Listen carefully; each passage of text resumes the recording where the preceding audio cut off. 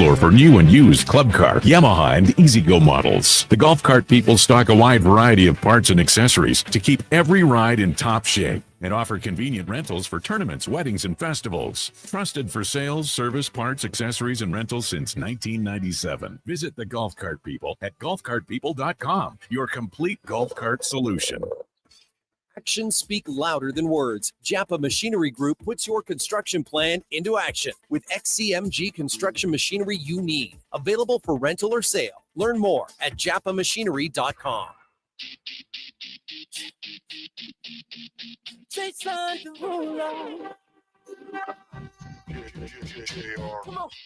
The Jason Gregor Show. 18 or 18 hours ago, and he's swinging at the first pitch. Hits it to left center, and he's robbed. Absolutely robbed by Davis Schneider. On Sports 1440. Anything deep, ball game is over. First pitch.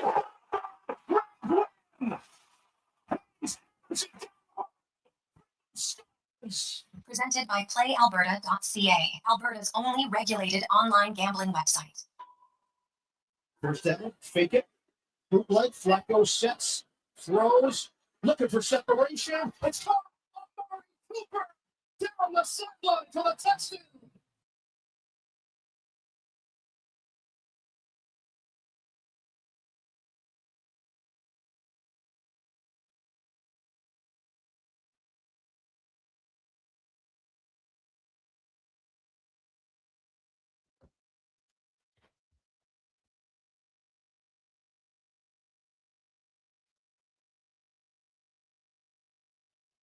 Just after 2 o'clock, good afternoon. Thank you for tuning into the Jason Gregor Show here on Sports 1440, streaming on Oilers Nation Facebook, YouTube, X, and also on Instagram on Sports 1440's account. Connor Halley sitting in for Jason Gregor, who's now officially on vacation for the next couple of weeks. So we'll get you through here as we roll through the month of August, heading into September, where the NFL, the NHL, the NBA all get a little bit closer to getting going. Of course, the Jason Gregor Show brought to you by PlayAlberta.ca. $75 million Lotto Max tomorrow. Also 12 Max Millions. Head over to PlayAlberta.ca. Also, with a deposit at sports, any deposit, put in code word Gregor50 and you'll get a $50 bet. You can do that once a month. So always make sure you put that in there. Use your GameSense, GameSenseAB.ca. Coming to you from the eWell Studios here in West Edmonton Mall. Lots to get to on the show today. Of course, we got to talk some CFL football. The Edmonton Elks victorious on Friday night as they got past the Toronto Argonauts. They now turn their attention to the Ottawa Red Blacks on Friday. Nice 5:30 start to get next weekend going. Some NFL football, the preseason rolling on here. We'll continue our look around the NFL camps. We'll be joined by Kevin Woodley live from Hawaii as he's out there. His daughter playing some college volleyball. Nice spot to play. Kevin, a benefactor, gets to go visit, so he's going to join us. It'll be, 10:20 a.m. by the time we get going his time, 2:20 our time. Thomas Hall is going to join us from Blue Jays Nation. We'll take a look at the Toronto Blue Jays. They had a nice little weekend. Couldn't get the job done yesterday, but kicking off a series with the Pittsburgh Pirates tonight in Pittsburgh. First pitch 4:40. Paul Skeens on the mound for the Pirates. So we'll see what's going on there. That's the bright spot for the Pirates. There's not much else to look forward to, but should be a fun one tonight. Out in Pittsburgh at 3 o'clock. Our co-host for the week will join us, Wanye Gretz, at 3:20. We'll talk with Paul Sir from Basketball Alberta. Busy offseason, of course, in the NBA and an ownership change to the Trailblazers. But we want to talk a little bit about the CEBL and the Edmonton Stingers and the season that was. Of course, they fell to the Calgary Surge last week. Paul has some things he wants to talk about. So we'll get to that. Oil report will be by Cam Tate's 2-minute warning. Also, Tyler Yaremchuk. He's doing the Oilers Nation Ace Race. He's trying to hit a hole-in-one. He has 24 hours to do so. Last I checked, he was like 800 balls in. Fatigue is going to start to play a factor at some point for Tyler. So we'll talk to Tyler quickly. It won't be a long one, but just ask him about why he's doing it. At 4:20, we'll look around the NFL. 4:45 questions with Declan Kruger. At 5 o'clock, Mark Spector will be by. And then at 5:20, we are going to talk to Justin Rankin of the Edmonton Elks. He was absolutely massive in Friday night's win over the Toronto Argonauts, doing it in a couple different ways, whether it be on the ground or through the air. Justin Rankin had himself a heck of a game, and he's someone that the Edmonton Elks are going to have to incorporate into their offense as much as possible. Obviously, can't do it all the time, but to be kind of a workhorse back would be a big thing for the Elks. They ran the ball with him 13 times. That's a big jump from the last game. And I'm wondering if he could even do a little bit more. I mean, he can wear down defenses, but then you throw him out there in the passing game. 5 targets last game, 5 receptions, 87 yards. He's really, really developing quite nicely. And that opened up the passing game. We started to see the screen game to some of the receivers. The receivers out there blocking did a really good job. And Cody Fajardo getting the job done. And then the Elks defense making some plays. We got a strip sack.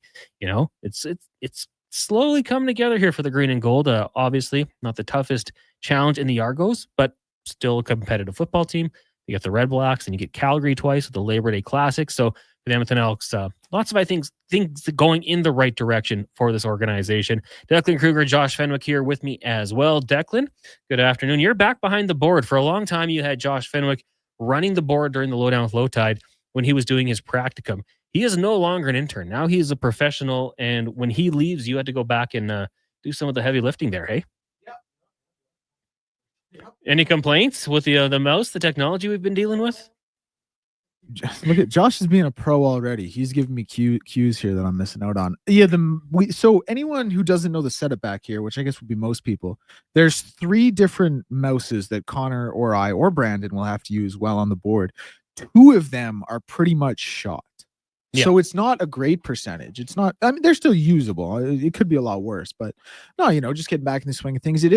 There is certainly a lot, especially a day like today where I go, right from Low Tide to the Gregor Show.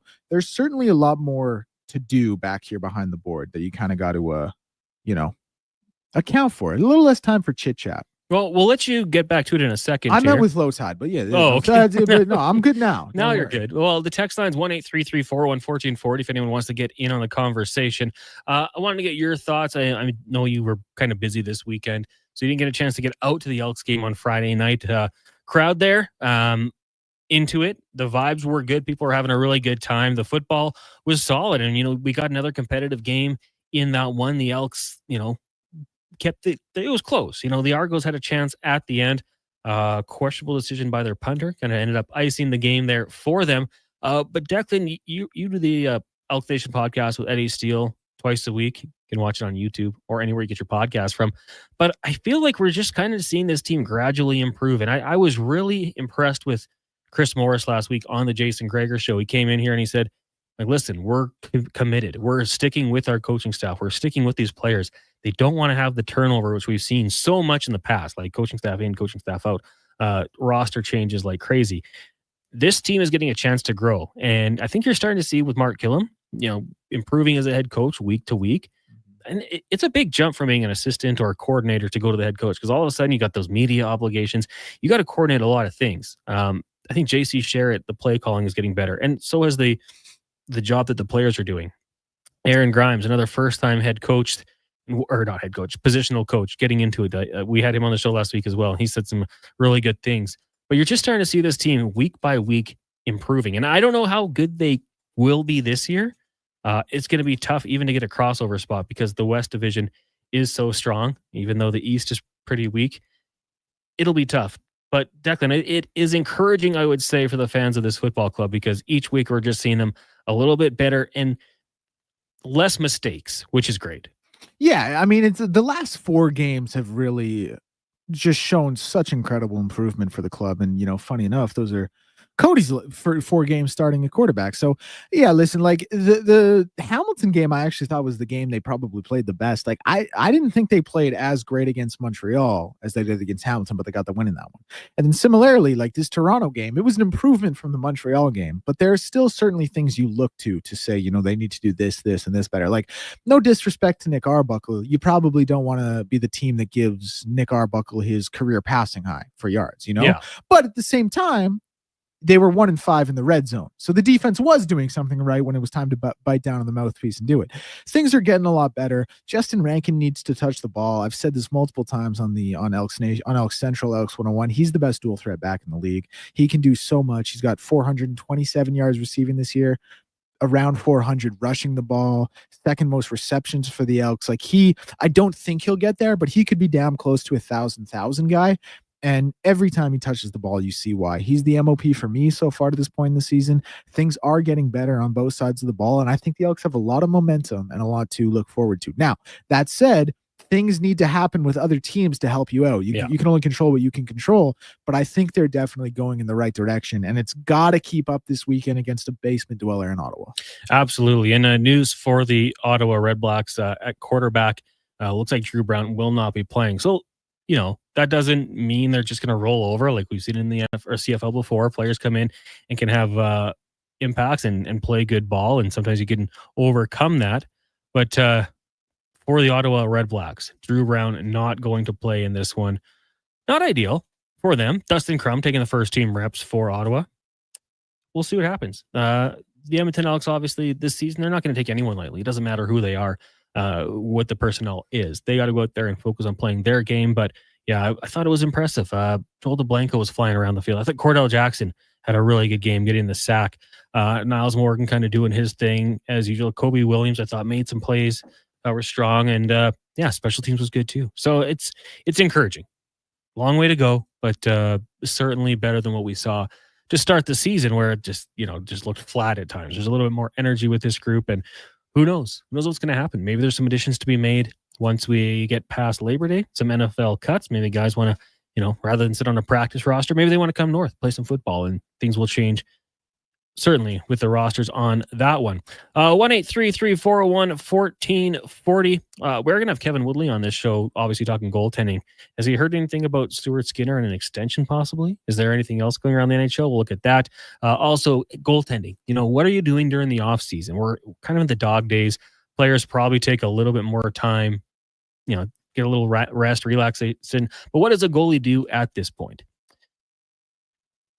Rod says, please don't say next year with the Eskimos, the Elks, and Oilers. Tired of hearing that every year. I don't know if we did say next year. Maybe we did.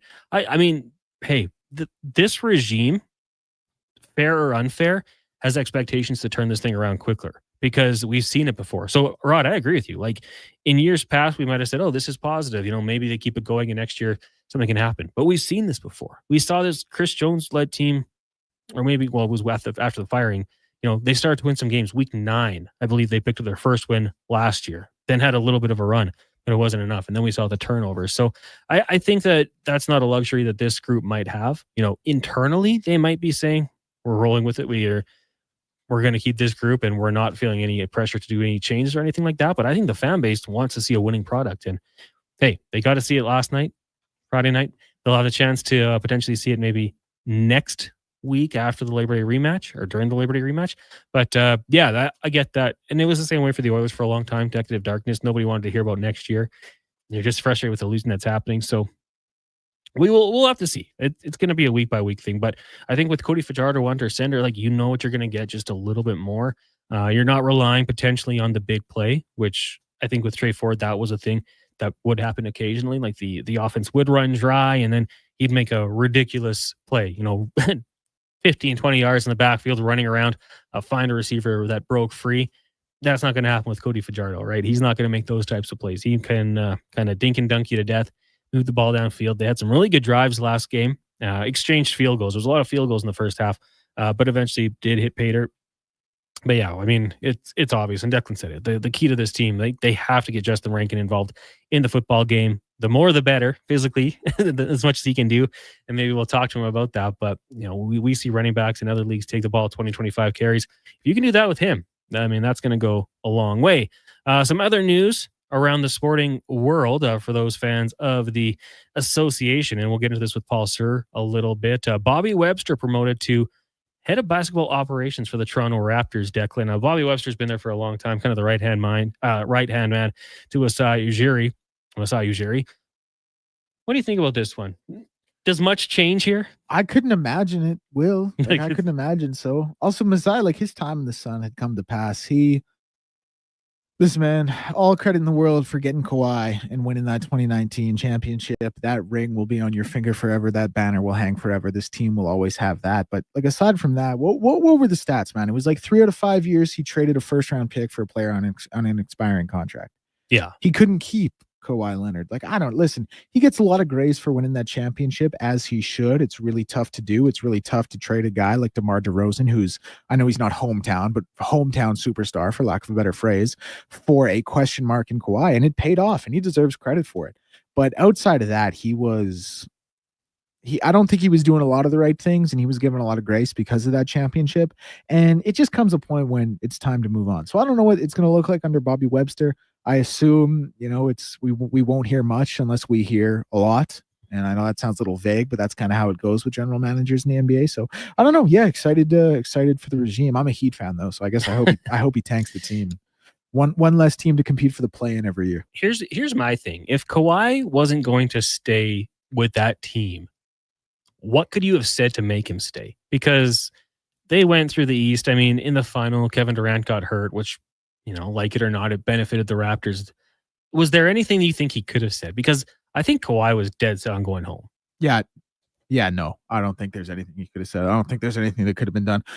Listen, man, like Canadians are going to hate to hear this, but a lot of guys just don't want to play in Canada. Kawhi was clearly one of those guys. He's a Southern California kid. And, when he played his he played his college ball out in California. Yep. He played his pro ball in Texas, which isn't California, but, it's nice and warm there. It's just different, man. It's just different coming to Canada. You know what I mean? He didn't want to be there. And I know. Listen, they won the championship and he was finals MVP, and they could have given him all the money available to him. Like, it was all on the table for him, and he didn't take it because he just didn't want to be there. And that's the human element of it sometimes. So. Yeah. I think then there is that stigma. I remember, was it Pat Patterson for the Raptors? Patrick Patterson. Pat he P. was cold. He was bad, but he was cold. He had, I think it was a story in whatever that, like, where pro athletes would write articles.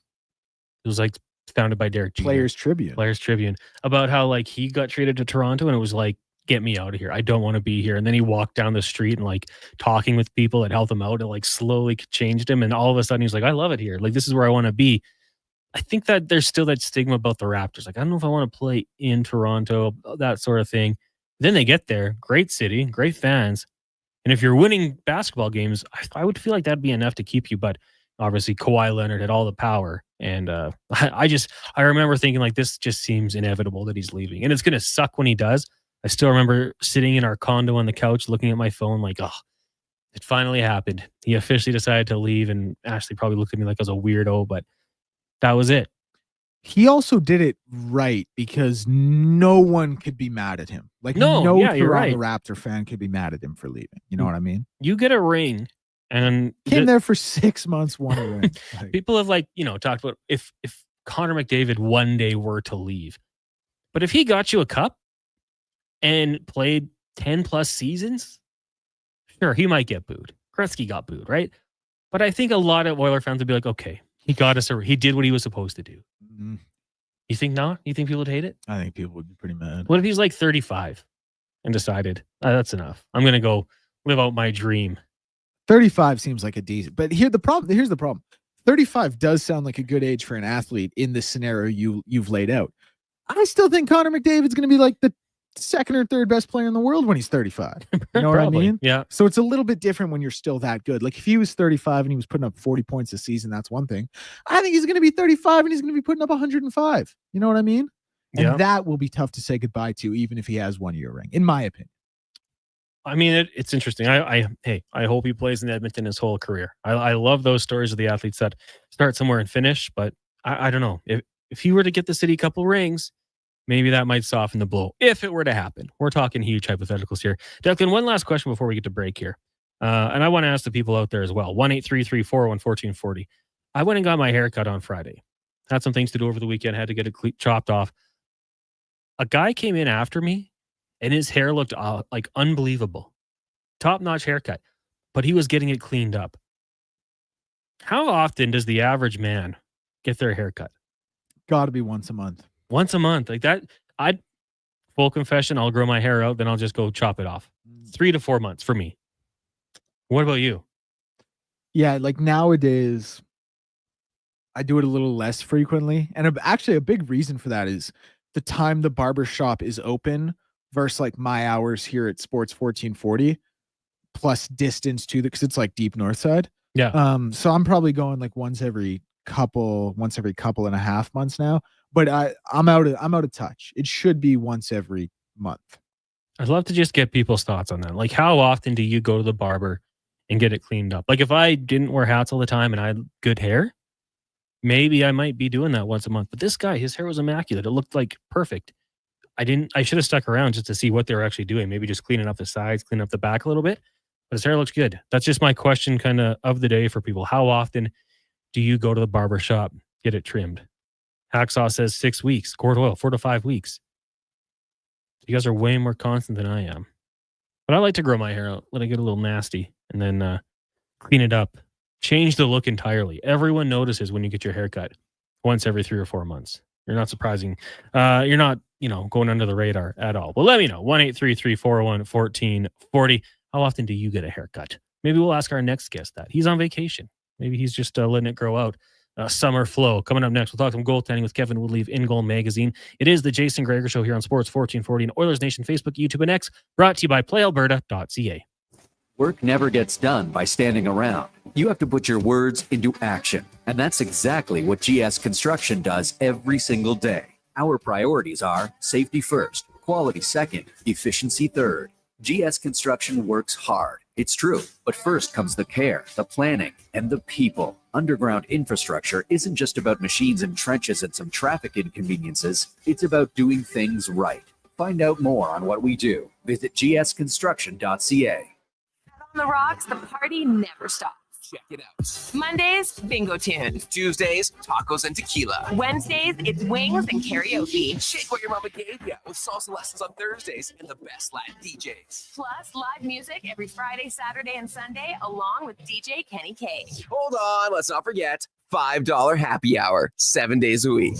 Your bar, your party. You're on the Rocks. On the Rocks. Jasper Ave and 118th. Hey, sports fans, we've got a clear choice for you. At Crystal Glass, we provide customers with the perfect glass for any job. From home to auto and even commercial, installation or repairs, we're your team. Call 310 Glass or visit crystalglass.ca. Crystal Glass. Well, get ready for a silly hockey fans.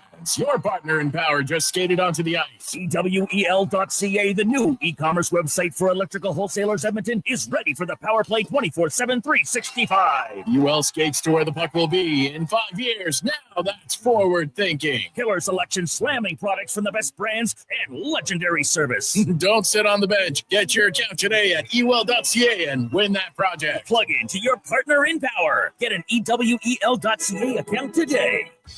Actions speak louder than words. Japa Machinery Group puts your construction plan into action with XCMG construction machinery you need. Available for rental or sale. Learn more at japamachinery.com. Scott McGilvery here, HGTV host and renovation expert. The one upgrade I know homeowners will love: better, fresher Culligan water straight from the tap. Culligan's Aquasential reverse osmosis filtration system takes your water to the next level. With up to 7 stages of filtration and 14 filter options, they're certified to reduce over 90 contaminants. Your tap water is about to get a major upgrade. Safer water that tastes great. Get started with a free in-home water test at Culligan.com. Culligan, water you love. You got it. Go-to coffee spot, a trusted barber, even a lucky game day jersey. But when it's about looking your absolute best, there's only one name you need. Mr. Dirk. Family run since 1939. We're experts in crafting impeccable tailor-made suits and offering a wide variety of everyday styles. Pair that with personalized one-on-one fittings and the convenience of on-site tailoring. Mr. Dirk elevates your style game. Visit our Edmonton store or explore MrDirk.com. Score big on style with Mr. Dirk. Day or night, tasting just so right. You can order oodle noodle at oodlenoodle.ca, delivering you the news almost right away. Remember, you can order oodle noodle at oodlenoodle.ca. So stay on your couch all day and order oodlenoodle.ca. Oodle noodle. Need the perfect ride? The golf cart people have it. They offer a wide selection of new and used models from top brands like Club Car, Yamaha, and E-Z-Go. Whether it's a lifted cart for adventure or a sleek ride for the course, they'll find your match. Customize with accessories or choose a ready-to-go option. Trusted by Albertans since 1997 for quality. Visit golfcartpeople.com to find your cart and hit the road or fairway your way. It's road trip season, and that means loading up on the road trip essentials like snacks, tunes, and Hondas. Sherwood Honda has fuel-efficient, dependable SUVs, hybrids, crossovers, and more to take you up, down, and all around this province and beyond. Travel in comfort and safety, going where you want to go, when you want to go, stopping to see whatever catches your imagination on the way. Summer road trips make memories that sure would last. Start yours off right at Sherwood Honda.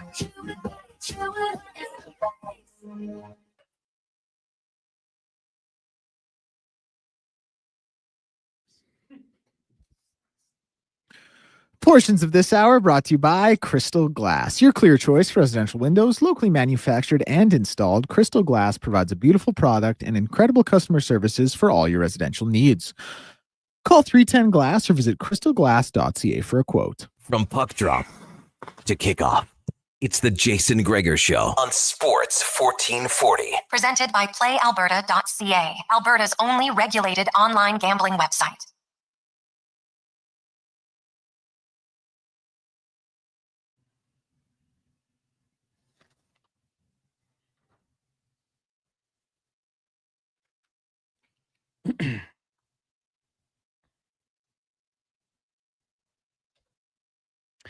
Welcome back. It is the Jason Gregor Show here on Sports 1440, Oilers Nation, Facebook, YouTube, and X. Connor Halley sitting in for Jason. Got Declan Kruger and Josh Fenwick with you here. Of course, you can always get us at the inbox. Brought to you by Ewell. Score with your power play partners at Ewell. Get all your electrical needs at ewell.ca with 24/7 ordering and shipping in Edmonton and across Alberta. That is Ewell. Lots to get to on the show today here. Man, you guys really blew up the text box here with your haircut questions. Awful lot. Once a month before and after harvest. Accept that. That's okay. Cat Dead says 3 to 6 weeks. I go more to get my beard aligned. Yeah, if you got a big, long beard, that's another crucial part of it. They always ask me, want me to touch up the facial hair? And I just say no. Rod just got mine cut every 2 years. How long do you grow it out, Rod? Colin says he goes to his barber 10 to 14 days, every 10 to 14 days. I asked if I'm his best customer, and he said he is a guy who comes in every 3 days. So he looks fresh. Like, how much can your hair change in 3 days? Like, maybe it grows really fast. I don't know. That just seems unnatural. Brandon from Victoria, 3 to 5 months. Joe says every 2 weeks. And then EJ, first text ever. Hey, boys, I get my hair cut cleaned up every 2 weeks with a beard trim. So the beard trim makes sense. Also, McDavid would not look right in any other jersey. I think you're right. We got more we'll get to in a second here, but we got to get to our first guest of the show. It's Around the NHL, brought to you by McDonald's. Cool down with $2 sundaes and snack size shakes, or check out the McDonald's app for the exclusive $1 cone deal. Catches extra price food delivery at McDonald's. We bring in Kevin Woodley from In-Goal Magazine. Kevin, how you doing today? Oh, I'm doing good, as you can tell by the backdrop, Connor. It's I'm just being a good parent, helping my kid settle into her first year of university. She's playing Div 2 NCAA volleyball, so also proud parent moment for me. And she just happens to be going to school in Hawaii. So hence the backdrop. And these are the sacrifices that we make as sports parents. That is a picture-perfect backdrop. Like, if you told me that was just a screen you had behind me, I would believe it. That looks way too nice. My question for you, Kevin, now, was there a debate? Like, did she have any offers from Wisconsin, or was it Hawaii from the start? There were offers from back east, a pretty attractive one from a university in Vermont. But let's just say that as soon as this one came in, everything else was in second place. I would think so. That is pretty outstanding. Which island are you guys on? Big Island, Yep. University of Hawaii, Hilo, she's going to. So Div 2 NCAA program, and just getting to meet her teammates and settle into her dorm this week. And Mom's been down here a little ahead of me. Truth is, Mom could handle everything, get her settled in for school. The reality is I'm just here to make sure my wife actually comes home. Yeah, I mean, I would not blame her. One-way ticket and just kind of hang out. It is beautiful out in Hawaii. I've been there only for about 8 days, I think, and certainly would like to get back out there. So we won't take up too much of your time. We do appreciate you joining us live on location here, but let's talk a little off-season goaltending. We're kind of in the dog days of summer here, August 18th. Obviously, we know NHL players. There's no real off-season anymore. Maybe you take a week or two, travel, but then you're kind of getting back into the grind. What do you think the average NHL goaltender is up to these days? It's interesting, Connor, because it really varies widely. And, the guy that kind of exemplified this the most, even though he's not playing anymore, is Carey Price. Like, and we've talked about this before on the show about how one of the things we're seeing offensively and in terms of the increase in skill offensively is that players are kind of doing what goalies have done for the last 20 years. They're spending all their time in the offseason now working on their skills. I was out a couple of weeks ago watching Connor Bedard and Macklin Celebrini amongst a group of pros. Kent Johnson was out there now skating with a skills coach, working on specific things through small area games that were based. It was Kaivo hockey, and they based everything they do in the offseason as skill players on research over the past couple of years. What types of plays lead to the most dangerous scoring chances? And then let's put that into a small area game and work on those skills. So that's the kind of thing that I think only in the last 5-10 years has become common from players. That's something goalies have done for the last 20. Like as early as July and August, in there working with goalie coaches, usually private guys. Sometimes they also happen to be the team guy for certain goalies, trying to work on their skills. Now, Carey, he was the outlier, and he also happened to be the best of his generation, in my opinion. And, a little aside, should be a first ballot Hall of Famer. None of this make him wait stuff like they're doing. But he wouldn't touch the gear, put it in the garage, didn't look at it, didn't touch it, never got on the ice until August 1st. And then primarily his focus was more not so much like goalie specific, but being a part of the daily skates, the pro skates they would have in Kelowna that frankly were like an all-star game with guys like Shea Weber out there. Like it was incredible. And he would just want to sort of feel the puck and work on his timing. And so that's sort of the discrepancy. There are guys that are in there from June on working on technical, tactical things, like very specific skills. And there are other guys like Carey that didn't need to. They got that work once they hit training camp, and they just wanted to get out there and feel the puck. So it is a wide range. I would say that most guys by now, by mid-August, have done a little bit of both. And you'll see it mixed in. Maybe a lot more technical stuff through August. And then as we get towards the end of August and captain skates, guys going back to their home cities to start to skate with teammates, that's where you get a lot more of the flow drill stuff, the wide open scrimmage style stuff. Quite often now, captain skates will have either a skills coach or somebody from outside the organization who does skills coaching come in and run almost like a practice situation. So you get the same types of drills you get in practice and then a scrimmage at the end. For goalies, that's kind of the last step. Most of them, again, Carey being a very notable exception, but most of them want to avoid the wide open scrimmage stuff for as long as they can, because if you do too much of it in the summer, the reality is you can only survive out there is if you're cheating a little bit. It's really hard to sort of play everything straight up when so much of it is east-west. Or maybe in the past couple of years, that's more reminiscent of an actual NHL game. But for the most part, guys tried to avoid that delay. So it's a lot of technical work right now. Stuart Skinner's up in Kelowna, has been for a while, and I think he's staying through first week of September. For him, it would be taking a lot of off-ice strength training and specific movement patterns that they imitate off the ice, and then bringing it onto the ice in sort of one rep tight technical situation. So that's the variance. Everybody's different. We had a PWHL goalie on this year. She went to the final. Gwyneth Phillips from Ottawa Chargers. We had her on the In-Goal show this week. She was the MVP of the Isabel Cup playoffs in the PWHL. Promptly won a world championship down the stretch with USA. Promptly put everything in her car, not goalie gear, and basically went off the grid, disappeared, and camped all throughout California, including Yosemite, for like a month. So there's that wide discrepancy of get me right back on the ice. I want to work on my details to I do not want to see the pads until it's time to get ready for the season.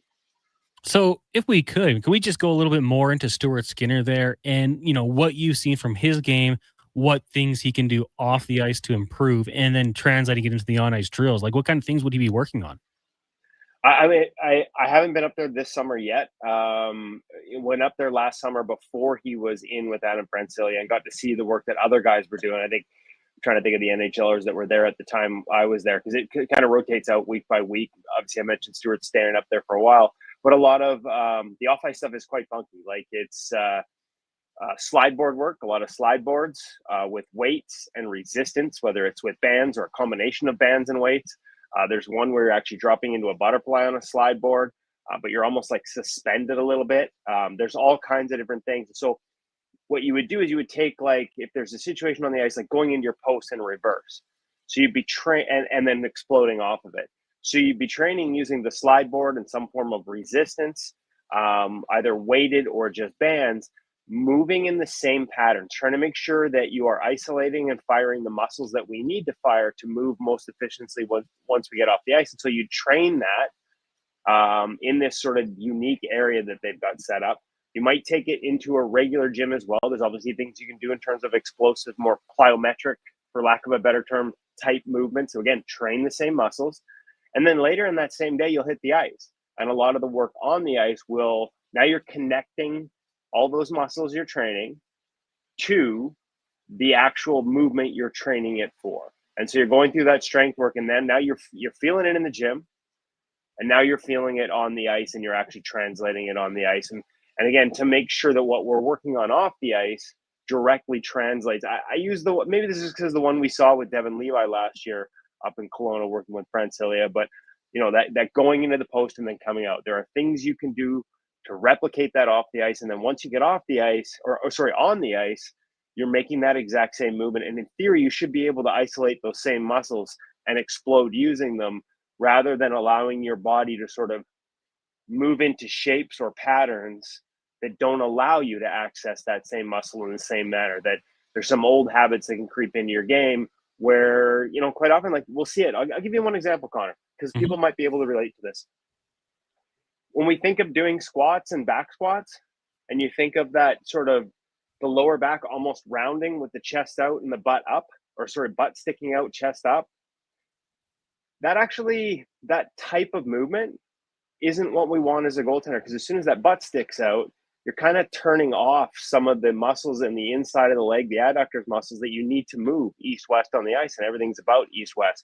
So it's not just about sort of training the different muscles, it's about training the shape you hold when you play goal, so that the muscles we need, the specific ones, you're in a position to activate them and access them.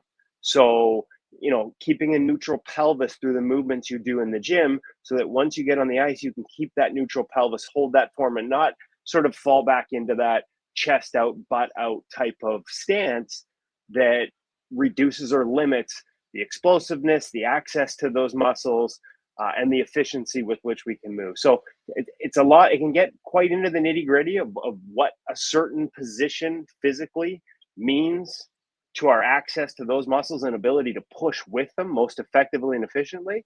But these are the types, and this is nth degree stuff that they're working on up in Kelowna typically. That's the kind of thing that they'd be working through around now in mid-August with Stuart Skinner. And the challenge for him, as well as for Calvin Pickard, doesn't work up there, but obviously does his own thing. Man, this is a short summer for the second year in a row. Really hard to sort of get back to basics or try and change or rebuild anything. There's a lot of just sort of restorative process you have to go through before you get to that. Ryan Miller used to tell us it took him a month to train his body to move like a human again after each season, because being a human and being a goaltender are almost two different entirely shapes to the body. So you got to let it heal first, and then you go to work on making sure it works for the goaltending specific stuff. Kevin Woodley of In Goal Magazine and NHL.com joining us here on the Jason Gregor Show. Connor Halley sitting in, and off the ice, very important things to talk about as well. Stuart Skinner entering his final contract, or final year of the contract with the Edmonton Oilers. Have you heard anything about a potential new deal in Edmonton? Yeah, no, haven't really. And I've seen some of the numbers that have been thrown around, and we've been talking about this for over a year. Like, for all the criticism, at times justified in the short samples with little windows here and there, but all the contract discussion, like the reality is Stuart Skinner at 2.6 was a really good bargain. And so the decision that was coming, and it's after this year, and whether that comes in the form of waiting or a negotiation in the early going, I don't have inside information there, but this was always the sort of big moment that was coming for this organization. To me, for all the second guessing and criticism, he's a no-brainer at 2.6. But that might change depending on what the math looks like on a new contract. And as we've seen, teams consistently locking down their own guys as we approach this new window of expanding cap space. That was the trend. Decision time for the Oilers. Like, where do they see him? Do they see him at the upper end of a Joey Decord type situation. Like Seattle saw Decord as a number one and locked him in as a number one, before he could post numbers that commanded, he get into the area of the 8.5s. I mean, look what Colorado did. Not just going like wisely, in my opinion. They go and they acquire Mackenzie Blackwood. They realize that in their system, he's going to post numbers. Let's lock him in at 5 rather than wait till he has a great year. And now we might be looking at a ticket closer to what Thatcher Demko got in Vancouver. So, where the Oilers come out on that, I don't know. But it's going to be a fascinating decision because when you talk to people around the league, if he were to hit the open market, despite the fact that so few do, and there's typically demand for goaltenders, they're not sure that, how high that ticket goes. So the Oilers have to be careful here in terms of what type of commitment they make for a team that's usually, at least to this point, trying to win a cup without spending big on that position. Yeah, it's going to be something because if he does get that payday, even with the cap going up, like you're going to have to try to make some savings elsewhere in the lineup. So certainly a fun storyline to watch there. And one more before we let you go here, the Detroit Red Wings goaltending room. Some say a little bit crowded there. Any thoughts on a player movement with them, or do you think they'll just kind of grind it out with what they've been doing? Well, again, I saw those rumors. I think it was a report that, that the Oilers had reached out to Detroit about one of their young prospect goaltenders. And listen, like to me, the one you ask about first and foremost, and this is not a slight in the other guy, but is Trey Augustine. Augustine's already going back for a third year at the NCAA this year. And there is some buzz around the goaltending world in the industry that, as the Detroit Red Wings have continued to sort of put positional roadblocks up in front of him in terms of having depth charts that don't give him a window to it's ironic. Like they don't have any fixed solutions at the National Hockey League level. Like they're going through UFA. He should be the future. And yet they continue to just stockpile people in front of him to the point where you hear he wonders about the plans. And he watches what happens, as I've heard it, to Sebastian Cossa, who keeps having the same roadblocks put in front of him. Like, adding Jack Campbell to the minor leagues when this is a year you would think Sebastian Cossa should have played a whole bunch.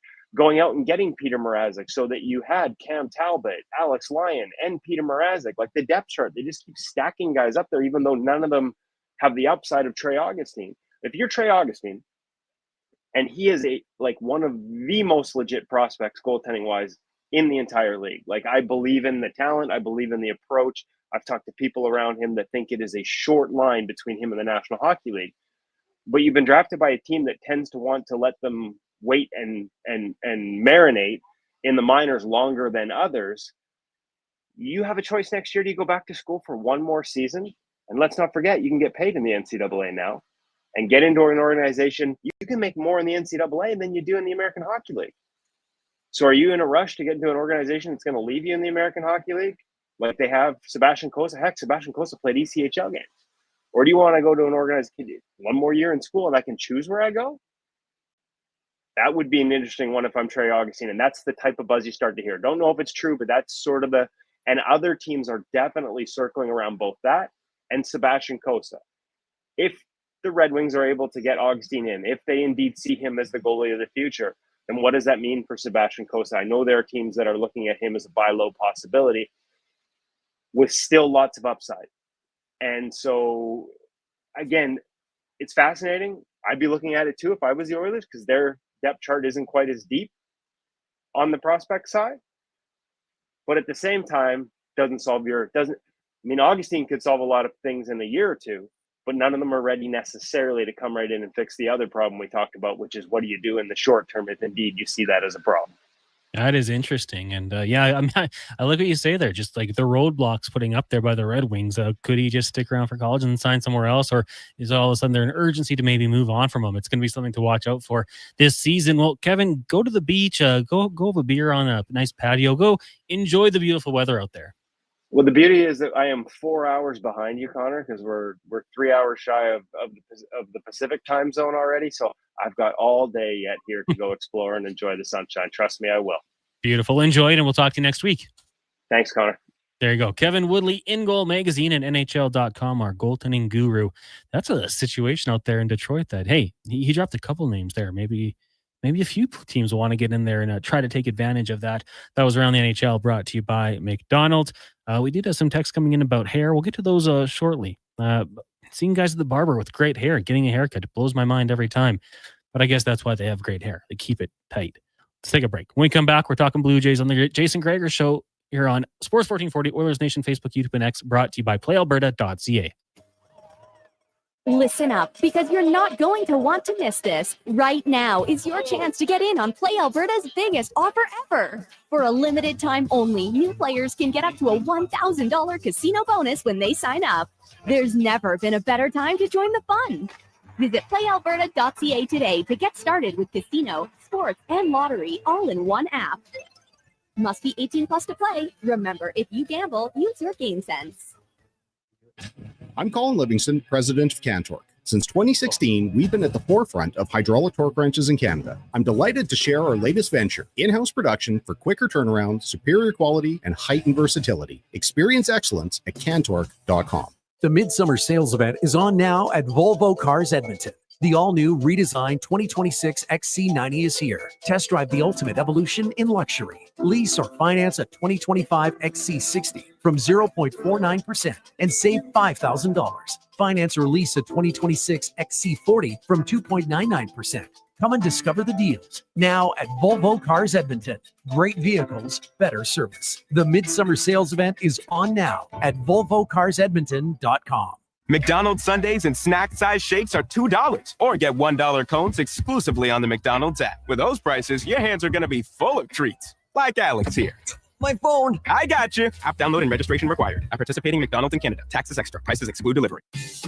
It's the Bricks mattress sale of your dreams. Today till Monday, score dreamy 4-day deals like mattresses starting at just $99 and queen beds starting at just $3.99. Save the tax when you buy 2 or more major kitchen appliances and get free local delivery on outdoor furniture purchases of $4.99 or more. Plus, save up to $400 off smart TVs and over $500 off genuine leather reclining sofas. Some exclusions apply. See in-store for details. The Brick, saving you more. Summit Restaurant, located in the heart of the Silent Ice Center and just minutes from South Edmonton Common. Summit is your destination for exceptional house-made pizza, delicious entrees, and expertly crafted cocktails. Experience the perfect blend of flavor and ambiance in a modern setting. Join us for a straightforward yet elevated dining experience where our commitment to quality speaks to every bite and sip. Make Summit Restaurant your next night on the town. Oodle Noodle Origins. In 1864, Francis Oodle took over his dying father's business as a leatherman. He was quite proficient, but his heart was never truly in the trade. After his father's death, Oodle met a cocksure young man named Vladimir Nudel, who was a trailblazer in the popular new art of food boxes. They formed a partnership and aimed to ply their trade in the New World. At Ellis Island, Nudel was renamed David Noodle, and henceforth, the franchise has been known as Oodle Noodle. You got a go-to coffee spot, a trusted barber, even a lucky game day jersey. But when it's about looking your absolute best, there's only one name you need: Mr. Dirk. Family run since 1939, we're experts in crafting impeccable tailor-made suits and offering a wide variety of everyday styles. Pair that with personalized one-on-one fittings and the convenience of on-site tailoring. Mr. Dirk elevates your style game. Visit our Edmonton store or explore MrDirk.com. Score big on style with Mr. Dirk. Missioner Allen Auctioneering's major public unreserved heavy truck auction is this Thursday at 9 a.m. featuring Tridom, tandem, and single-axle trucks with cabin chassis, day cabs and tractors, digger derricks, hydrovacs, man lifts, pickers, and refuse compactors. Info at maauctions.com. Every morning, you look in the mirror and see less of yourself. Hair loss can feel like losing a part of who you are. But it doesn't have to be that way.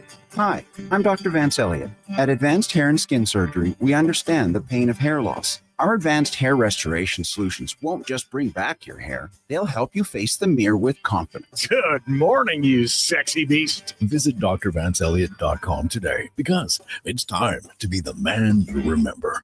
Missioner Allen Auctioneering's next major public unreserved industrial auctions are this Thursday and Friday at 9 a.m. These major unreserved auction events include multiple auction lanes selling a large section of multi-purpose trucks, equipment, and commercial trailers. Info at maauctions.com.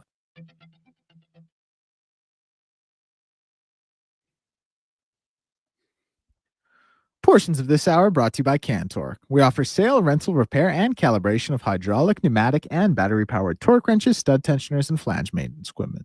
Order today at cantork.com. Pro sports, local sports, minor leagues, you got it all. It's the Jason Gregor Show on Sports 1440. Presented by PlayAlberta.ca, Alberta's only regulated online gambling website.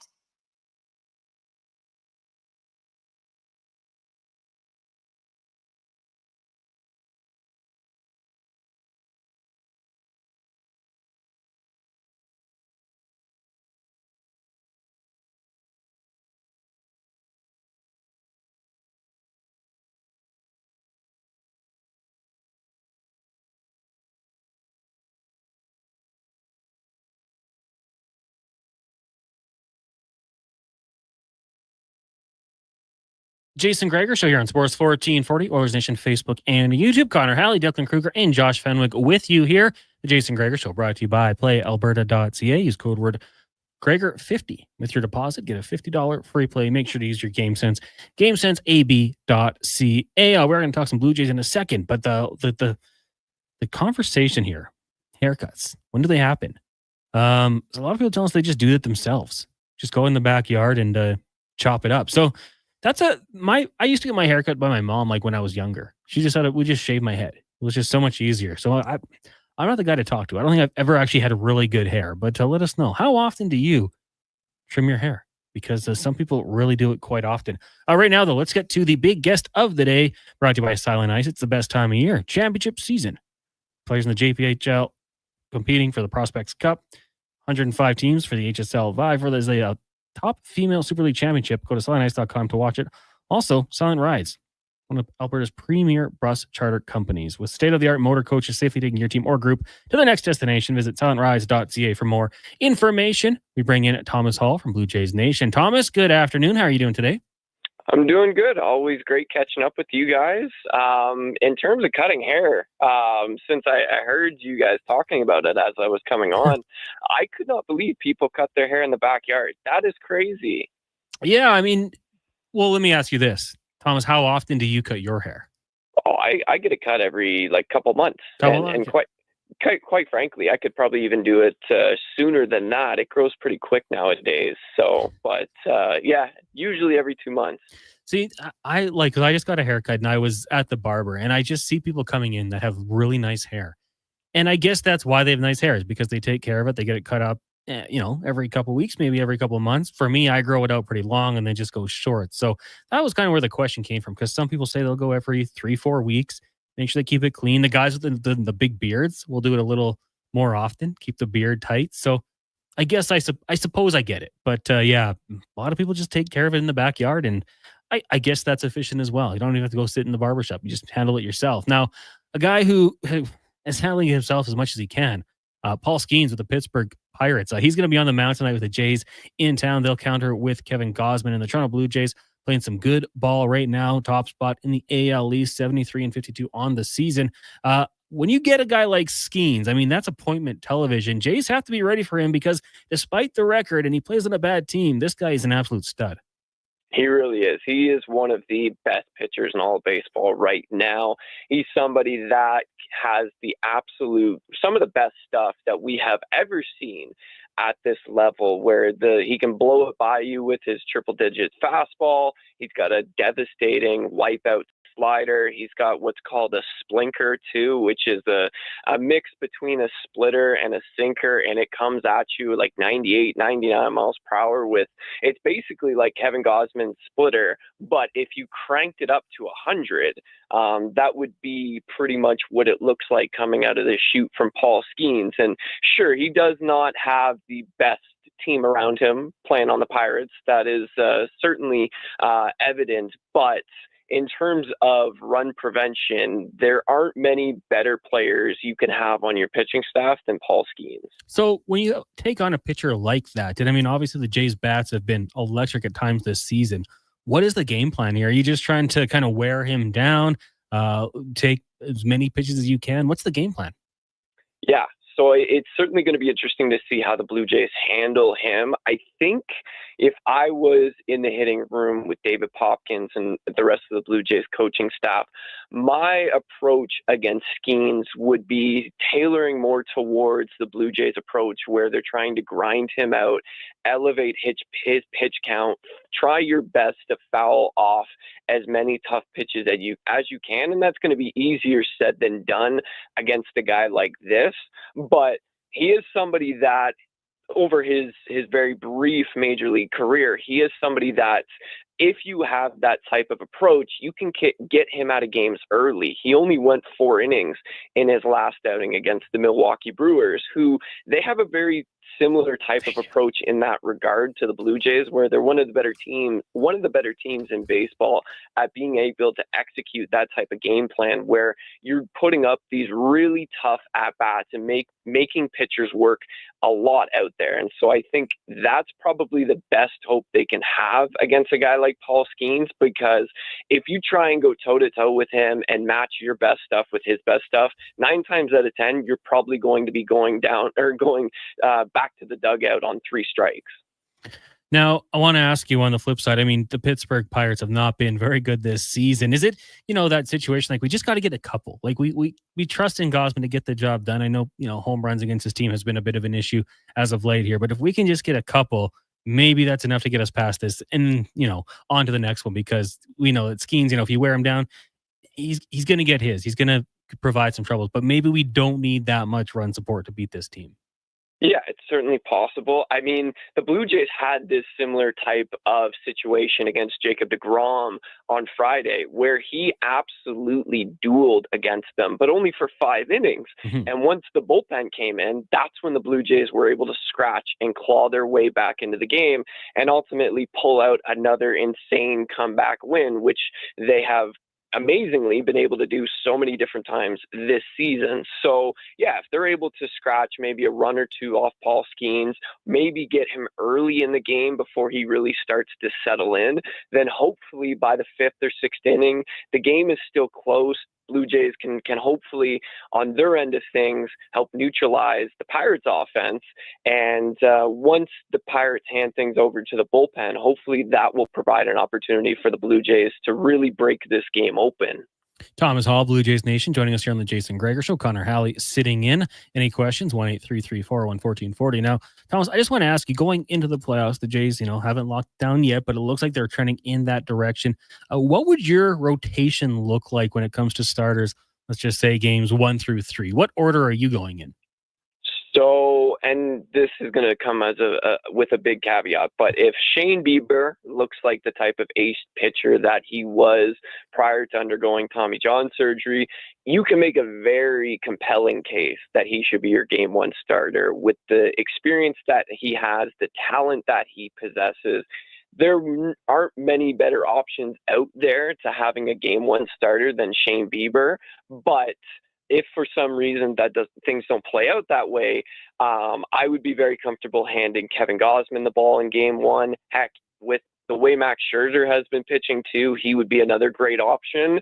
And I think in terms of, if we're looking at your top 3 starters here, Bieber, Gausman, and Scherzer are probably it. But that does make for a very interesting situation in terms of who gets a potential 4th rotation spot between Barrios, Bassett, and Eric Lauer. Now, Bieber, I believe his last start, 7 innings pitched, 0 earned runs, 6 hits, no walks, 4 strikeouts at 90 pitches. What have you heard about Bieber and his time with Buffalo?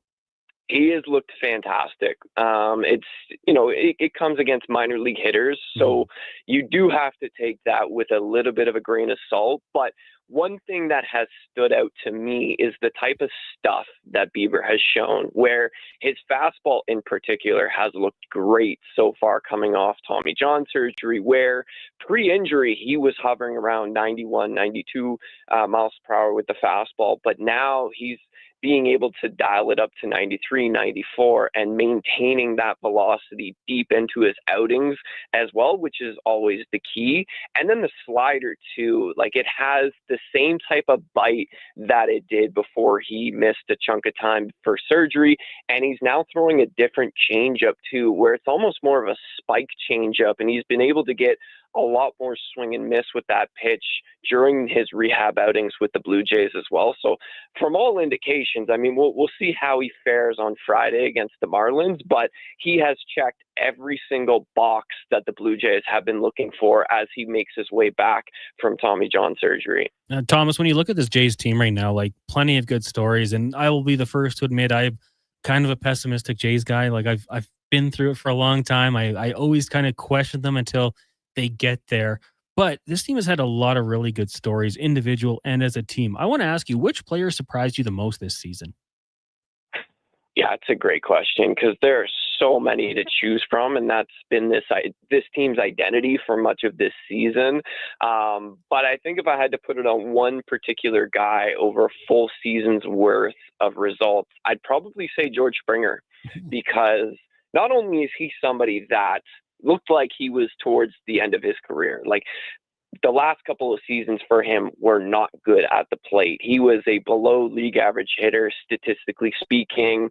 He was somebody that was still hitting for a bit of power, but last season he had a .220 batting average, a .371 slug. And then you fast forward to this season, in his age 35 season, no less, he has broken out completely. I don't know where he found the fountain of youth, but I would love to know his secret, because the way he has rebounded this year has been excellent. Now, like, playing DH a lot of the time, almost exclusively now, has really benefited him. It's allowed him to stay fresher over a long 162 game season, but the adjustments that he has made with the Blue Jays hitting coaches early in spring training and throughout this year has gotten him back to the all-star player that he was towards the early part of his Blue Jays career, and of course throughout his entire stint with the Houston Astros. And it has completely changed the dynamic of this Blue Jays lineup, where we saw early on where if you got through the top three hitters in this lineup, Bo Bichette, Vladimir Guerrero Jr., and Anthony Santander, as an opposing staff, you were pretty much set. Like, you were good to go. But now that George Springer has come on the way he is, and I do want to give a little bit of love to Alejandro Kirk too, because he's been a big element in this as well, where the lineup has lengthened so much for Toronto now that you're able to add Springer and Kirk to the mix of Bichette and Guerrero and even Barger now too. It has really fallen into place beautifully for the Blue Jays, and I don't think anything like that happens as well as it does without this resurgence from Springer. Was Alejandro Kirk stealing second the play of the year? It might have been. That was, like, honestly, I was at that game. I was covering it for Blue Jays Nation, and I gotta say, the applause that he got from the crowd was louder during his stolen base than it was when he homered or when he delivered the go ahead run hit late in the game. So that was something to remember. I remember. As the game was ending, I was packing up, ready to go downstairs and talk with Schneider and everybody after the game. So I didn't even see that Vladdy ran over and ripped second base out of the ground to give Kirk. And that was just, it's such a great moment for this guy. And it truly exemplifies the type of year that he's had, where everything is going right for him, and the fact that he gets a green light and is able to steal second base, like, that's just it's something that can put a smile on your face. Absolutely. The crowd response is fantastic. And Vlad getting the bag after. I just thought, okay, vibes are high with this team right now. They're having fun, they're enjoying it, and hopefully they can keep it going for a little bit longer here, because it is great. Everyone's into Jays baseball right now, and hopefully it will continue. Thomas, thanks so much for doing this today. Really appreciate it, and we'll have to get you on again down the stretch.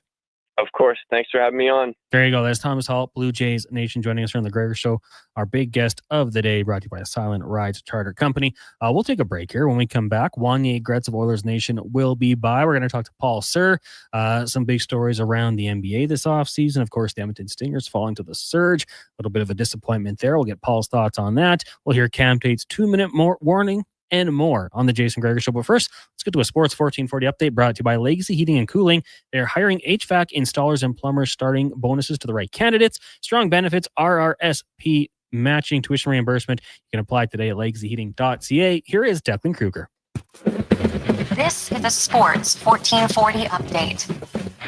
Toronto Raptors staying in-house for a successor to Masai Ujiri. The team has promoted general manager Bobby Webster to the head of basketball operations. Toronto Blue Jays announced today the 2020 AL Cy Young winner will make his team and season debut on Friday against the Marlins. Joe Flacco set to open the season as the Cleveland Browns starting quarterback, and the Colts have signed Xavier Howard.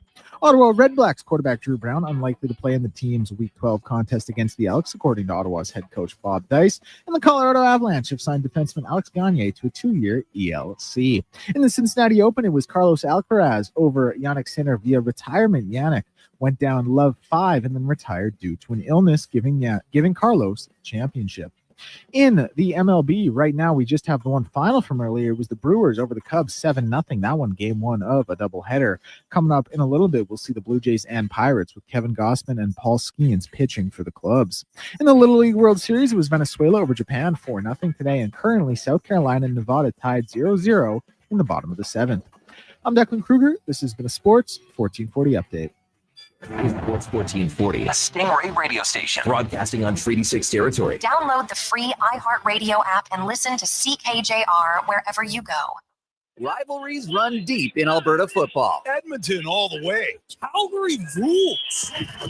But when it comes to the best snack for 3-down fun, there's no Battle of Alberta. It's a clear winner. Wilhock Beef Jerky. The one thing every Alberta fan agrees on. So whether you're watching the game from your recliner or in the stands, make it a part of your game day. Wilhock Beef Jerky. Because you don't win games with salad. Only available in Leduc. On the Rocks, the party never stops. Check it out. Mondays, bingo tunes. Tuesdays, tacos and tequila. Wednesdays, it's wings and karaoke. Shake what your mama gave ya with salsa lessons on Thursdays and the best Latin DJs. Plus, live music every Friday, Saturday, and Sunday, along with DJ Kenny K. Hold on, let's not forget $5 happy hour, 7 days a week. Your bar, your party. You're on the Rocks. On the Rocks. Jeff Grab and 118th. Some people wake up and get dressed for work in a suit and tie or a nice dress. At GS Construction, we're less fashion forward and more putting our best foot forward. We wear hard hats and steel-toe boots, and most importantly, we wear 50 years of experience with pride. It's not glamorous, it's definitely not easy, but it matters. We do it well. So if you'd like to be part of something where your work matters, GS Construction is hiring. Just remember, when you come for an interview, ditch the tie. See more at gsconstruction.ca. Are you an elite athlete or weekend warrior and you just want to enjoy playing the sport you love with less or even no pain? Have you tried every exercise and stretch imaginable, hoping the next one might do the trick? Well, you tried analog. At Leading Edge Physiotherapy, we believe healing can move along better and sometimes even faster with evidence-based technology techniques and the people who know how and when to apply it. StimPod, zero-gravity treadmills, radial shockwave, and so much more at your fingertips when you click to find us at leadingedgephysio.com. Bringing every project to life requires the right team. By joining the Japa Machinery Group service or sales teams, you can be part of setting a new industry standard. Celebrating a legacy of excellence with Japa. Learn more at japamachinery.com.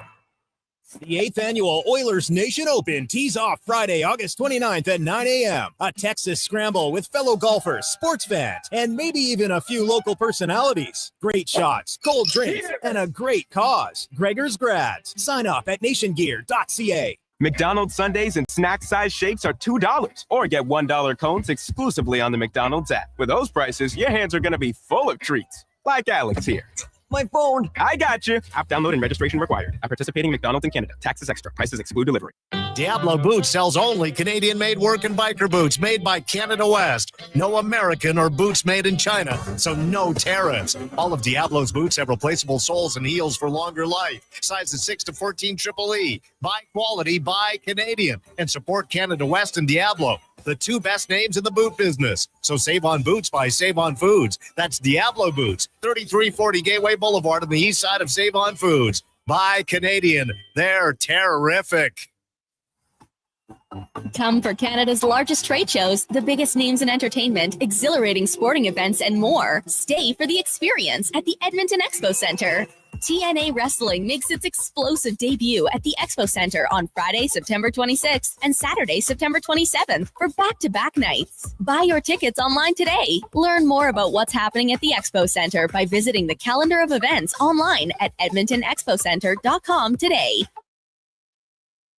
How's your summer so far? Are you zipping around in your new truck from Wolf GMC Buick? If not, you should be. GMC employee pricing continues through August on our entire 2025 GMC Sierras, including the Sierra HD lineup. But just August. Who knows what September brings? Costco members save an additional $1,200 on our 2025 Buick lineup and all our new GMC Terrain. We're here for a good time, not forever. Buy the new reliable vehicle and treat yourself. Employee pricing, 0% financing at Wolf GMC Buick. Ford employee pricing is on now, and you pay what we pay on the Ford you want. Visit your Alberta Ford store or Ford.ca today.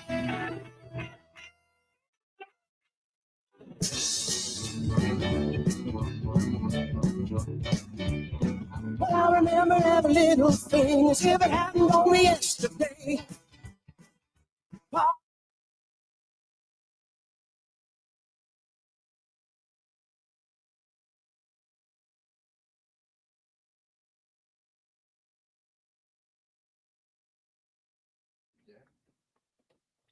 Portions of this hour brought to you by Japa Machinery. Japa is digging deep on their 50-year history of supporting Alberta's construction industry with their line of special edition blackout excavators. Visit japamachinery.com for all the details. He's Alberta's sports authority and lead touchdown winner of his family's backyard flag football games. The Jason Gregor Show on Sports 1440. Presented by playalberta.ca, Alberta's only regulated online gambling website.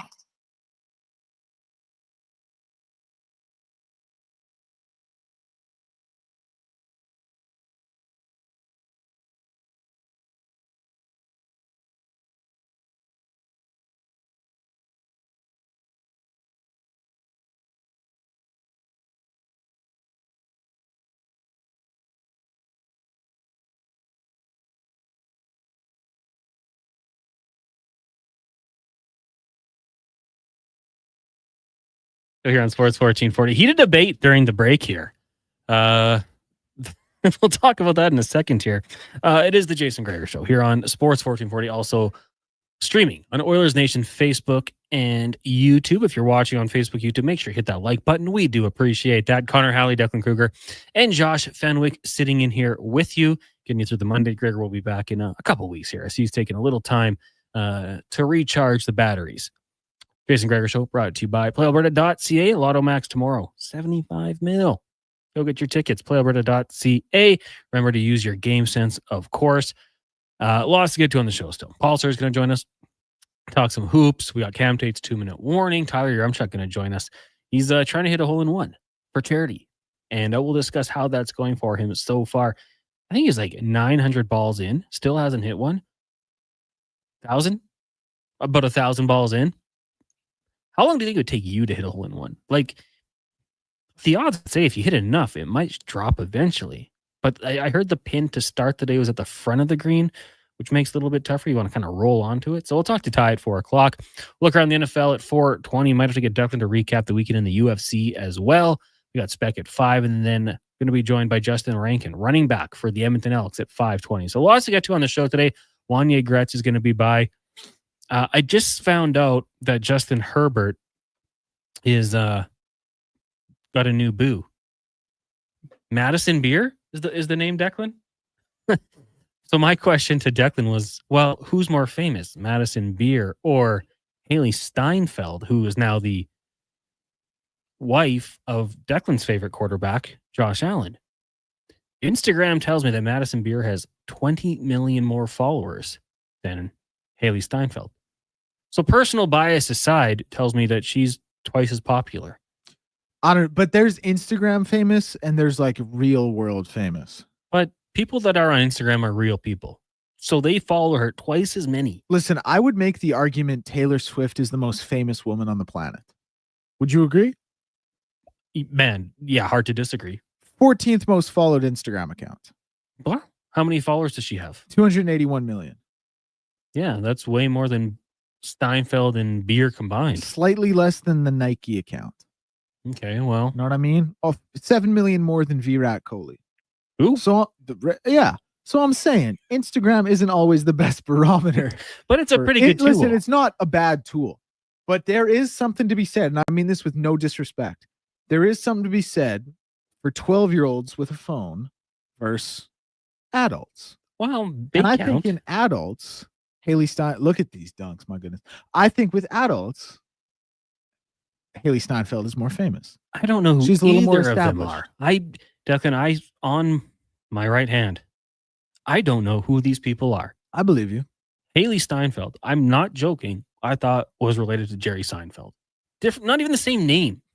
There's a letter in there, but I did not know who she was. She was. Did you ever see the True Grit remake? No, the cowboy movie. Yeah, Okay. with The Western? with Matt Damon and Jeff Bridges. She was in that as the girl. Okay. She was pretty good in that. She was nominated for an Oscar for that, actually. Okay. And what has she been in since? Well, so she was in some Pitch Perfect movies. Okay, heard of those. She is a singer. Like, she's actually, I think, a good singer. She's a talent. She's a triple threat almost. She was in Sinners. She was in.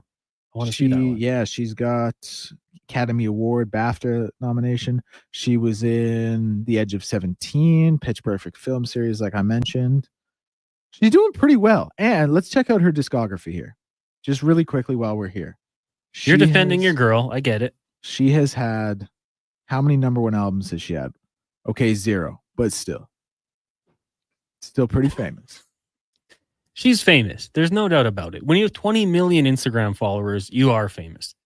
But when you have 40 million, you might be more famous. No, but Matt, there's a difference between 11-year-olds who grow up on TikTok and real people. Don't Not that they're not discount real people. 11-year-olds knowing people. They know people. They know things. Now, Nikki Northside says Herbert wins. Look at him side by side. No competition. I think Now we're judging. we're not judging. Yeah, we can't do it based on looks. That's not right. Show some respect. Haley Steinfeld sounds like a great person. Very talented. And Madison Beer's like fake hot. You know what I mean? Like, she's obviously very hot, but there's a part of you that's like, like when I look at someone like Madison Beer, I'm like, you put so much into this because you know you have to be hot for Instagram and TikTok. Whereas Haley Steinfeld is just more or less herself. And obviously I've spent a ton of time with these girls, so I know. But that's like if you look at them, that's the takeaway you would get, I think. Josh, we got to bring them up on the Instagram. Photos of both of them. Get photos of them up there. Nikki's saying they're quarterbacks. Looks are all that matters. Well, they're humans. Those matter too. Husk says real world famous, low tide, internet famous, Hawk Tua, and Husks. I think you're just signing your name Husks and not putting yourself in the internet famous. But Hawk Tua girl, man, she did good. She had a currency that she scanned people out of. She had a top podcast. It's like it's credibility versus just being famous for no dumb reason. Listen, if you hit it big on the internet and you don't have a crypto dump and pump scam, what are you even doing? Like, figure it out. That's like the easiest way to get rich. You just tweet about it once, then you dump the coin. I saw people like, oh, those poor people. Why are you buying Hawk Tua girl's coin? Like, if you do that, did you like that's kind of on you. Did you ever buy any NFTs? No. I don't understand NFTs, Declan. I brought some Bitcoin back in the day, doubled my money and sold it. I wish I would have hung on to it. I almost bought an NFT, not because I thought it was a good investment or anything, but just because I wanted this cool picture of the ape. You know what I mean? Yeah. Like I wasn't trying to be crypto bro. I just wanted to own this cool picture that I could have saved to my phone for free. Just going to follow it up that Nikki Northside, who's very heated about this, says, hey, Madison Beer is also a singer. She's not just IG famous. Well, she might be dating Justin Herbert, so I might have to go download her entire album. Or all of them. I don't know how many she has.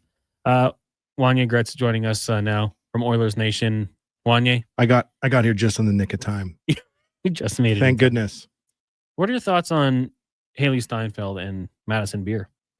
Do you have any? I thought it was Haley Seinfeld. That's what I said. I thought they were related.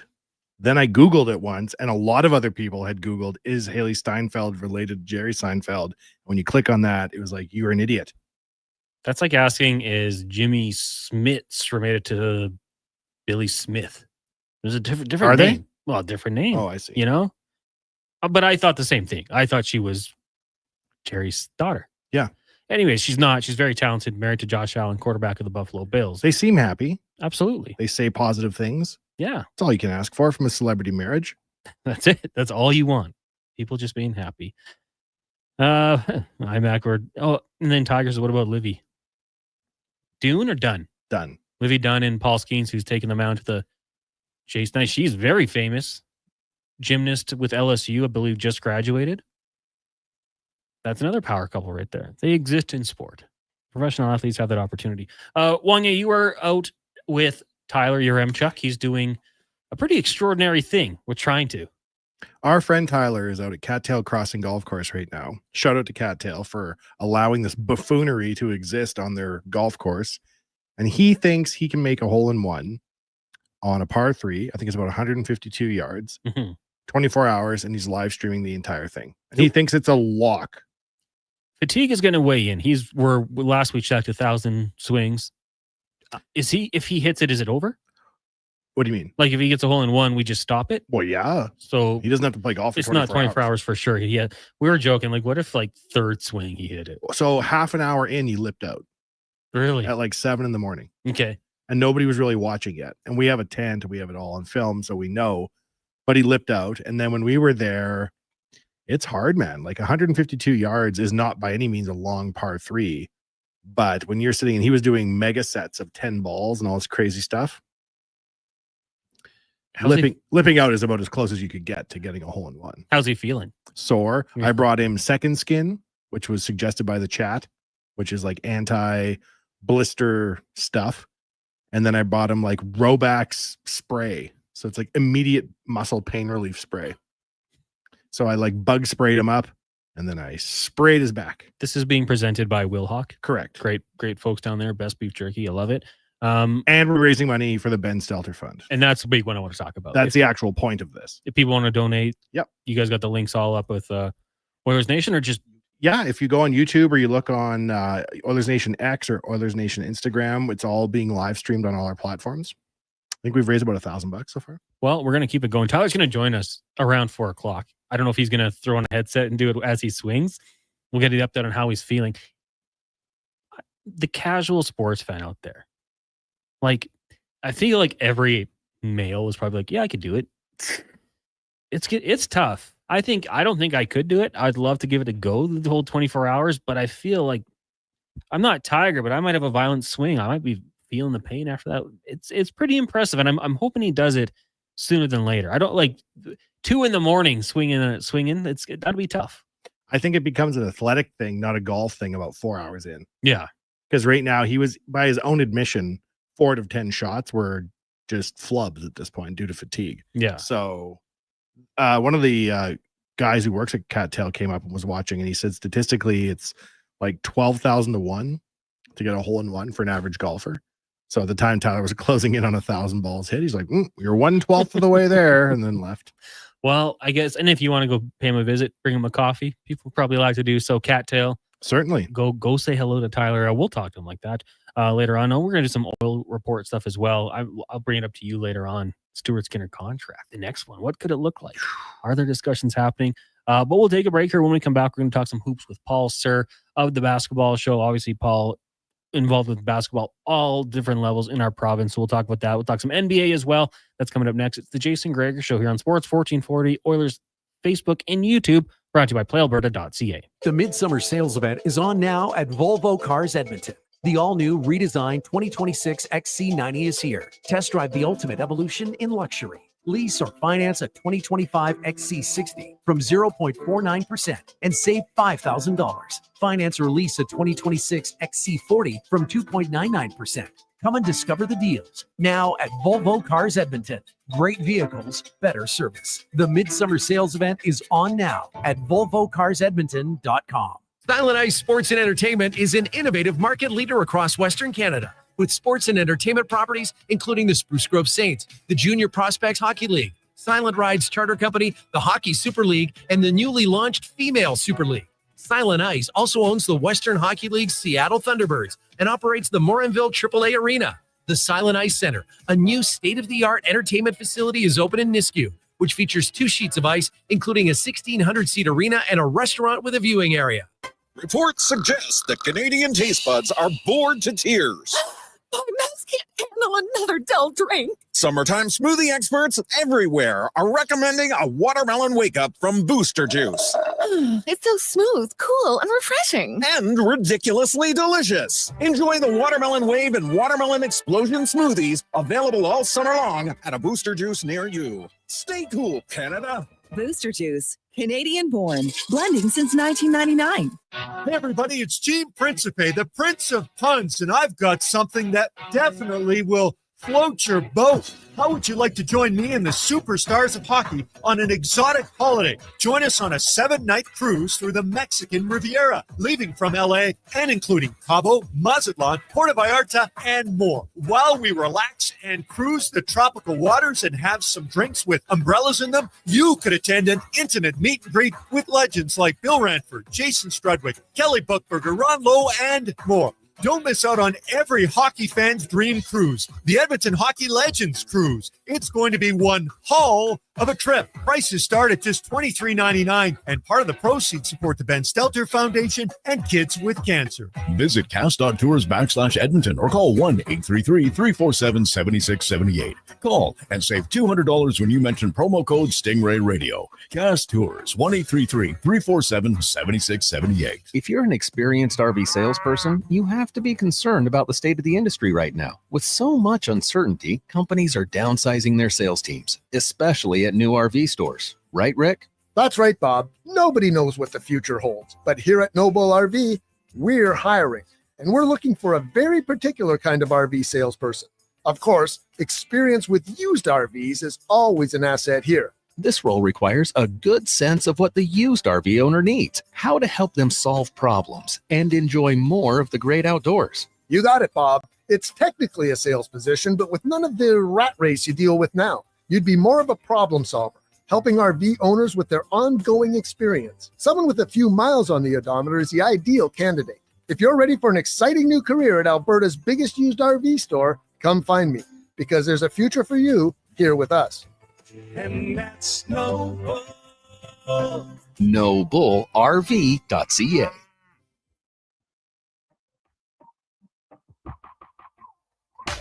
I ain't got no time for no game. Portions of this hour brought to you by Sherbrooke Liquor, the best place for wine, cocktails, and beers from all over the world. Also a variety of excellent non-alcoholic options.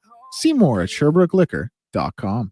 He's not just another pair of glasses. It's the Jason Gregor Show. Thanks for checking out Edmonton Sports 1440. Presented by PlayAlberta.ca, Alberta's only regulated online gambling website.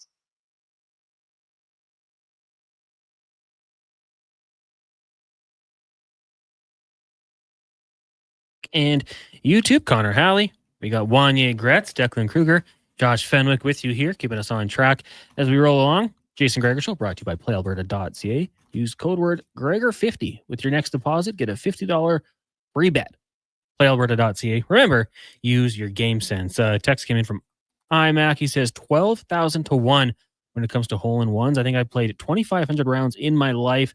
That's 10,000 par threes. Still not a dang it. Got to keep plugging. iMac, just a reason to get back out on the course, I would say, as Tyler Yaremchuk trying to hit a hole-in-one. I will say this. If he hits it, what a feeling. That's like the high we're chasing. If he hits it, that'll be something. No name on this text. What club is he hitting? Oh, that's a good question. He was hitting a 5-iron, if you can believe it. I can believe it. From 152 yards with a tailwind. That doesn't mean much to me. What do you mean? Would you go club down or club it should up? be like a 7 or an 8-iron. Yeah?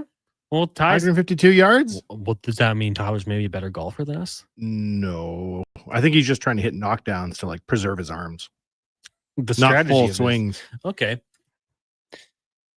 You're talking to a guy who, when he plays, just like uses the same club and just changes his wrists. What? Yeah, I golf once a year. When's the one time? Fantasy football. Oh. We different levels, so we just use the combined scores in par threes to determine the order. So you don't enjoy the game, or you haven't had occasion to play, or what? I enjoy it by like hole 4, but I don't know. It's fun, but I'm like, I don't want to pay money to go whack a ball. But then I get out there and I'm like, oh, this is kind of fun. But I've been this way for a while, and people don't invite me golfing. So, do you think as you continue to age, this will change? No, unless Benny likes to golf, then probably won't. As you get older, there's fewer and fewer ways you can compete with your friends and enemies and whoop them at stuff. Golf, I don't whoop them though. I'm not that good. That's the problem.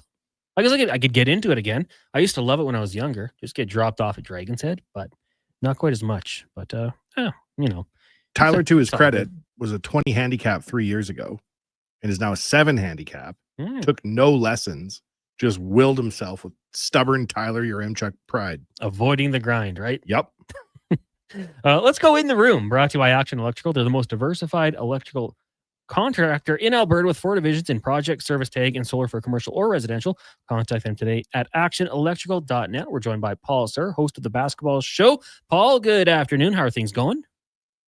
Well, things are good, but I have to let you know, I did have a hole-in-one. Really? A long time ago. I was 30 years old. Par 3, 132 yards. Up on a hill, and I knocked it in. So that was definitely the highlight, because it's been all downhill since then. But I was one of those one in however many thousand that was able to have that experience in my short and less than illustrious golf career. It's probably less exciting to an elite athlete. Us civilians, a hole-in-one is all we have left on the trophy shelf of life, right? Well, I don't golf anymore. I just find the time too taxing, and so I was compelled by your comments of one about finding ways to beat your friends as you get older. I don't think that becomes so much of a goal anymore as just being glad to be able to get out and do things such as tennis and pickleball, which are kind of the areas that I focus on now. Pickleball might be the one for me. We got a big facility right by the house, so I might get into that one. I think I got to convince the friends to go out with me, but one day, maybe me and you got to get out there, Paul. Well, that's fine. I still think pickleball is the dark side to tennis, but it is such a great sport. It is so easy to pick up. And it is a lot of fun. And so, you know what, Connor? I'd be up for it anytime. One of these days. Okay. Well, let's talk some hoops, Paul. The Edmonton Stingers season concluded with a loss to the Surge. It started off a little bit tough, but they obviously found their game, got into the playoffs. Unfortunately, one and done. What did you think of this season for the Edmonton Stingers? And we'll focus on the court. On the court, I would say a bit anticlimactic. 3 years in a row, to be beaten by the Surge in the first round. 3 years in a row, Calgary has a new coach.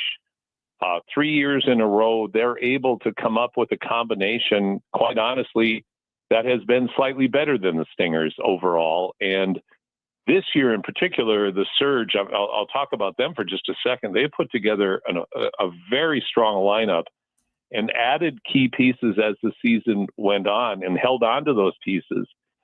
The Stingers weren't able to do that for whatever reason. I don't know why, but they peaked probably 3/4 of the way through the season and then started to fade. Won their last 2 against lesser teams. Let's be honest.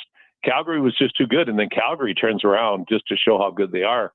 Goes into Vancouver and beats the powerful Vancouver Bandits team 107-105 on I think on the shoulders of who ultimately was the best player in the league, who missed some games, which probably took him out of the MVP running in Jameer Nelson Jr. But going back to the Stingers, good season, another solid season. But I have to say, I'm curious to what the offseason will bring for the Stingers. Of do they want to be solid or do they want to be contenders? And I think that'll make this an interesting offseason for them. Jameer Nelson Jr. I remember Jameer Nelson, the senior. I didn't even know his son was playing. That's crazy. Feeling a little bit old right now with that one there. So what's next for the Stingers here, Paul? This offseason, what do they do to get over that hump being the Calgary Surge? Well, I think, you know, and it's not just the Surge. Vancouver's powerful. I would expect, I would expect Calgary. If I had to pick a champion today, I'll pick Calgary. My money would go with them. They're really good top to bottom, good role players. Jameer Nelson's Sean East, the second for the Stingers, I believe finished second in MVP voting to Mitch Creek from Vancouver, who was deserving of the MVP. But if I had to pick between who would the better player between Sean East and Jameer Nelson, and I know this is kind of dicey because I love Sean East. I think he's the best player the Stingers have had since Xavier Moon. But I think Jameer Nelson is the best player the CEBL has had since Xavier Moon. He's undersized, but undersized physically, oversized basketball IQ and genetics wise. Like he's special. So Stingers in the off season, I hope they can get Jameer back. I hope they can get Scotty Lindsey back. I hope they can get several of their core players back, but they have to get deeper. They have to get better at key positions and be able to get the players in and keep them here through the season. They made some late season decisions that I just, didn't help them, certainly did affect their depth. They have to improve their depth. And they also have to get a bit bigger. I know that this year they were hoping to have Ben Krikke, Edmonton's great player, who decided just to take the summer off because he really hadn't had any time off for a long time. But they've got to find some ways to, I think, get a little more juice in a couple of the positions and get a little more depth. Paul Sir joining us here on the Jason Gregor Show, taking a look all around the basketball world. And let's look at the NBA and the Toronto Raptors. Today was announced Bobby Webster's contract has been extended. Obviously, he is the GM, kind of an executive role after the team parted ways with Masai Ujiri. He's going to be making all the calls. So when you look at this Raptors team and competing in the Eastern Conference, do they have enough? And if not, what do you think they can look to do here in the next couple of years to get back to where they want to be? Well, I think they have. I think they have definitely made some strides to be competitive in the Eastern Conference. I think a lot of the pundits are picking them in the 7 to 10 range right now in the East. Now, looking at the East, that's not saying nearly as much as if you were being picked 7 to 10 in the West. The East is not as strong. The Raptors have a lot of great pieces. Scotty Barnes is. I think we're going to see this year is Scotty Barnes, Scottie Pippen, like a player that is really great as a second option who can do a variety of things, or is he capable of putting the team on his back night after night?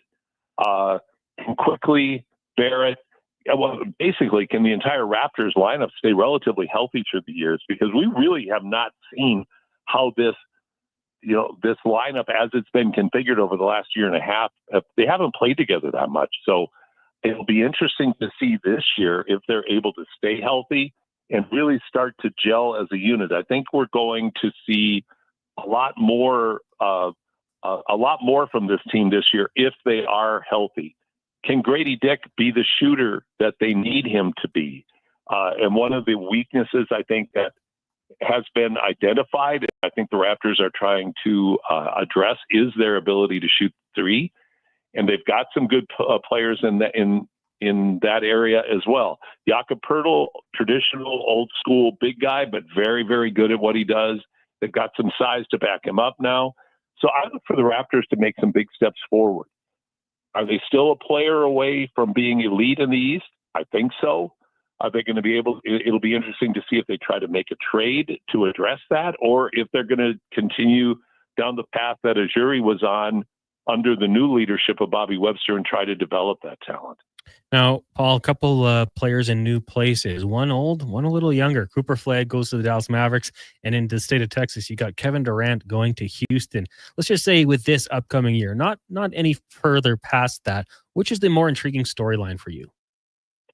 Well, I think it's Cooper Flagg because you have to look at Dallas and that bizarre trade of Luka Doncic that, had everybody, I think, basically scratching their heads and going, what in the heck just happened when they sent Doncic to the Lakers for Anthony Davis, who's, going to be a Hall of Fame player.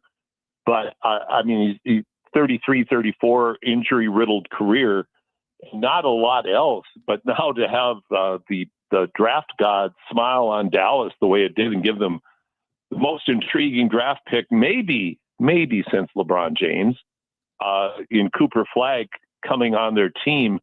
I think that just creates a real compelling storyline. Adding in, will Kyrie Irving be able to recover from his knee injury and come back at what point during the season? And what will the Dallas Mavericks look like when they have Flagg playing alongside Davis and Kyrie Irving? The Durant, who's twice the age of Cooper Flagg, story in Houston is also compelling, but let's look at Durant and let's look at what he's actually been able to do. He won a couple of championships in Golden State, but that's with Golden State. Where he's gone since then just has not been nearly as impactful. I don't know how it's going to work in Houston. It's certainly compelling enough that Kevin Durant's elite scoring ability, which he still can do at age 37, is that going to be enough to push this Rocket lineup, which is improving with a lot of young talent built around Durant? Will he be able to fit into their chemistry? Will they be able to play the hard-nosed style of defense they play? Because Durant used to be a great defender, more as a rim protector than an on-ball defender. But now they've got some bigs behind him that are going to also be rim protectors in Houston. But it makes the West a little more compelling because I think everybody right now is tending towards the idea that who's going to really challenge the Thunder. So maybe the Rockets, maybe the Mavericks, but there's one other team that I think is a legitimate cause for concern in OKC, and that's the Denver Nuggets. Yeah, the West is going to be an absolute dogfight with some of those teams you mentioned. The Nuggets, what do you think the biggest key for them? Is it just staying healthy?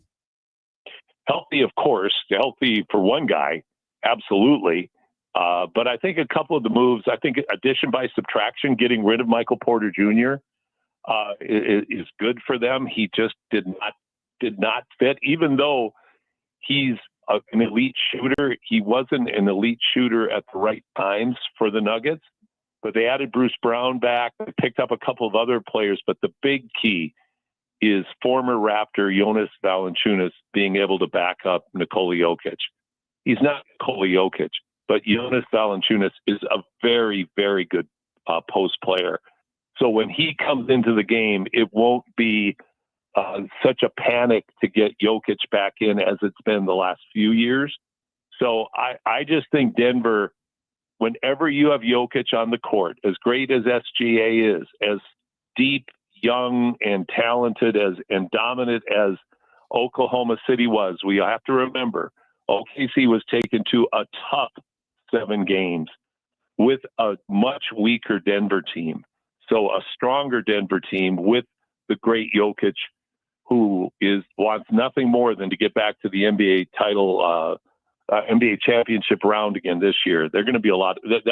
The West is going to be a rock fight. It is going to be hard-nosed basketball all year long, and it's going to be a lot of fun to watch. And Paul, just before we let you go here, pretty good performance from Alberta at the Summer Games this year. Historic. First time ever that the Alberta under 17 boys and under 17 girls won gold. And what's great is they both beat Ontario teams. The women were defending the 2022 gold medal that they won. Our women are really, really good. But to see the boys come on, there's several potential Division I kids on this boys team. A lot of them are from Calgary, but we have some great talent here in Edmonton as well. But I think Alberta has arrived, and it is exciting to see the talent and the hard work in the basketball community paying off, and these kids going out and being able to make the statement of winning both gold medals in the Canada Summer Games. Really impressive. Well, Paul, thanks so much for doing this today, and we'll talk to you soon, I'm sure. Always a pleasure, Connor. You guys have a great day. You as well. That is Paul, sir, host of the basketball show here on Sports 1440, lifer in the basketball game. And Declan, just quickly here, Your opinion, who hypothetically has a better chance of winning an NBA championship, the Mavs or the Lakers? It's a great question. Lakers, by a substantial margin right now, I would say. Substantial? Yeah. Kyrie Irving's not there. Anthony Davis can't stay healthy, and Cooper Flagg's a rookie. You know what I'm saying? So the Lakers, listen, I've said this. I don't think LeBron's going to win another title, period. I certainly don't think it's going to be in LA. I think Luka does get one there at some point, probably a little ways down the road. But right now, as it stands, yeah, I'm taking LA. And then follow up, most intriguing team in Texas. San Antonio. All right. San Antonio, man, because Wemby is the best basketball player we've ever seen by a million miles. We're just not allowed to say it yet because he's played a year and a half. And you pair him now with, with De'Aaron Fox and, Steph Castle and those guys they have down there. It's just the world's their oyster. It's funny because there was a similar conversation with Connor McDavid in the hockey world where it was like, when can we say it? When can we say he is the most electric player we've ever seen? People didn't want to say it. I remember it was like, you'd be like, when the Oilers and Penguins played, and I think McDavid's the best player in the NHL, and people be like, whoa, it's Sid. Don't you dare say that. But you say that about Wemby, and give it a couple of years, I think more people will be on that bandwagon deck. Well, can I drop a fun little Wemby stat for you here? Always. All right. I think I have it memorized, but I just want to pull it up just in case I do not. I mean, it's going to be something ridiculous because he can... It's about blocks. Didn't he lead the league in blocks in half a season? All right. So through 100 career games, he has more points than LeBron, KD, and Carmelo, more rebounds than Joel Embiid, Anthony Davis, Patrick Ewing, more blocks than Hakeem, David Robinson, and Shaq, and more threes than Steph Curry, Clay, and Trae Young. Oh. So I don't know what we're doing here when we're dancing around the fact that this is clearly the best basketball player ever. Stay healthy. That's all we got. Stay healthy, and what's going to be fun to see what he can do. The topic earlier today was with Karius was like bad players that make you want to watch their team. Because Paul Skeens with the Pirates taking on the Jays, like you watch for him, and he has to like for comparable. And I was like, maybe Wemby, because even if the team's bad, he's going to put up his points and his blocks, and he's going to be worth the watch. Just got to stay healthy. We'll take a break here. When we come back, we'll get Cam Tate's 2-minute warning and more. It is the Jason Gregor Show here on Sports 1440, Oilers Nation Facebook and YouTube, brought to you by PlayAlberta.ca. Listen up, because you're not going to want to miss this. Right now is your chance to get in on Play Alberta's biggest offer ever. For a limited time only, new players can get up to a $1,000 casino bonus when they sign up.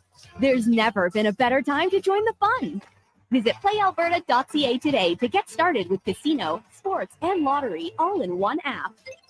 Must be 18 plus to play. Remember, if you gamble, use your game sense. Action Electrical's projects team takes the field, folks, ready to execute the entire play for new commercial builds. Absolutely. They're masters of design build, sketching strategy from initial blueprints to core electrical infrastructure. The team never misses on complex projects. Known for handling big league constructions and major renovations, ensuring flawless execution, hire the Action Electrical team to bring home a win for your project. Visit actionelectrical.net. New Jizz Nugget. This is New Jizz Nuggets, brought to you by Legacy Heating and Cooling. What nugget of cooling advice does Nuge have today? An air conditioner works by blowing air across the cold evaporator coil where the heat is absorbed into the refrigerant. I actually don't know what that means. Kind of like Zach Hyman with goaltender interference. Sorry, Zach. Well, you got me there. Get no payments and no interest for 1 year on your new AC from Legacy Heating and Cooling. Proud sponsor of New Jizz Nuggets. New crust alert at Papa John's. Your favorite cheese meets your favorite pizza in the new cheddar crust pizza for only $17.99. Papa John's pizza makers created the perfect addition to their crust by melting garlic and herb seasoned cheddar cheese right on top of their fresh original dough that's made with 6 simple ingredients. Try a one-topping cheddar crust pizza today for only $17.99. You better hurry though, because it's only for a limited time. Better ingredients, better pizza. Papa John's, proudly locally owned and operated. Come for Canada's largest trade shows, the biggest names in entertainment, exhilarating sporting events, and more. Stay for the experience at the Edmonton Expo Centre. TNA Wrestling makes its explosive debut at the Expo Center on Friday, September 26th and Saturday, September 27th for back-to-back nights. Buy your tickets online today. Learn more about what's happening at the Expo Center by visiting the calendar of events online at edmontonexpocenter.com today. How's your summer so far? Are you zipping around in your new truck from Wolf GMC Buick? If not, you should be. GMC employee pricing continues through August on our entire 2025 GMC Sierras, including the Sierra HD lineup. But just August. Who knows what September brings? Costco members save an additional $1,200 on our 2025 Buick lineup and all our new GMC Terrain. We're here for a good time, not forever. Buy the new reliable vehicle and treat yourself. Employee pricing, 0% financing at Wolf GMC Buick. McDonald's Sundaes and snack size shakes are $2 or get $1 cones exclusively on the McDonald's app. With those prices, your hands are going to be full of treats. Like Alex here. My phone. I got you. App download and registration required. At participating McDonald's in Canada. Taxes extra. Prices exclude delivery. If you're thinking of switching to Co-op Propane, there's no better time than now. Eligible customers who switch to Co-op Propane will receive up to 750 liters of free propane. New customers will get a free tank rental for 1 year. For home, farm, cottage, agricultural, or commercial endeavors, Co-op is ready to look after all your propane needs. Speak to a Co-op Fuel Team member about the benefits of switching to Co-op Propane today.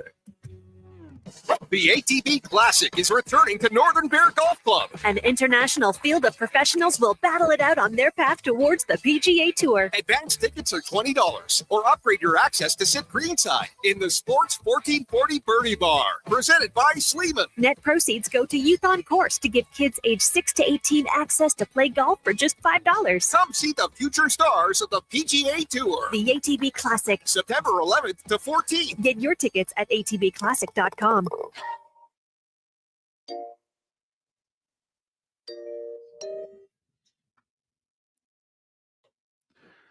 Portions of this hour brought to you by Papa John's. Enjoy a taste of Hawaii with Papa John's Aloha Trio. Try the classic Hawaiian, super Hawaiian, or Hawaiian barbecue chicken pizzas for only $19.99 each at papajohns.ca or the Papa John's app. From puck drop to kickoff, it's the Jason Gregor Show on Sports 1440. Presented by PlayAlberta.ca, Alberta's only regulated online gambling website.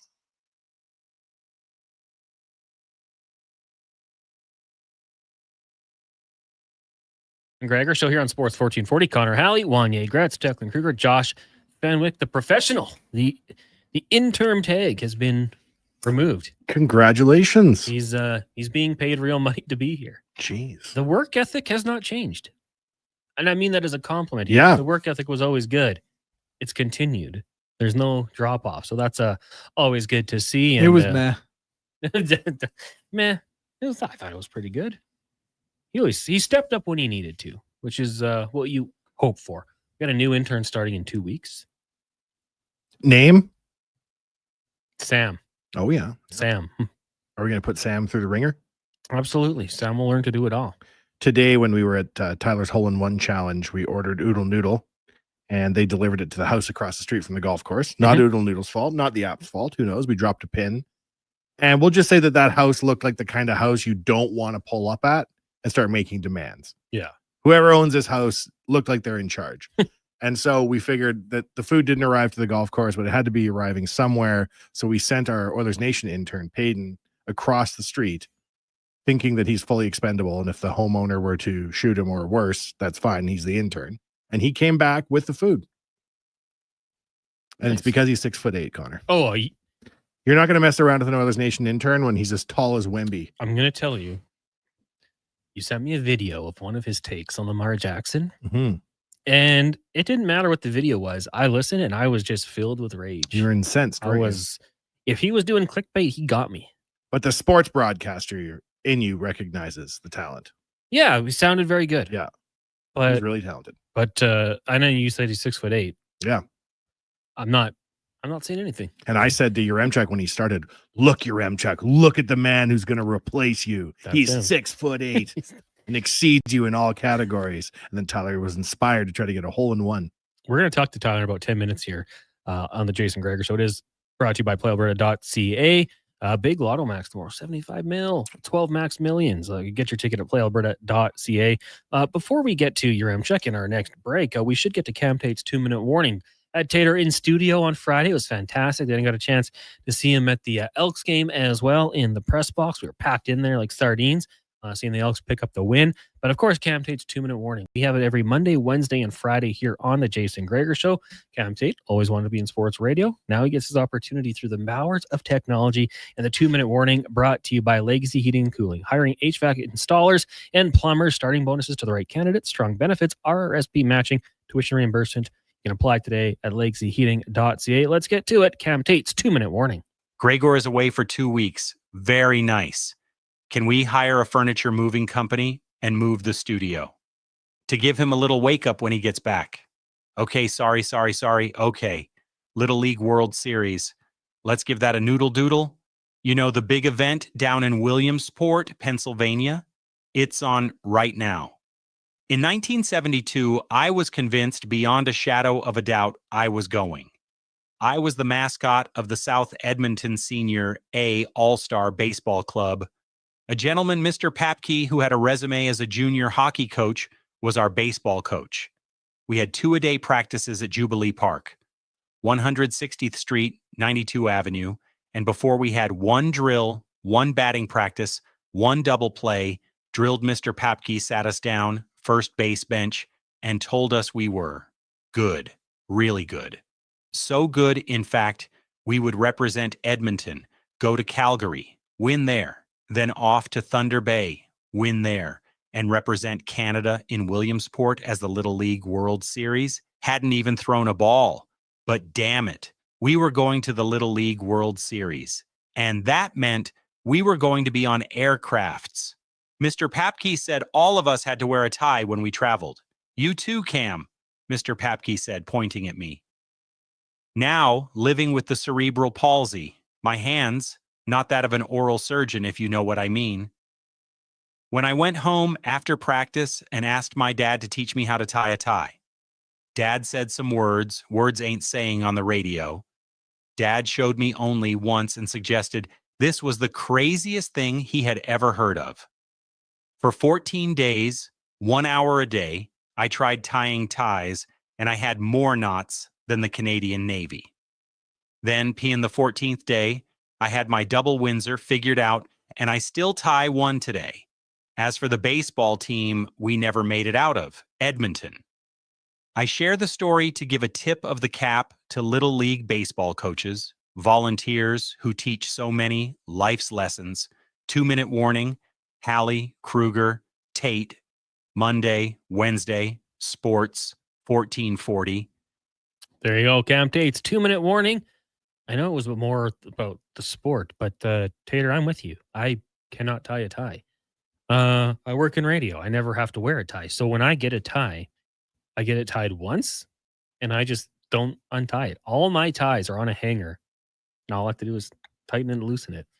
Wanya, you're shaking your head. Do you know how to tie a tie? I do indeed. I'm a gentleman. What if I got drafted into the NBA and I couldn't put a suit together? No, I can tie a tie. Don't worry about that. I did it once with a YouTube video. I had to do a radio school presentation. Oh, nice. And I used a YouTube video, and it came together just fine. I But think it's tough. I think there's some things in life worth learning how to do. And I think tying a tie is one of those things. Yeah. Like when you actually figure it out, putting in contact lenses was also very complicated for me. But tying a tie, you get it done. It takes a few kicks to the cat. When you finally get it straight, you then understand why people always seem to be adjusting their ties, those that have ties. Yeah. But there's a real sense of satisfaction when you can get it done because it's hard. I think, one day I must have to, or I will have to show my son. So I have to learn. Do you think wearing suits will ever come back in style? I hope so. I remember like a couple years ago when the NFL coaches were like, we want to wear suits. Niners coach and was it the Jags coach wore them? I thought it was a cool look. But Mitchell says, you better learn. When I win the lotto tomorrow, I'm buying the radio station. Sick. Could you imagine Mitchell just comes in here? We got a dress code now. Mitchell.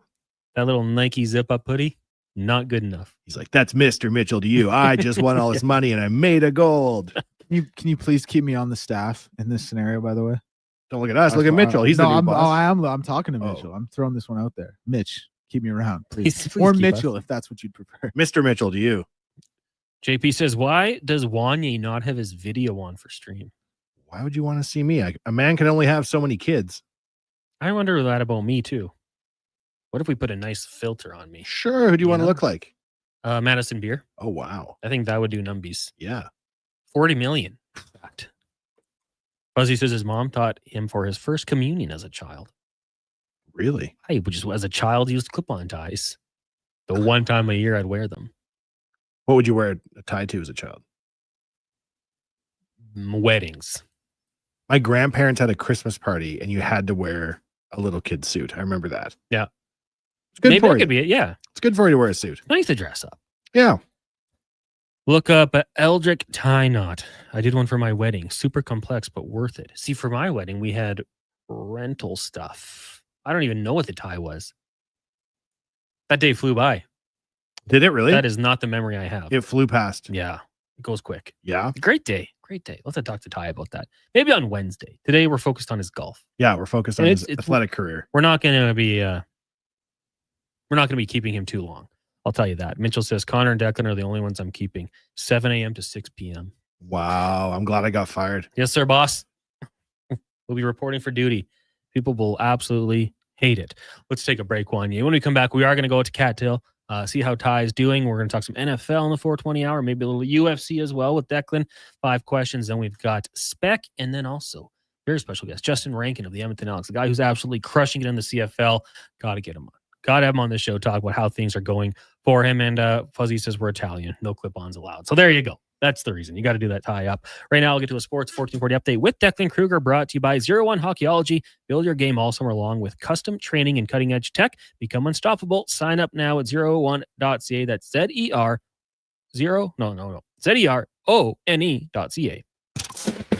This is a Sports 1440 update.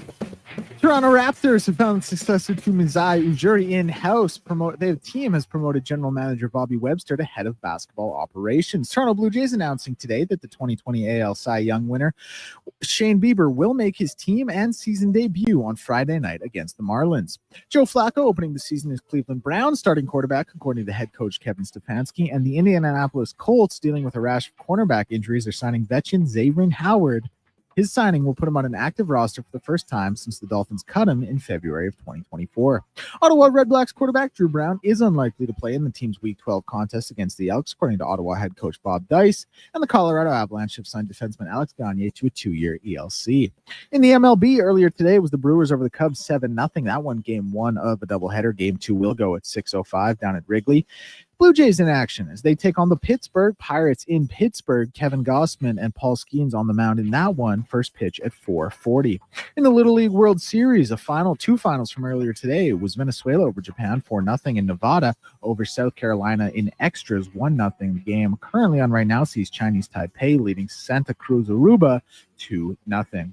Cincinnati Open results see Carlos Alcaraz as the men's singles champion, defeating Jannik Sinner after he was up 5-love in the first set and having Jannik Sinner retire due to an illness. The women's final will get going in just a moment's time here between Iga Swiatek and Jasmine Paolini. I'm Declan Kruger. This has been a Sports 1440 update. Sports 1440, Stingray Radio Station. CKJR broadcasts from West Edmonton Mall and Wetaskiwin. Download the free Stingray music app and listen wherever you go. Legacy Heating and Cooling is your supplier of maximum comfort, bringing you the cool AC you need. You just have to call Legacy. Call Legacy for comfort at night when the hot air suffocates you. Call Legacy. Call Legacy for comfort in your wallet with no payments or interest for 1 year. Call Legacy. Call Legacy. You deserve comfort. Cool off today with AC from Legacy Heating and Cooling. The Midsummer Sales Event is on now at Volvo Cars Edmonton. The all-new redesigned 2026 XC90 is here. Test drive the ultimate evolution in luxury. Lease or finance a 2025 XC60 from 0.49% and save $5,000. Finance or lease a 2026 XC40 from 2.99%. Come and discover the deals now at Volvo Cars Edmonton. Great vehicles, better service. The Midsummer Sales Event is on now at VolvoCarsEdmonton.com. And here comes Action Electrical Service Team sprinting onto the scene. These are your first responders for any electrical emergency. That's right. With their fleet of service vans and specialized gear, they assess, they service, and maintain electrical lighting and automation systems. They're all about rapid response. Quick diagnostics and repairs to restore power and safety fast. Hire the Action Electrical team to bring home a win for your project. Visit actionelectrical.net. New crust alert at Papa John's. Your favorite cheese meets your favorite pizza in the new cheddar crust pizza for only $17.99. Papa John's pizza makers created the perfect addition to their crust by melting garlic and herb seasoned cheddar cheese right on top of their fresh original dough that's made with 6 simple ingredients. Try a one-topping cheddar crust pizza today for only $17.99. You better hurry though, because it's only for a limited time. Better ingredients, better pizza. Papa John's, proudly locally owned and operated.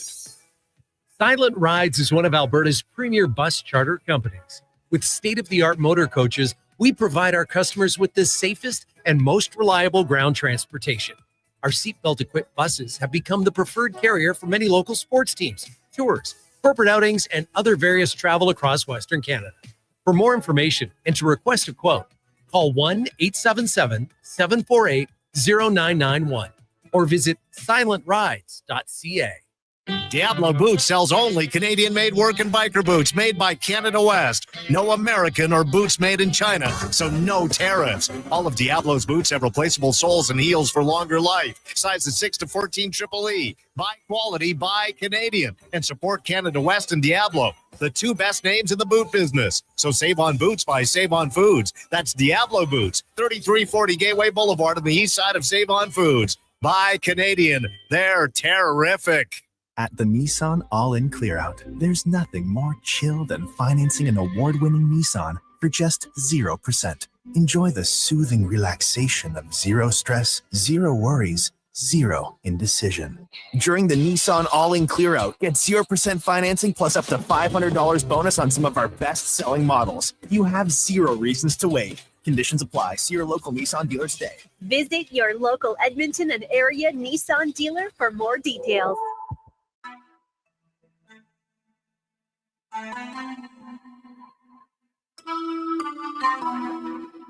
Black Beatles in the city, be back immediately to confiscate the money. Portions of this hour brought to you by Leading Edge Physio. From weekend warriors to professional athletes, kids playing soccer to grandparents in the garden, rotator cuff tears and tendonitis to post-surgical knees and hips. We fix your body. Life shouldn't hurt. LeadingEdgePhysio.com. Hat tricks, touchdowns, and home runs. Get it all with the Jason Gregor Show on Sports 1440. Presented by PlayAlberta.ca, Alberta's only regulated online gambling website.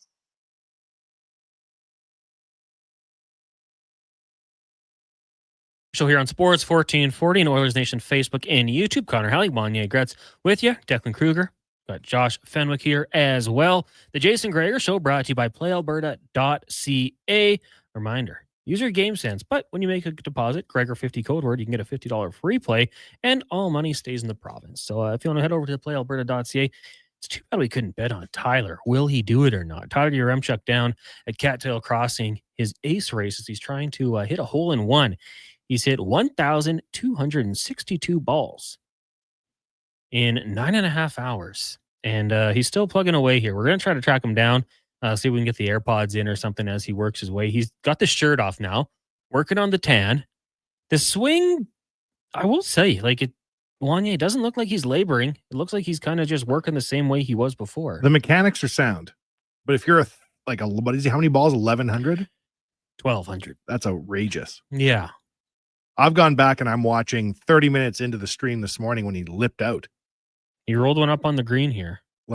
He came out of the gate hot. I wonder if at any point there would be a club change, trying to work on some things here. Well, he's hitting a 5-iron, 152 yards. And he said normally he wouldn't be hitting a club like that. Put another one in within, from the camera, it looks like he's within 10 feet. You're watching live? I'm watching live now. He's getting closer. Obviously, they're doing this fundraiser, raising money for the Ben Stelter Foundation. Ty has a few more hours to go here. I think 15 more hours. He'll probably have to throw the shirt back on and then maybe a sweater as well when the sun starts to go down. But hopefully he'll get that done sooner than later. They've got a full staff down there. So you can head down, say hello if you want, maybe root them on. Totally. Go say hello, make a donation to the Ben Stelter Foundation. We'll try to get Ty on. If not, that's okay. It's okay. On the topic of ties, Brian had said it's Alberta. Just wear a bolo tie. So I've never rocked the bolo tie. One of my idols, Philip Rivers, certainly did. That was his way of getting around wearing a real tie. They had a policy where he had to suit up on the plane, similar to Tater with his baseball team. My football team, we did a trip down to California once, and they had said that. Gotta dress up.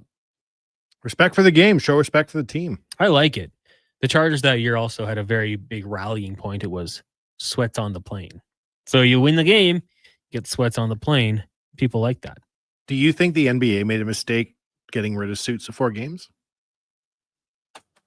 Well, they were concerned about like the image before game because guys were coming in and they didn't like the pre-game. So then they made the uniform policy, right? Right. But like now it's like a fashion show every day with some weird fits. Do you think it's better everybody wear a suit, or what are you? I like letting them kind of just show up in whatever you want. Really? Yeah. You think hockey players should be allowed to not wear suits before games?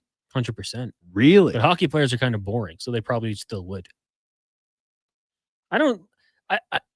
Be free, you know? I hated the Yankees facial hair policy. Like no beards or whatever. Like on Simpsons. Yeah. Mattingly, shave those sideburns. I like to just let guys be how they want to be. So if you don't want to wear a suit, you want to roll in some joggers and a hoodie, I'm all on board for it. What do you think about when Ike Howard wore his suit to the draft with the turtleneck and the pendant and the American flag belt buckle? I like it. I think he looked great. I like the just do what you want to do. But I mean, now you're like kids are wearing suits to games. It's trickle down. There is a funny fashion proposition of like, what would people wear if they're making $78 million a year and you let them wear whatever they want to the games? The answer is a lot of fur. What would you wear? Like seriously? Suit. Show respect You to go the team. suit? Totally. I don't think in a team sport like that, I'm a big believer of being conservative. I don't think you want to be like Dennis Rodman or somebody like that ilk. Yeah, well, and MTR texted in, didn't the new CBA, the dress code, or like get rid of the dress code? Did they? I thought they did. Yeah. They prior had to wear jackets, ties, dress pants, but I think that changed. Be a little more casual. And I think we might have Ty on the phone right now. I'm just looking here on the stream. They say weather update for Edmonton, severe thunderstorm watch with risk of a tornado. Stay safe. Oh, I wonder if he's got to battle through it. I wonder if the tornado just carry him away like Mary Poppins. Or what if it dropped the ball right in the hole, perhaps? Well, we'll bring him in right now. Tyler, your Yaremchuk of Oilers Nation and Daily Faceoff joining us on the line. Ty, how's it going? Had better days, had worse days, Okay, you are what, 9 hours into this? 9.5? Yeah, 9.5 hours into this. So I think you were about 1,300 swings. How's the body feeling?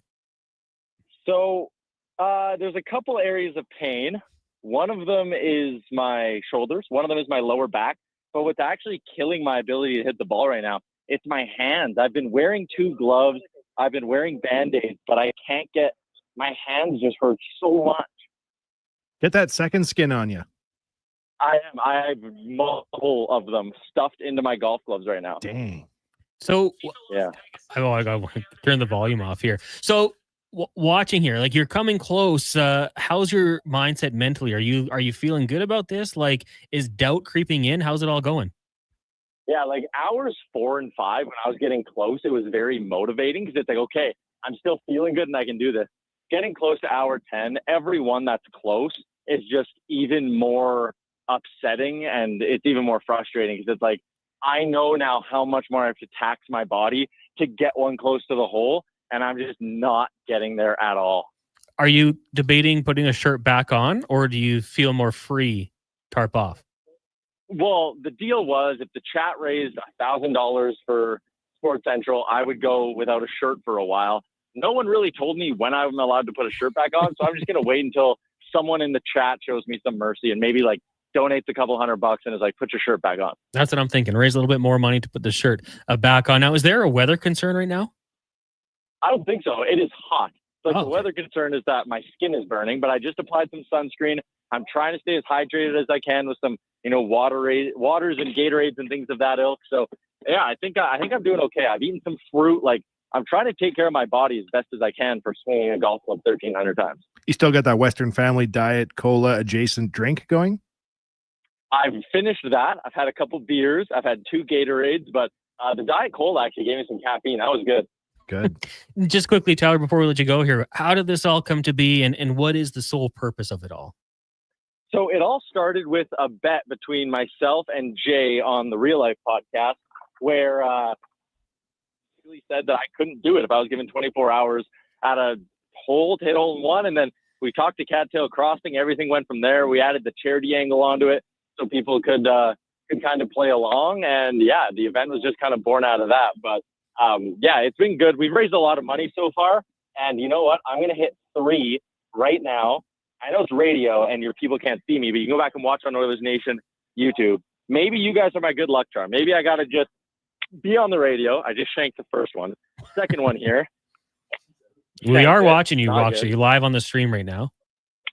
Third one, they also weren't good. I guess you guys are my good luck charm. But you know, the swing looks good. Like watching you from this morning and now, it looks like your form's holding, and that's a good sign. Yeah, it comes and goes, but it's honestly like I'm losing my power, which is the thing that's killing me. I think you should probably have some Wilhock beef jerky. They are the title presenter, so that is a great call, Con. Yeah, they sponsor Fantasy Frenzy. They say Alberta's best. I say Canada's best. Others say the best in the world. So maybe a little beef jerky. And one last question for you: do you have a game plan for sleep? Like if this does go into the wee hours of the morning, I'm hoping it doesn't. Will you shut it down for an hour or two?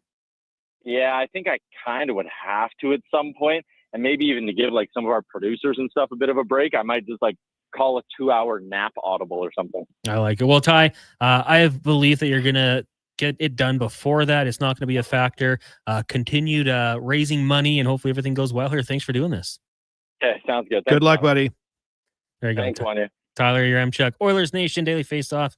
Guy who says he avoids the grind. There's a Not the lot to case. like about Tyler doing this. Number one, he was overconfident to begin with. I love somebody who goes into a situation totally underestimating how difficult it is. Then he got 36 minutes into the stream. He lipped out. Yeah. So that's like being the lead at the 25-meter mark of a 100-meter race. He's like, oh, I was feeling it after that. I thought this was going to be, I could take the rest of the day off. And now that the cold, grim reality is setting in of what he has to do, I love how miserable he's getting. I mean, had he hit that, like bragging rights forever. Like that 24-hour challenge, I did it in 30 minutes. See, Not he's setting up here what he calls the mega rack. I'm watching on the feed, and he's got like 10 balls teed up at once. I think that's a bad way to do it. Well, I mean, he takes a swing. He watches. This one's rolling onto the green. Comes up short. What would you just do one at a time? I just like 2 or 3 maybe, but like 10 across. The mega rack. Yeah. But I mean, I was out there for quite some time. totally. He hit enough good shots, like probably at about 2:00 today, he hit a mega rack of 10 balls. And I'm going to say 4 were inside 20 feet.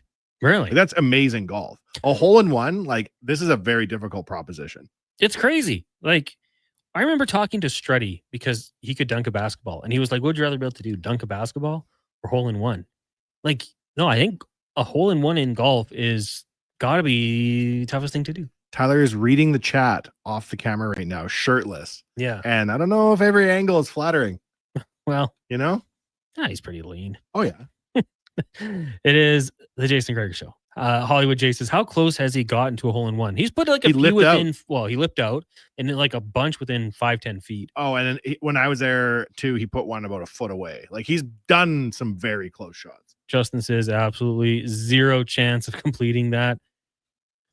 Kevlar says, you might want to mention the tornado warning. Well, that's what I thought they were taking a break for. Declan had told us about that. But if he doesn't believe there's a tornado warning, then it doesn't count.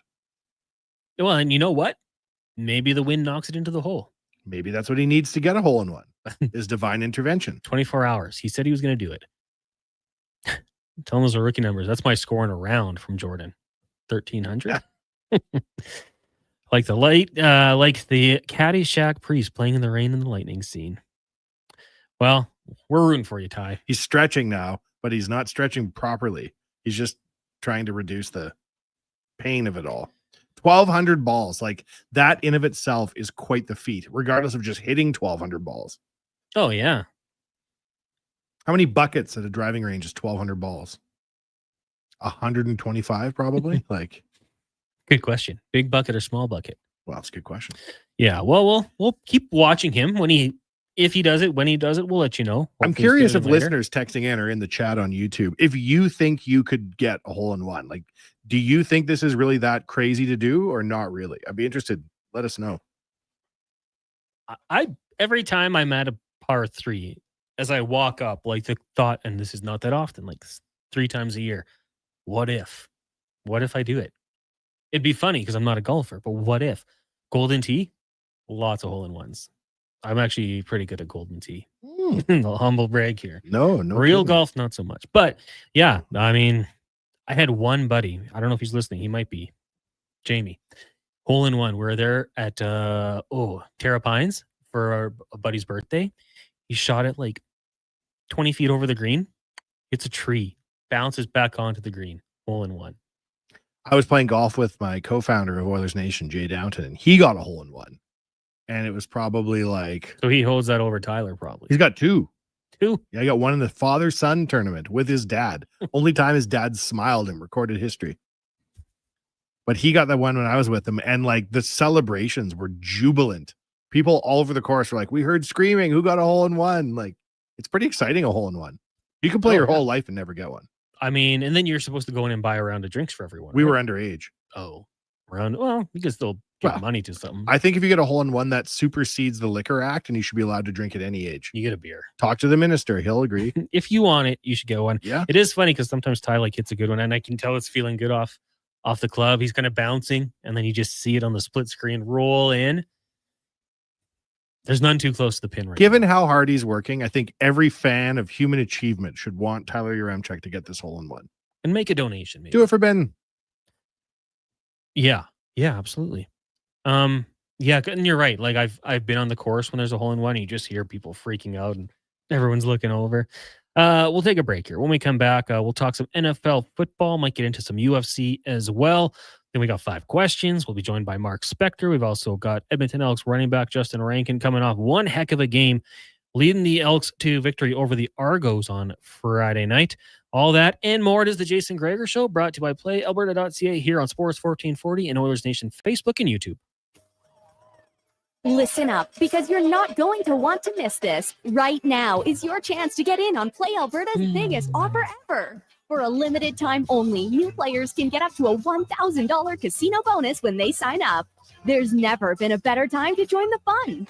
Visit playalberta.ca today to get started with casino, sports, and lottery all in one app. Mount Rushmore. Must be 18 plus to play. Remember, if you gamble, use your game sense. They put everyone's errors. Electrical Solar Team is now making a play for sustainability and savings. They're specialists in powering up for a greener future. That's the strategy. Designing and installing high-efficiency solar panels. They're helping homes and businesses combat rising utility costs by harnessing the power of the sun. A smart move for efficiency and the environment. Hire the Action Electrical team to bring home a win for your project. Visit actionelectrical.net. Legacy Heating and Cooling is the #1 air conditioning install company for slushy lovers. Because while a slushy keeps you cool as an 80s song for a moment, AC from Legacy keeps you cold as ice all season long. A permanent full-body slushy sensation keeping you cold as ice with no payments and no interest for 1 year. Keeping you cool without the brain freeze. That's how you build a legacy. Legacy Heating and Cooling.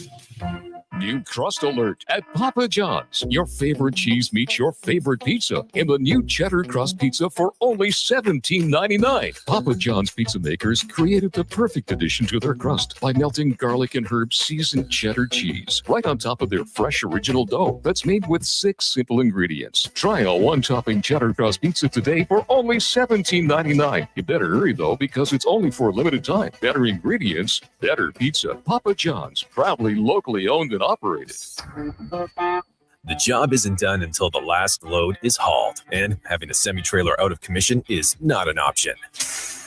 Whether replacing or adding to your convoy, Edmonton Trailer has a huge inventory of new and used semi-trailers, trusted by the gravel, logging, oil field, fluids, and freight industries. Find a trailer right for you online or at one of their 3 locations. For sales, service, parts, rental, and finance, when you're in it for the long haul, Edmonton Trailer. Hey, Gary, is that your dad? No, this is Evan, the new sales rep I hired. Oh. First impressions matter, but when hair loss takes over, it can feel like you're not being seen for the maverick you truly are. Hi, I'm Dr. Vance Elliott. At Advanced Hair and Skin Surgery, we know that hair loss is more than just a cosmetic issue. It's personal. Let's discuss all the cutting-edge options available so you can make a great impression every time. Book a free consultation today at drvanceelliott.com. It's happened again, and construction season is in full swing. Job delayed, money lost, and clients disappointed because your rigging failed and it wasn't inspected. Don't let this happen to you. Have your lifting slings, fittings, hoisting tools, and safety harnesses checked with Titan Supply. Titan Supply offers certified on-site and in-house rigging inspections and service, so they can repair it, replace it, and recertify it. Titan Supply in Edmonton, Grand Prairie, Red Deer, and Calgary, and at titansupply.ca. Lift, dig, haul. McDonald's Sundays and snack size shakes are $2 or get $1 cones exclusively on the McDonald's app. With those prices, your hands are going to be full of treats. Like Alex here. My phone. I got you. App download and registration required. At participating McDonald's in Canada. Taxes extra. Prices exclude delivery. Tee off to win with Cattail Crossing's $10,000 hole-in-one challenge, powered by Sports 1440, Canada's first ever Aqua Range event. Just walk up, grab some golf balls, and start swinging. Or book a VIP bay today. Win $10,000 with a hole-in-one. Plus, great secondary hole and leaderboard prizes. Closest to the pin and monthly winners will battle for a $50,000 grand prize. The hole-in-one challenge. Open Thursday to Sunday, noon till 8 through August. Weather permitting, cattailcrossing.ca.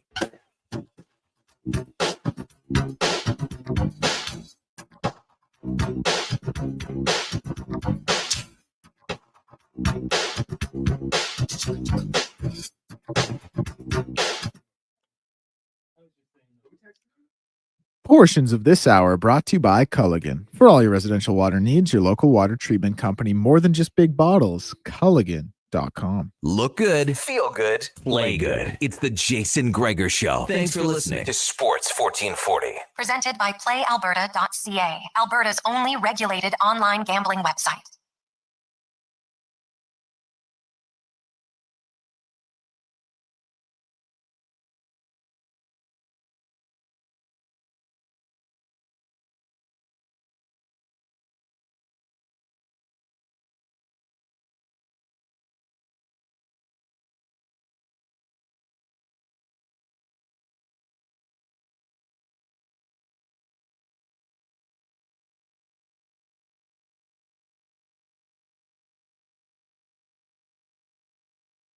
To the Jason Gregor Show here on Sports 1440.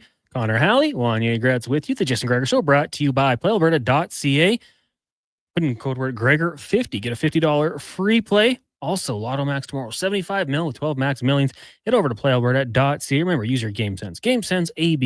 GameSenseAB.ca. Text line 1-833-401-1440. Thank you guys for all the texts and messages about the mic being on. We do appreciate it. What's important is that Gregor wasn't here to hear it.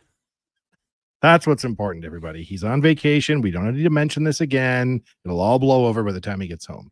Hot mic, hot mic. Sounds like an audible at the line. Let's talk. We could talk a few different things. We could talk some NFL football here. Of course, preseason rolling on. But quickly, why don't we get to the oil report brought to you by Volvo Cars Edmonton. Discover Day sales event on now. Lease a 2025 XC90 plug-in hybrid from 1.49% and save $7,500. There's only 1 week left to get this deal. Great vehicles, better service at volvocarsedmonton.com. And we talked about it a little bit there with Kevin Woodley, because we kind of talked about things we want to talk to beforehand. And one of the topics was, could there be a Stuart Skinner contract extension, and what might it look like? And he's such a polarizing figure in this city. I mean, I think everyone would be okay with an upgrade at goaltending. Maybe not if it is Stuart Skinner. Maybe it's for a Calvin Pickard. But the two goalies, $3.6 million cap hit. Geez, you're not going to get a better value than that. Like that's going to be something that is tough to beat. And then especially when you factor in if you do go higher, obviously, you're going to lose some money to spend elsewhere. Cap's going up, so players will get raises, and that might greatly benefit the Edmonton Oilers. But he's taken you. He's been a part of. Depends on your preference. Some people say he was carried along, but he was so good in the playoffs this year, against the Dallas Stars. He's got you and been a part of the team that's gone to 2 straight Stanley Cup finals, but they haven't won. And for some people, they'd say, if you have better goaltending, you win a Stanley Cup. So, Wanye, where do you think this negotiation begins for the Edmonton Oilers? If you're Stuart Skinner, 27 years old, this is going to be an opportunity to cash in, get that deal, hopefully, secure the bag.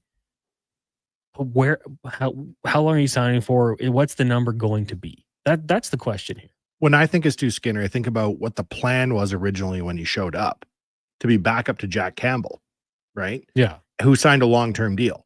And I think at the time, thought Skinner would be the goalie of the future and Campbell was the goalie of the present, right? And then Jack didn't stick around and found his way out of town. And then all of a sudden it was Skinner's team. And I don't know that you can accelerate a player's development that fast just because the plan didn't turn out. I think that he's been asked to fill a very big hole in the lineup at a very young age. Yeah. And I think he's done a good job. So I think going forward, I think especially you hit the nail on the head at a good value contract, I think it's probably the way. And I would love to go into the negotiation between these two sides, because if you are Stuart Skinner's agent, you'll say, okay, well, he's been an all-star and the all-star process is a little bit flawed. I'll be the first to admit that. But he's been a part of a team that's gone to 2 straight Stanley Cup finals. He was a Game 7 and then a Game 6. He had very good runs in the playoffs. There's also been some times where it's need him to make that save, right? And we've talked about that before.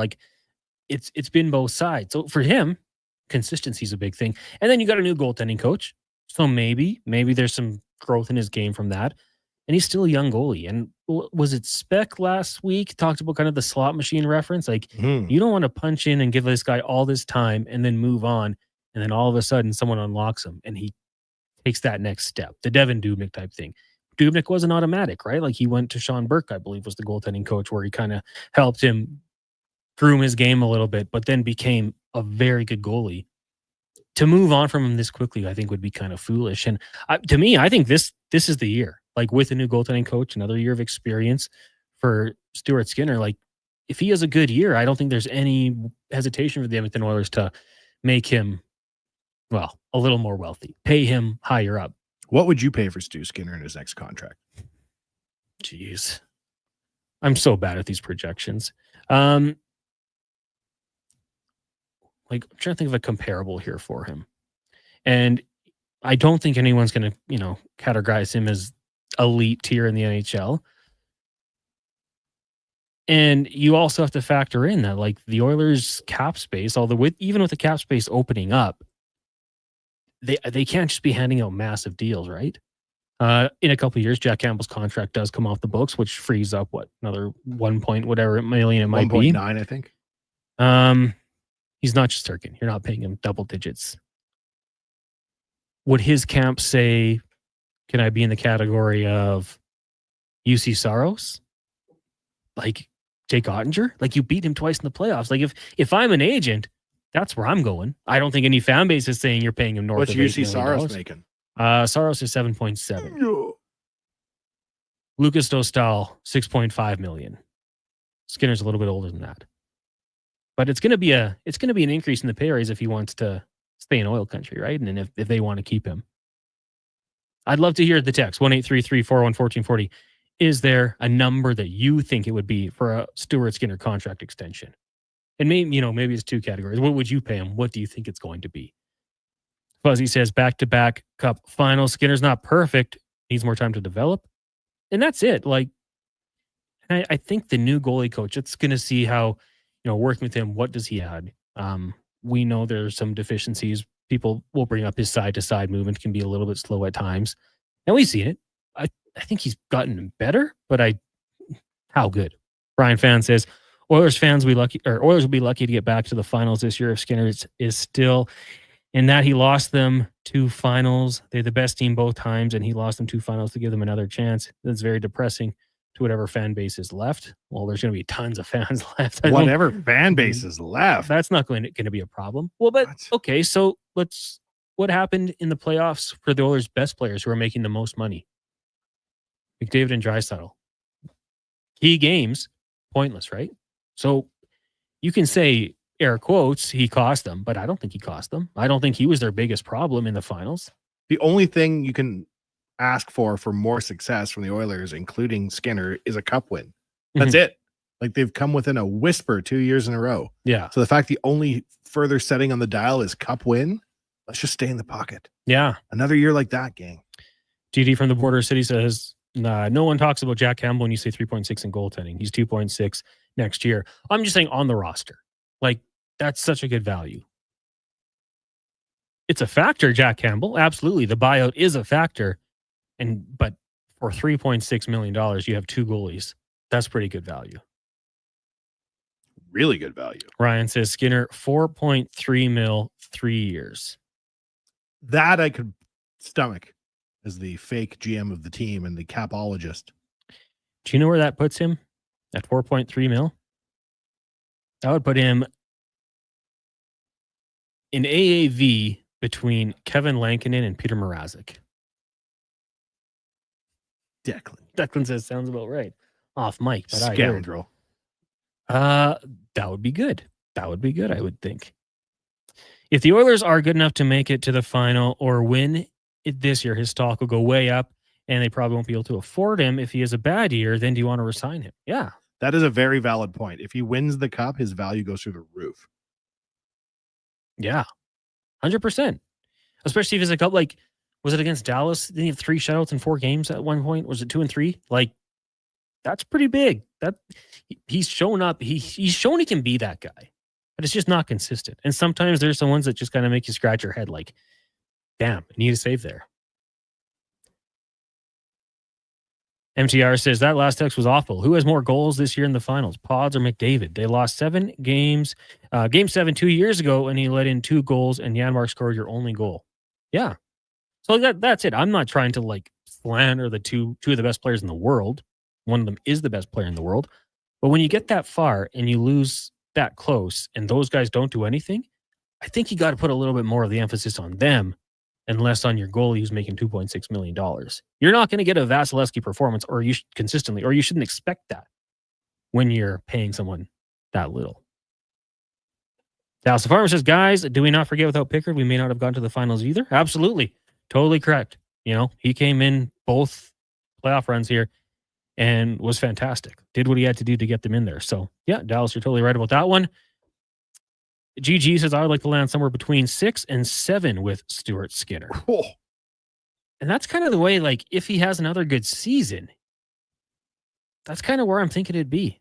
Binnington's at 6 mil. Markstrom, 6 mil. Aiden Hill, 6.25. John Gibson, 6.4. Out in Detroit. Lucas Dostal, 6.5. That's kind of where, like, if he has another good season, I think that's going to be where it is going to be. Then if it's a tough season, well, who knows? Do the Oilers look to go elsewhere potentially?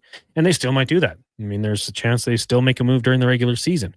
But let us know. 1-833-401-1440. Is there a price point that you would be comfortable with a Stuart Skinner extension? Or maybe you're of the side that you just want to move on. We had Kevin Woodley on the show earlier today talking about the Detroit Red Wings and some of their goalie prospects that, who knows? Maybe they could be made available by trade. Maybe they get to choose where they end up. It is interesting. Still watching your Remchick out there at Cattail Crossing. He's at ball 1,325. He's rolled it onto the cusp of the green. Like, I would be so happy about that shot in real life, Wanye. But now you watch this and the tribulations. Your Remchick just dropped the glove. He's walking away. Got the phone out now. Checking Twitter. It's got to be deflating that everybody is chirping him in the chat. Is he getting cooked a little bit? Justin texted in, just said, just had a peek at Tyler's endeavor. He's completely out of gas and hitting full swing 5 irons that are going, 95 yards. He's going to pay the man. 10 hours in. He's got 14 hours to go. Mathematics say if you just hit enough golf balls, you'll probably get it. But his wife Amber's there. That's nice. That's good. Some support. Or she's serving him with papers. when we talk to Ty on his regular scheduled Wednesday hit, we'll talk about this and more sports. But today we just wanted to kind of get an update on this one. And hey, raising money for the Ben Stelter Foundation. And then did they also raise money for something else? I think he said something else. Kid sport? Yeah, got him to take his shirt off. He's looking. This is going to be the toughest part of it, the mental side of it right now. Oh, totally. He should, if he was smart right now, he would shut it down for 2 hours. And the physical side. You have so much time. Does he have a masseuse coming? I don't think so. He should. He should get a quick rub down. If you're a masseuse or a massage therapist or just an enthusiastic amateur, drive out to Cattail Crossing, tell Tyler you're a professional masseuse. I don't think he'll ask many questions. Because he's like shoulders, I think it looks like he's gesturing that his hands hurt. No. Send your positive vibes to Tyler. He needs to hit a hole in one. What if he does it with like 3 minutes remaining? Wow. Like a countdown clock? Yeah. He's putting his hands in a bucket of ice right now. Oh, really? Yeah. The swelling. He's got someone cleaning the grass in front of him too. I believe that's his wife. The funniest thing about this was his confidence. He's like, I don't even think I'm going to need like 6 hours to do this. I respect that. But like we have like Brandon Douglas who talked about like if he got 100 at bats with a major league pitcher, like he thinks he could have some success. He's like, well, they're going to slow down too. I'm like, yeah, but you're going to slow down as well. Our real life podcast that we do, it started with Jay saying he could get a home run at Telus Field. And we chirped him for weeks. And then he did. He had someone come do batting practice and he put one over the wall, which blew all of our minds. So Tyler, I think, is trying to follow in his footsteps by declaring himself capable of great things. What are you more likely to do? Hole in one or home run? Home run. Yeah, I think so too. I'm probably doing neither, but yeah. Tiger says, why do you read that crap loser text and less of and not more of me? Well, you haven't texted in a while, Tiger. I get your stuff on air. Oh, yeah. Tyler's got a split in his third finger he's showing. MTR says, last thing I want to see is your chick getting rubbed down live on stream. Well, there's a little massage. Yeah. He needs it. Yes. What else am I supposed to say to refer to that? It's a rub down. Grow up. I saw Josh Fenwick over there smirking too. A little disgusted face. Someone just asked, is Tyler going to kiss Bag Milk or his new wife first when he gets the hole in one? Maybe Bag Milk and Amber will kiss and Tyler will run around in a circle. I asked him, what's your planned celly? And he said he couldn't even go there. He said it's just going to be in the minute. Yeah. In the moment. I think he might just fall to his knees. Start crying. Like, I'm done. I did it. But yeah, now we're getting the view of the hand. Doesn't look too bad. Oh, he's got the nice wedding ring on too. But yeah, he's got some crazy he blisters left going. it on. Yeah, I would take your ring off. What the heck? And you know what? Get that metal thing off you. Oh, you got the squishy ones. Won't be breaking my fingers. Do you have a fancy one too? Yeah. It took me about 1 day of wearing my fancy one. And I said, this is uncomfortable, and ordered these on Amazon. We got like 10 different colors. What? Yeah. They're located all around. It's like lip chap. I'll never lose them. 10 days into marriage, you said this is uncomfortable. Like 2 days in. Wow. Yeah. 2 days in. Fat fingers. Manny says, I'm just tuning in. What is Tyler doing? Well, Tyler is doing a 24-hour challenge out at Cattail Crossing, Manny, where he's trying to hit a home run and not a home run, a hole in one, and trying to raise money for charity. Someone just donated $14 to the chat and said, this donation is in memory of your Chuck's hands. You're not wrong. All the money straight to the Ben Stelter Foundation. Ben Stelter Foundation. Raising money. So a great cause. Shout out to Tyler for doing this. Hacksaw says, boys, tell the chucker that he would have been far better off using a baseball bat or a hockey stick. Talking your Chuck here. What a challenge he is in for. And Mike says, hey guys, Oil cannot be caught paying Stu Skinner $5+ million. Sheets to watch him allow a goal every 1.7 high danger chances in the playoffs. Let someone else make that huge mistake. And Mike, I would say, like, I get what you're saying, but if you're not going to pay him, who are you going to pay? Who's available? Can you make a trade? Cujo. Bring back, yeah. I don't know if that glove hand is quick as it used to be, but people that were born in that era or watched hockey in that era, I think have unreasonably high expectations for franchise goalies in 2025. Because there used to be 10, 12 goalies back in the day that you could argue was like a team leading goalie. Yeah. If not a franchise player. And now there's what? 4, 5? Yeah, not as much. And like teams are trying. They're drafting goalies every year, developing, but We got to make goalie pads free for all minor hockey kids that want to play goal. That's how you get goalies of the future. Yeah. We got to stop showing goal highlights and start showing save highlights. We don't want all the rich kids to be the goalies. We want the good goalies to be the goalies naturally. Yeah. Maybe, hey, you know what? Goaltending's been like a hot button issue with Hockey Canada, right? Remember when the WHL, was it this whole CHL banned European goalies? They did? Or did I make that up? Did they limit them? I don't know. Maybe I'm just spelling off. Tyler's showing his hands. Ooh. Let's take a break. When we come back, 5 questions with Declan Kruger. It's the Jason Gregor Show here on Sports 1440 and Oilers Nation Facebook and YouTube. Brought to you by playalberta.ca. It's the Bricks mattress sale of your dreams, today until Monday. Score dreamy 4-day deals like mattresses starting at just $99 and queen beds starting at just $399. Save the tax when you buy 2 or more major kitchen appliances and get free local delivery on outdoor furniture purchases of $499 or more. Plus, save up to $400 off smart TVs and over $500 off genuine leather reclining sofas. Some exclusions apply. See in-store for details. The Brick, saving you more. It's the Bricks mattress sale of your dreams. Today till Monday, score dreamy 4-day deals like mattresses starting at just $99 and queen beds starting at just $399. Save the tax when you buy 2 or more major kitchen appliances and get free local delivery on outdoor furniture purchases of $499 or more. Plus, save up to $400 off smart TVs and over $500 off genuine leather reclining sofas. Some exclusions apply. See in-store for details. The Brick, saving you more. Is your company drowning in paperwork and administrative tasks? Do you need more data to make better decisions? Nectar.io is your company's all-in-one solution for fleet and materials management, safety, time cards, and GIS-based project management. Now is the time to capture and transform field, site, and shop data into boardroom-level business intelligence, all with one login. Visit Nectar.io to book a demo today. Nectar.io, your business made better. Diablo Boots sells only Canadian-made work and biker boots made by Canada West. No American or boots made in China, so no tariffs. All of Diablo's boots have replaceable soles and heels for longer life. Sizes 6 to 14 Triple E. Buy quality, buy Canadian. And support Canada West and Diablo, the 2 best names in the boot business. So save on boots by Save On Foods. That's Diablo Boots, 3340 Gateway Boulevard on the east side of Save On Foods. Buy Canadian. They're terrific. McDonald's sundaes and snack-size shakes are $2, or get $1 cones exclusively on the McDonald's app. With those prices, your hands are going to be full of treats. Like Alex here.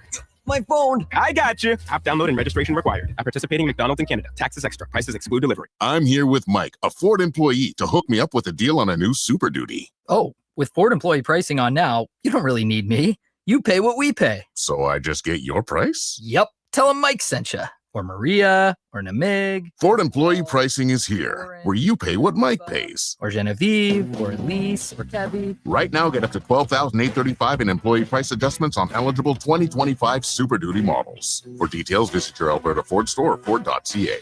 Hey everybody, it's Gene Principe, the Prince of Puns, and I've got something that definitely will float your boat. How would you like to join me and the superstars of hockey on an exotic holiday? Join us on a 7-night cruise through the Mexican Riviera, leaving from LA and including Cabo, Mazatlan, Puerto Vallarta, and more. While we relax and cruise the tropical waters and have some drinks with umbrellas in them, you could attend an intimate meet and greet with legends like Bill Ranford, Jason Strudwick, Kelly Buchberger, Ron Lowe, and more. Don't miss out on every hockey fan's dream cruise, the Edmonton Hockey Legends Cruise. It's going to be one haul of a trip. Prices start at just $23.99, and part of the proceeds support the Ben Stelter Foundation and Kids with Cancer. Visit cast.tours/Edmonton or call 1-833-347-7678. Call and save $200 when you mention promo code Stingray Radio. Cast Tours, 1-833-347-7678.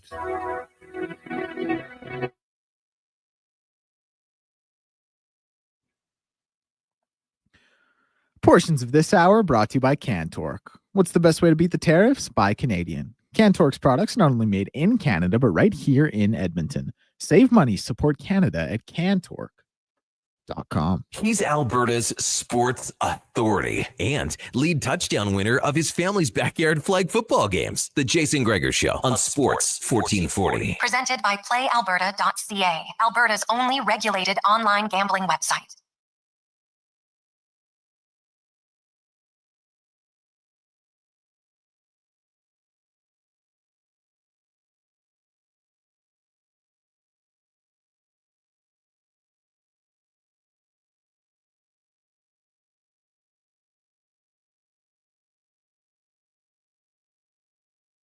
It is the Jason Gregor Show here on Sports 1440, Oilers Nation Facebook and YouTube, brought to you by PlayAlberta.ca. Connor Halley, Wanye Gratz, Declan Kruger, and Josh Fenwick with you here. Again, thank you to everyone for texting in when the mics are live.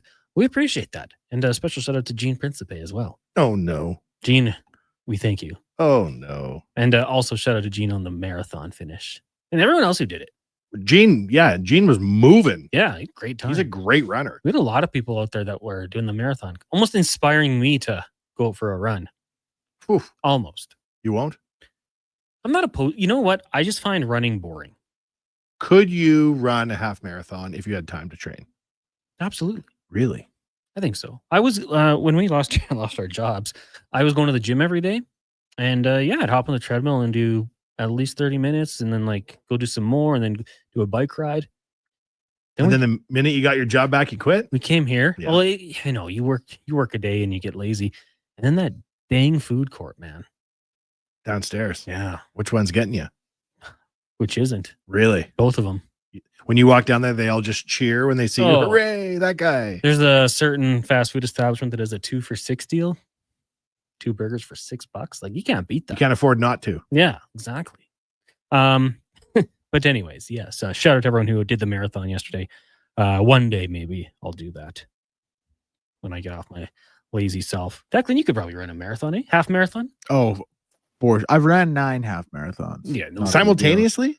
No. Consecutively? I used to run one about once a month for a 9-month period, obviously. I never ran a marathon because I don't know. I thought there are two people who ran marathons: people who want to do it once to prove to themselves they can do it, and people who are legitimate marathon runners who are hitting, time trials and things like that. And I was neither. I always knew I could run one. I just didn't want to. You know what I mean? So I never did. What's the third type? I think there's only 2. Oh, it's only 2. What about people who just got a divorce who want to show their ex what they lost? That, you know what? Good point. So there are 3. Hey? Probably 4 or 5 if we keep going down this train of thinking. But Mount Rushmore of people who run marathons. Ooh. We won't do that one. We got another one. That's a good one for Mount Rushmore of guys who love to tell you about their activity they're currently doing. Marathon runners are high at the top of the list for that. Oh, yeah. They love to tell you. But it is an incredible feat. Even just doing a half marathon, who cares about your time? If you're able to cross the finish line, you have my stamp of approval as a OG. Let's get to 5 questions brought to you by The Brick, the mattress sale of your dreams on today. Last day for 4 days only. Mattress is starting at just $99. You can save up to $1,360 of modular sectionals and customize your comfort. Fabric queen bed starting at just $399 at The Brick and thebrick.com. It's time for 5 questions on the Jason Gregor Show. Okay, question number 1. Tyler obviously doing the Ace Race Challenge out at Cattail. We've talked a bunch about it today. Listen, could you do it? How long would it take you? And at what point would you mentally break? It is a hard thing to get a hole-in-one. I say I peaked at about an 8 handicap in my life. So I consider myself able to get around the golf course. I do not think I could do this. I just think that it's more of a, can you keep swinging at the ball effectively after hour 7? And I think they're just going to hit the limit of human endurance. Yeah, I don't think I could do it. I respect that Tyler's going for it, and I don't think there's any circumstance where I would be able to. I'd love to give it a go for maybe an hour and then probably tap out. But no, I don't think I could do it. If there's any course that wants to let me try for an hour, we can set this up for you. Yeah, just go swing it out there. I don't need cameras or anything. Just go whack it around for a little bit. But no, I don't think I would do it. I'd have to get super lucky, and it's tough. There's a reason it's 1 in 12,000. That was the number we got. That's what he told us. I'm not getting 12,000 swings off, so I don't think I could do it. Question number 2, Edmonton Elks win their second in a row this past weekend. What is their ceiling as a team? What did Michael Jordan say? The ceiling is the roof. I don't. Good line. I don't know. I mean, because you know what? Like, could they beat a Saskatchewan? I don't think so. Saskatchewan's a really good football team. Could they beat the Stampeders? Maybe. I mean, it'd be tough. Is Vernon Adams playing? I think the ceiling for them, if all things go correct and they'd have to get on a really good run, would be first round playoff loss. That's what I'm going to say. Because like, if they get to the playoffs, they're going to place a good team, and I just don't know if they're going to be there yet. So the absolute ceiling, and it's optimistic because it has to be for the ceiling, I would say first round playoff loss. This year? This year. I mean, hey, I picked them to cross the wild card at the start of the season or crossover. So if they got there and lost, that's a successful season. But I think this is a respectable CFL team, Declan. And I think they'll be hanging around the playoff hunt this year. And I think they're going to make the playoffs next season. Yeah, no, I think they're going to make it this year. Honestly. Really? I'm really, really bullish on the team. In my mind, they're already 7-6. Unreal. So they've already beaten Ottawa next week, won both Labor Day games against Calgary, and then beaten Toronto the week after that. Like in my mind, when I think of the Elks, I'm like, this 7-6 team is sure looking up. This team's on fire. I mean? Holy cow. Yeah. Okay. Not clue. Sorry, that's a little throwback to Hi, My Name Is. Question number 3. Joe Flacco named the Browns starter today. How many games does he play, and what is this Browns team record this year? Well, as I said into a hot mic earlier, I can't believe that they went with this. Flacco or Flacco? Flacco. Elite Joe Flacco. Preposterous. Shedeur Sanders is just waiting in the quarterback room. His personal symbol is a $sign with a squared sign. I mean, what more do you need? I think they're going to go 5-12. Dang. Well, it's actually not that bad. I mean, I think the Saints will be worse than them. The question, how many games does he play, and what is their record this year? So this is how I think it's going to start. A loss to the Bengals, a loss to the Ravens, a loss to the Packers, a loss to the Lions, a loss to the Vikings, a loss to the Steelers, a loss to the Dolphins. Well. Throw one W in there. A loss to the Patriots. Oh, boy. Then they get a bye week, and that's when they make their change at quarterback. Loss in the bye week? So they get their bye week. And then they say, this is when we got to make a change because we're 0-8. It hasn't gone well. Shedeur comes down from the scoreboard. Shedeur comes starts roping passes. And then they beat the Jets. They lose to the Ravens. They beat the Raiders. They beat the Tennessee Titans. 3 wins. But the Saints only have 1, and I get 2 free lunches. Really? Yeah. 2 burgers for $6? Oh, no. We're going somewhere else for that. We're going to the nicest food spot in the food court. I'll say between 3 or 4 wins this year. Question number 4. I have my fantasy draft tonight. Which is one player in all your years of fantasy who was your biggest steal and one who was your biggest bust? I have never in my life played fantasy football, but I do have a Connor McDavid doll made entirely of my own hair. Can't have it all, Deck. All right. Well, that's can't have it all, buddy. Okay. All right. Ugh. It's weird. Other Connor, I call him. Other Connor. Hey, that wasn't even my podcast. Sleep with it. For me to know. you cuddle it? Well, mistakes have been made. All right. Biggest steal. I don't know about biggest steal. I won like last year. I got Saquon in the second round, which was quite nice. Not really a steal, but I picked Peyton Hillis up off the waiver wire that one year when he was really good. You guys remember that? Biggest bust, Kyle Pitts every year, probably. I hate myself that I always go back to him. I also, before Kyle Pitts, my guy was David Njoku, and he was not good for the first couple of years, but I thought he was going to be. And then the year I don't take him, he kind of burst onto the scene. So it's usually the tight end position for me. I took Mark Andrews last year. I don't know how to draft tight ends. So Kyle Pitts. Declan, I want to ask you that question as well, though. Well, I feel like my biggest steal in my keeper league, the one I'm drafting in tonight, I got Brock Bowers in the 7th round last year. So I get to keep Brock Bowers for a 6th rounder. Pretty sick. I also got Jonathan Taylor. I think in the 2nd round that year, he led the league in points. That was huge for me. The biggest draft bust, we did our draft really, really early one year, a couple of years ago, like beginning of August. And I drafted Travis Etienne in the 2nd round. And then he tore his ACL like 2 days later and was out for the season. So not necessarily a bust, but my second round pick was gone all season. Is that bad when he tears his ACL? He didn't play. I see. So it was not great. Question number 5, give me your Mount Rushmore of hotties.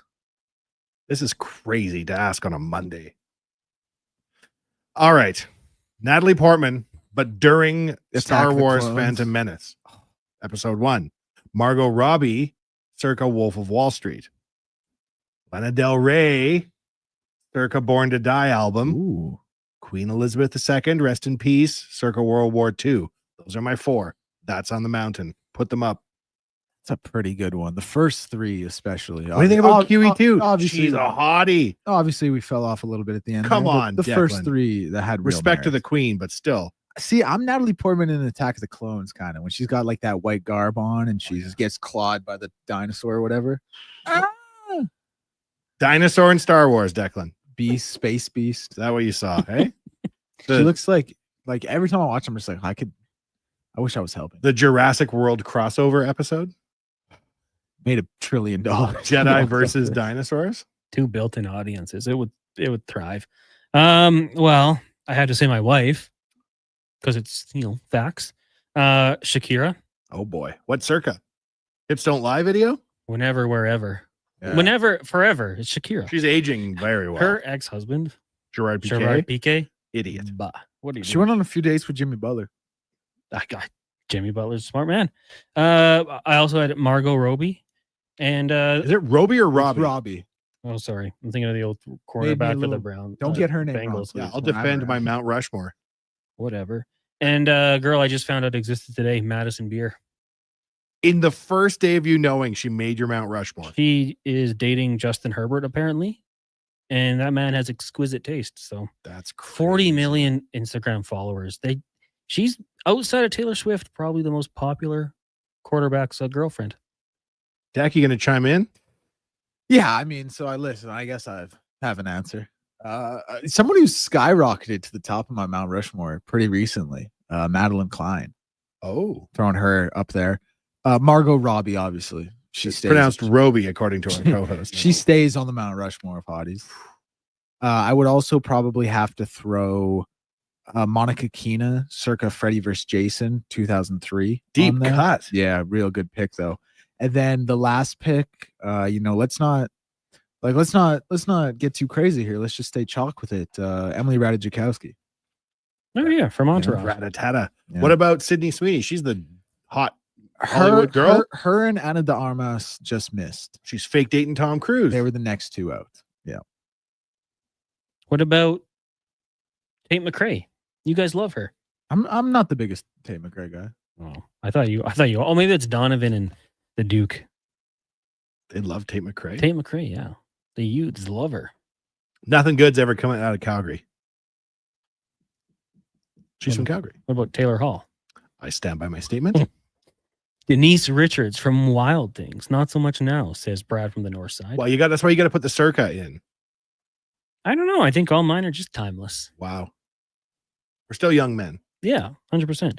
Oddball says the Golden Girls. It is shocking to see how young the actresses that played the Golden Girls were when they filmed the Golden Girls. But they don't look young. And Cheers, it's also shocking to see how old the people in Cheers were when they filmed Cheers. I will say that if you go back, Sophia, is that her name? Yeah, she was the youngest of all the actresses. But like barely, then one of them. But they had her wigged up and the whole thing. She is so damn funny. We're watching that show right now. She was like, and I think in this show she had like a stroke, so now she's no filter. She's so funny. It holds up her comedy. Is that why she got to say all that wacky stuff? Yeah. That's Yeah, funny. that's what it is. And then like these girls have a new man all the time. And they don't even like introduce it. It's just like, oh, I'm dating this guy. And I think he might propose to me. Come on. Yeah. It's a wild Blanche, show. what will you do next? Oh, Blanche. So you're Devereaux. re-watching Golden Girls? Well, I never watched it.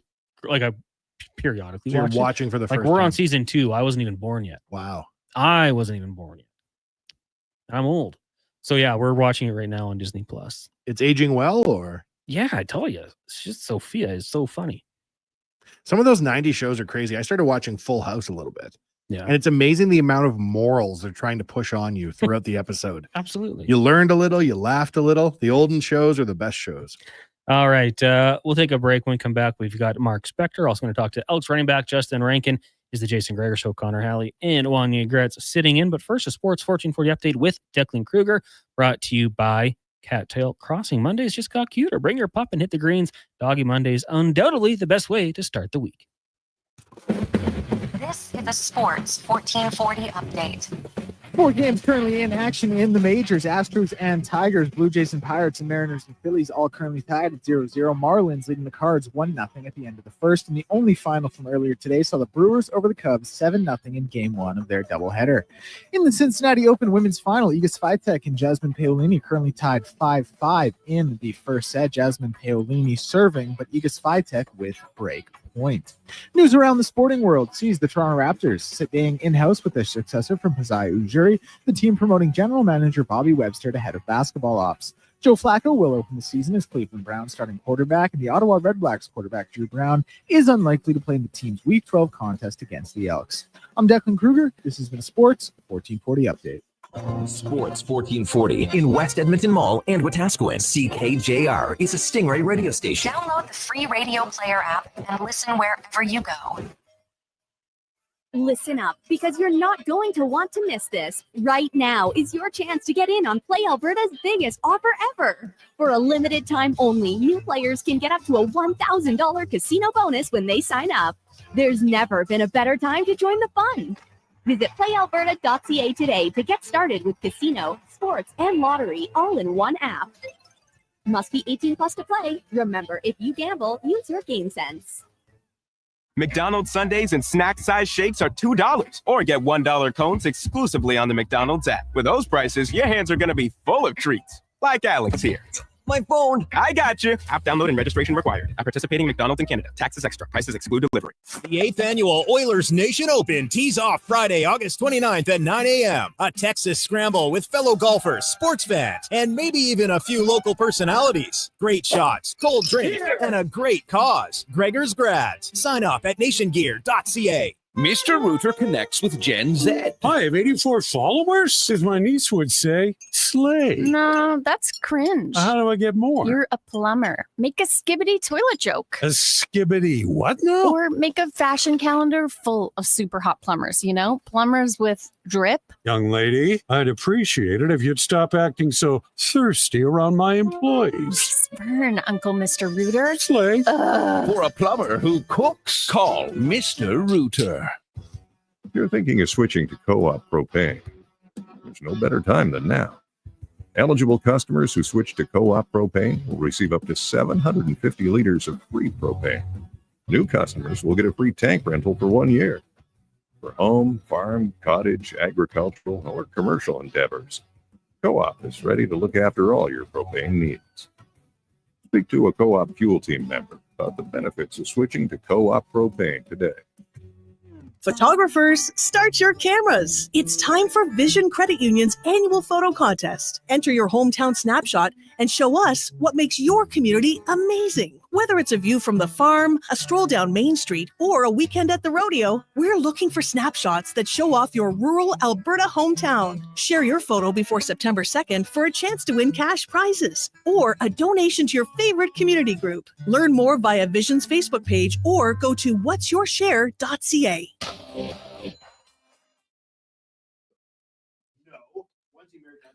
Portions of this hour brought to you by Elks Nation, 2 weekly podcasts with Eddie Steele and myself breaking down the green and gold, the most in-depth Double E football coverage on YouTube and anywhere where you get your podcasts. He's not just another pair of glasses. It's the Jason Gregor Show. Thanks for checking out Edmonton Sports 1440. Presented by playalberta.ca, Alberta's only regulated online gambling website.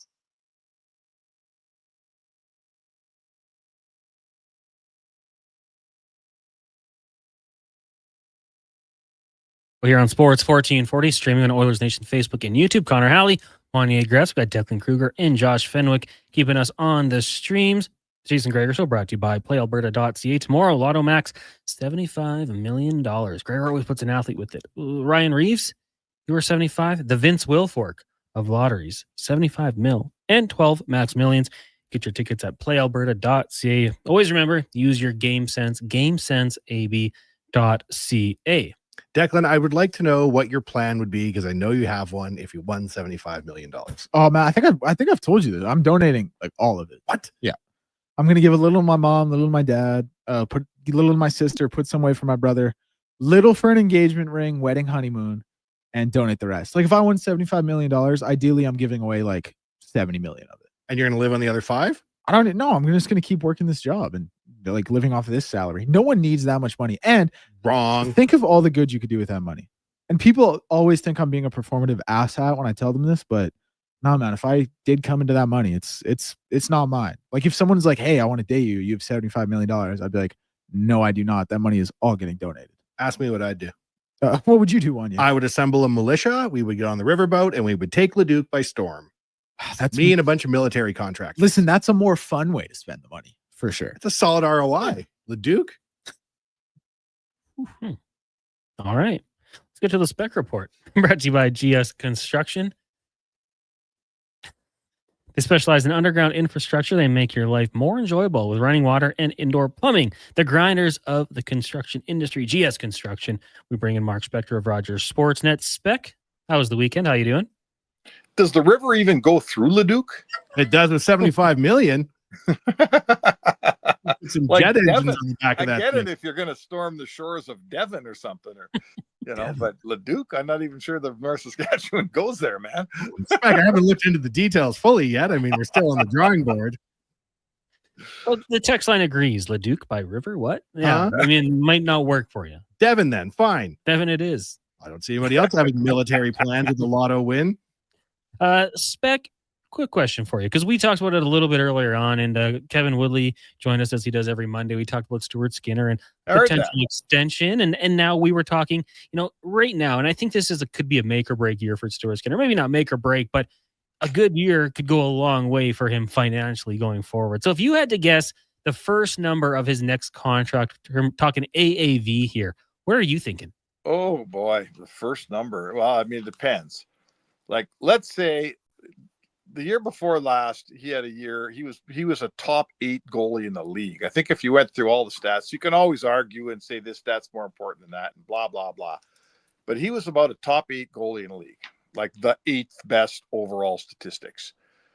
If he did that again, and I'm his agent, I'm saying to you, well, this team wasn't very good in front of him. The middle year, his stats weren't as good because of that. But you have to pay me like a top 10 goalie in the league. So I would ask you, what's top 10 salary for goalies? Like, if that's got to start with 7, doesn't it? I don't even know. I haven't done the math. Go look up the list of the top 10 paid goalies and tell me what the 8th guy makes.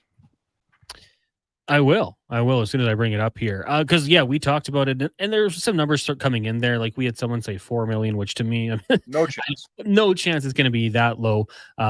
Someone else had kind of said between 6 and 7, depending on how he plays this year. And to me, that seemed a little bit more realistic. I think like the Stahl was kind of in that category. So, maybe that one. Gibson was still there. Obviously, he's coming towards the end of his contract. But when you go goaltenders here, in terms of AAV, obviously Shesterkin, Carey Price still up there. Bobrovsky's at $10 million. Then you dip under the double digits. Vasilevsky, Thatcher Demko, Connor Hellebuck's at 8. You've got Linus Allmark at 8. Ottinger, Sorokin, Swayman. And then down to UC Saros is 7.7. Okay, what's Ottinger make? Ottinger makes 8.25. And who's been the better goalie in the last 2 playoff series when Edmonton played Dallas? And that's what I said. That would be my exact argument if I'm Stuart Skinner's agent. I'm playing Stuart Skinner's agent here, but I'm here to tell you he's a better playoff goalie than Jake Ottinger. Full stop. Recent history, 2 years in a row, he is better, period.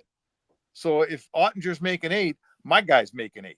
So listen, there's no charity here. The owners are making scads and scads of money. When Mr. Cates goes to sell this team, it's going to be worth a few $1 billion.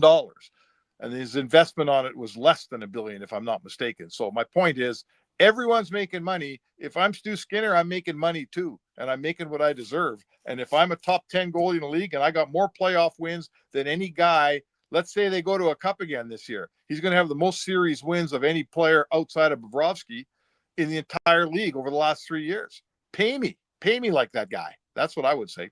Yeah, and Bobrovsky's coming at $10 million a year. So I'm totally with you. I think that the team's success right there and everything he's done, he's going to get paid. And good thing the cap's going up, and we'll see exactly what that number turns out being. Mark Spector joining us here on the Jason Gregor Show. Connor Halley, Wanye Gretz sitting in for the vacationing Jason Gregor. Friday night, Spec, the Edmonton Elks picking up the big win over the Argos. We saw the defensive line make some plays. Justin Rankin absolutely going off in that game.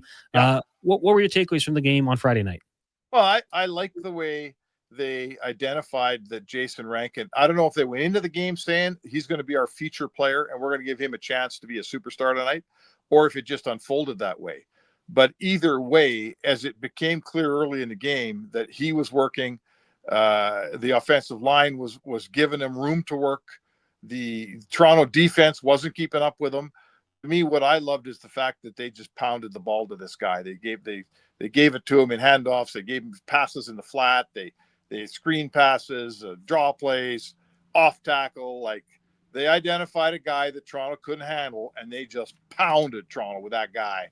And that's how they won a football game. And it doesn't sound simple, but sometimes teams get away from what works. I thought the the Elks identified early what works and went to town with it and won them a football game.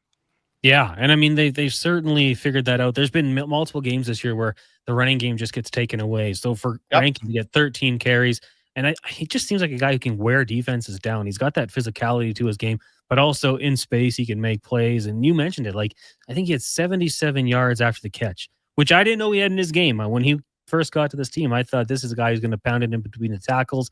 But man, as a receiver, he makes some absolutely huge plays. And, the defense starting to come together as well. Yeah, listen, the defenses, numbers wise, like if you just look at the points allowed, the last 3 games, I think 4 games, I'm going back to the Saskatchewan game where they allowed like 24. They played Hamilton. I forget how many they allowed, but it started with 2. Who did they beat last week before they beat Montreal? Yes, thank you. The defense was excellent in Montreal. And they held the Toronto to a good number, too. It's like, if your defense is holding the other team to below 25 in the CFL, that's enough, right? If it's 20 or less, you got to win. If it's 25 or less, you should win. And that's what they're doing. So we can discuss pressure and we can talk about takeaways. And we could say, oh, we want this or we want that, running game, passing game, defensive backs. I look at the scoreboard. And the scoreboard the last 4 games for the Eskimos, I keep calling them the Eskimos, for the Elks defense, I'm going off my memory, but I think they've probably averaged about 23, 24 points against per night. And that is absolutely enough to win football games in the CFL. Yeah, and you just go back to that game against the Ticats. They allowed 28, but probably should have won. Against the Riders, it was 21. 22 against the Alouettes, and then of course on Friday night just 20 points. So there you go. You're right. They're low 20s, and they've been winning football games, and hopefully keep it going on the weekend up against the Red Blacks, who will be down there starting quarterback on Friday. It looks like Mark Spector joining us here on the Jason Gregor Show. Connor Halley, Wanye Gretz sitting in, and let's talk a little Toronto Blue Jays because another series win over the weekend. Now they get set to take on the Pittsburgh Pirates, which underway the last 30 minutes or so here. A chance to watch Paul Skeens. And I know, Spec, you're a Cubs fan, so maybe you get a chance to watch him a little bit more often when they go head to head. But for a guy playing on such a bad team, he sure is fun to watch. Yeah, and you better watch him in Pittsburgh quick. Is his deal up this year? Doesn't he leave after this year? I think he's going to be around there for a little while. I think Major League Baseball teams have the rights for a little bit, but I don't know. I mean, I know they were talking about at the All-Star game about who he was going to be playing for. So either way, my point is this: when the moment the door cracks open, he's leaving Pittsburgh and going to one of the big boys, right? He's going to the Dodgers. He's going to the Yankees, going to Boston.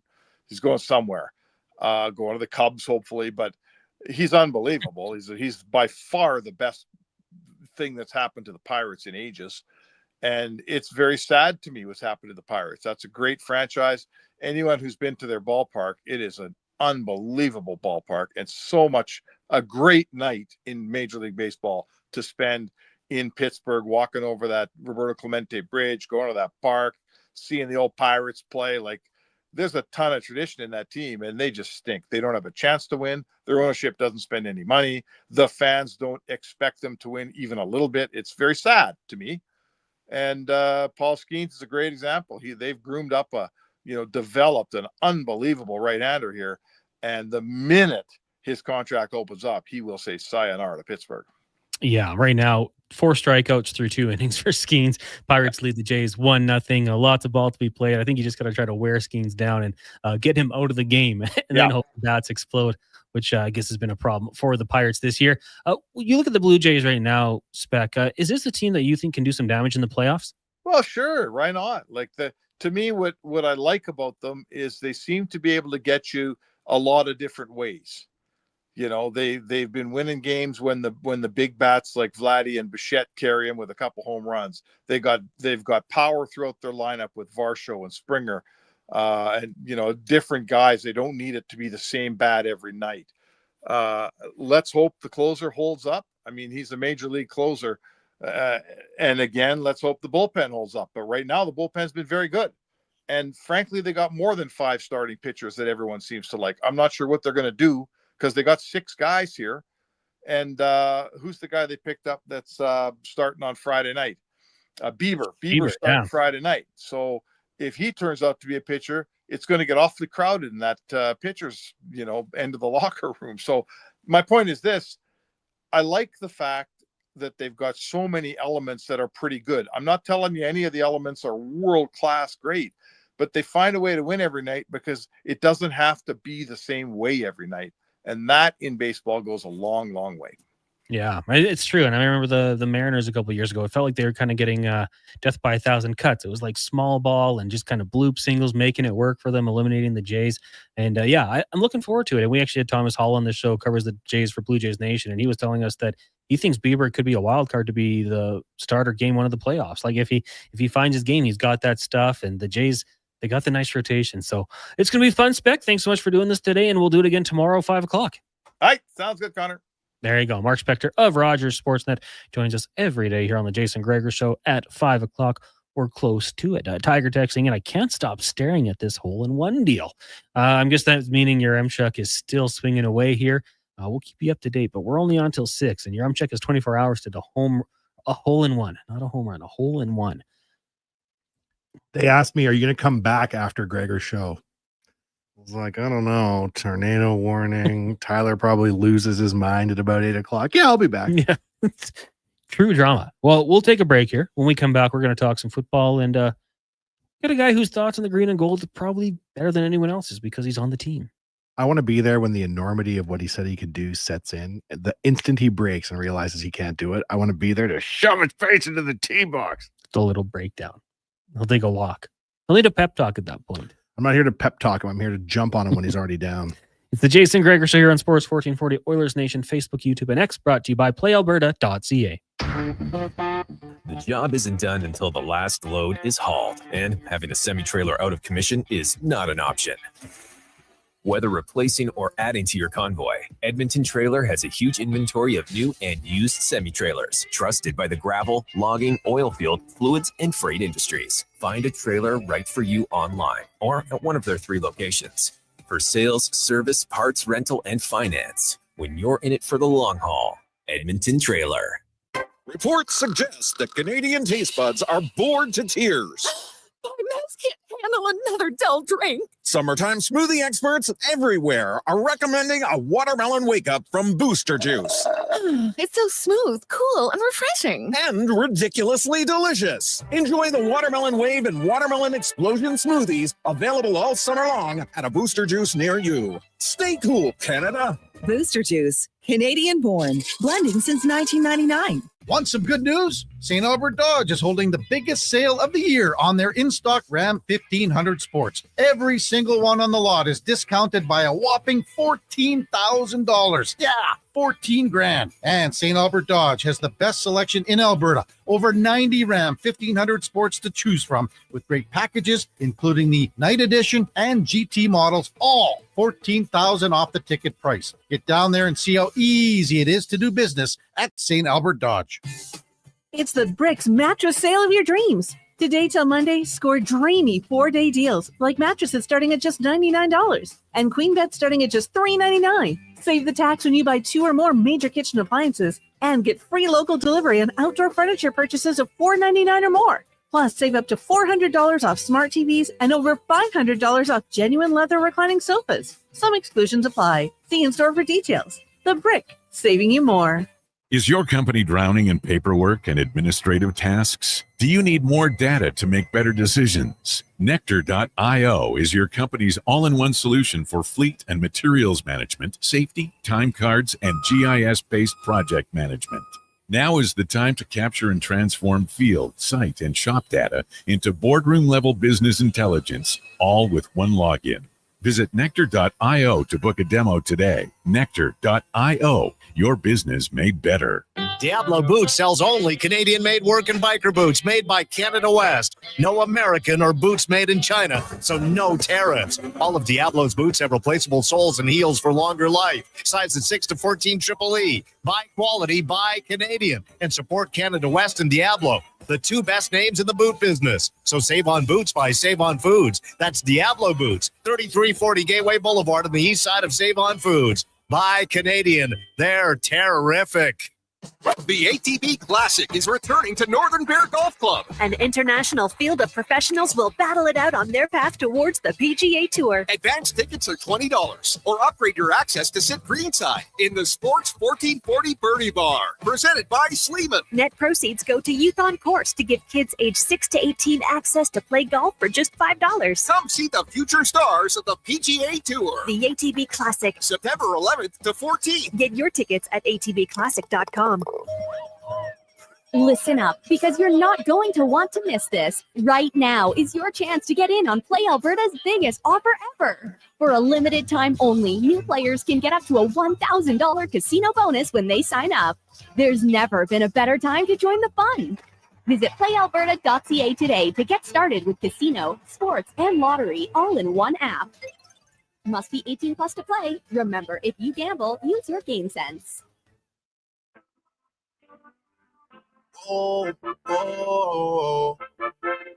Yeah. Sometimes we laugh, sometimes we cry. Portions of this hour brought to you by Cattail Crossing. Early risers, this one's for you. Tee off bright and early and enjoy breakfast on us. Only $55 with Rise and Dine. Look at cattailcrossing.ca. Look good, feel good, play good. It's the Jason Gregor Show. Thanks for listening to Sports 1440. Presented by playalberta.ca, Alberta's only regulated online gambling website. Tired of beefing you punks, you can't even pay me enough to react. Been waking up in the crib and sometimes I don't even know where I'm at. Please don't pay that songs in this party, I can't even listen to that. Anytime that I run into somebody, it must be a victory lap. Hey, shawty come sit on my lap. Hi, welcome back to the Jason Gregor Show here on Sports 1440. Connor Halley, Wanya Gretz with you, Declan Kruger, and Josh Fenwick keeping us going here on the stream on Sports 1440 and Oilers Nation Facebook and YouTube. If you're watching there, give us a like. We appreciate that. As always, Quady, DC, Tom, Mike D, Tyler, Lance. Shout out to everyone watching over there on the stream and getting in on the chat. Again, hit that like button. It goes a long way. Before we get to our next guest, very quickly, Wanya, any update on Tyler Yaremchuk because he's trying to hit a hole in one here? I don't know, man. His shirt's off. The chat's asking for dignity for Tyler, and they're trying to raise money to put his shirt back on. He's 10 hours and 49 minutes in. He's hit 1,379 balls. Fatigue is setting in. For those who don't know, Tyler Yaremchuk of Oilers Nation and Daily Faceoff has 24 hours to hit a hole in one. For the Ben Stelter Foundation. For the Ben Stelter Foundation. They're raising money. You can go watch it right now on YouTube on Oilers Nation's channel. Make a donation, help them out here.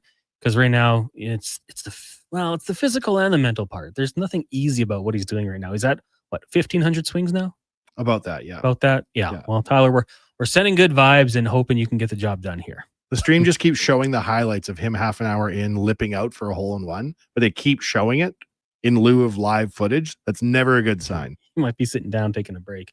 Let's get to it right now. We're bringing Justin Rankin, running back for the Edmonton Elks. Of course, big win over the weekend, knocking out the Argos 28-20, and Justin was a huge part of it. Justin, hey, thanks a lot for doing this today. How are you doing? Heck yeah, I'm good, man. How y'all doing? Oh, we're doing really good, and it was quite the performance by you on Friday night. 13 carries, 92 yards, and a score, and then doing it also through the air. 5 targets, 5 receptions, 87 yards, 77 of which were yak. How were you feeling on Friday night? It seemed like one of those games where they just had to keep feeding you the ball because every time you touch it, big things happened.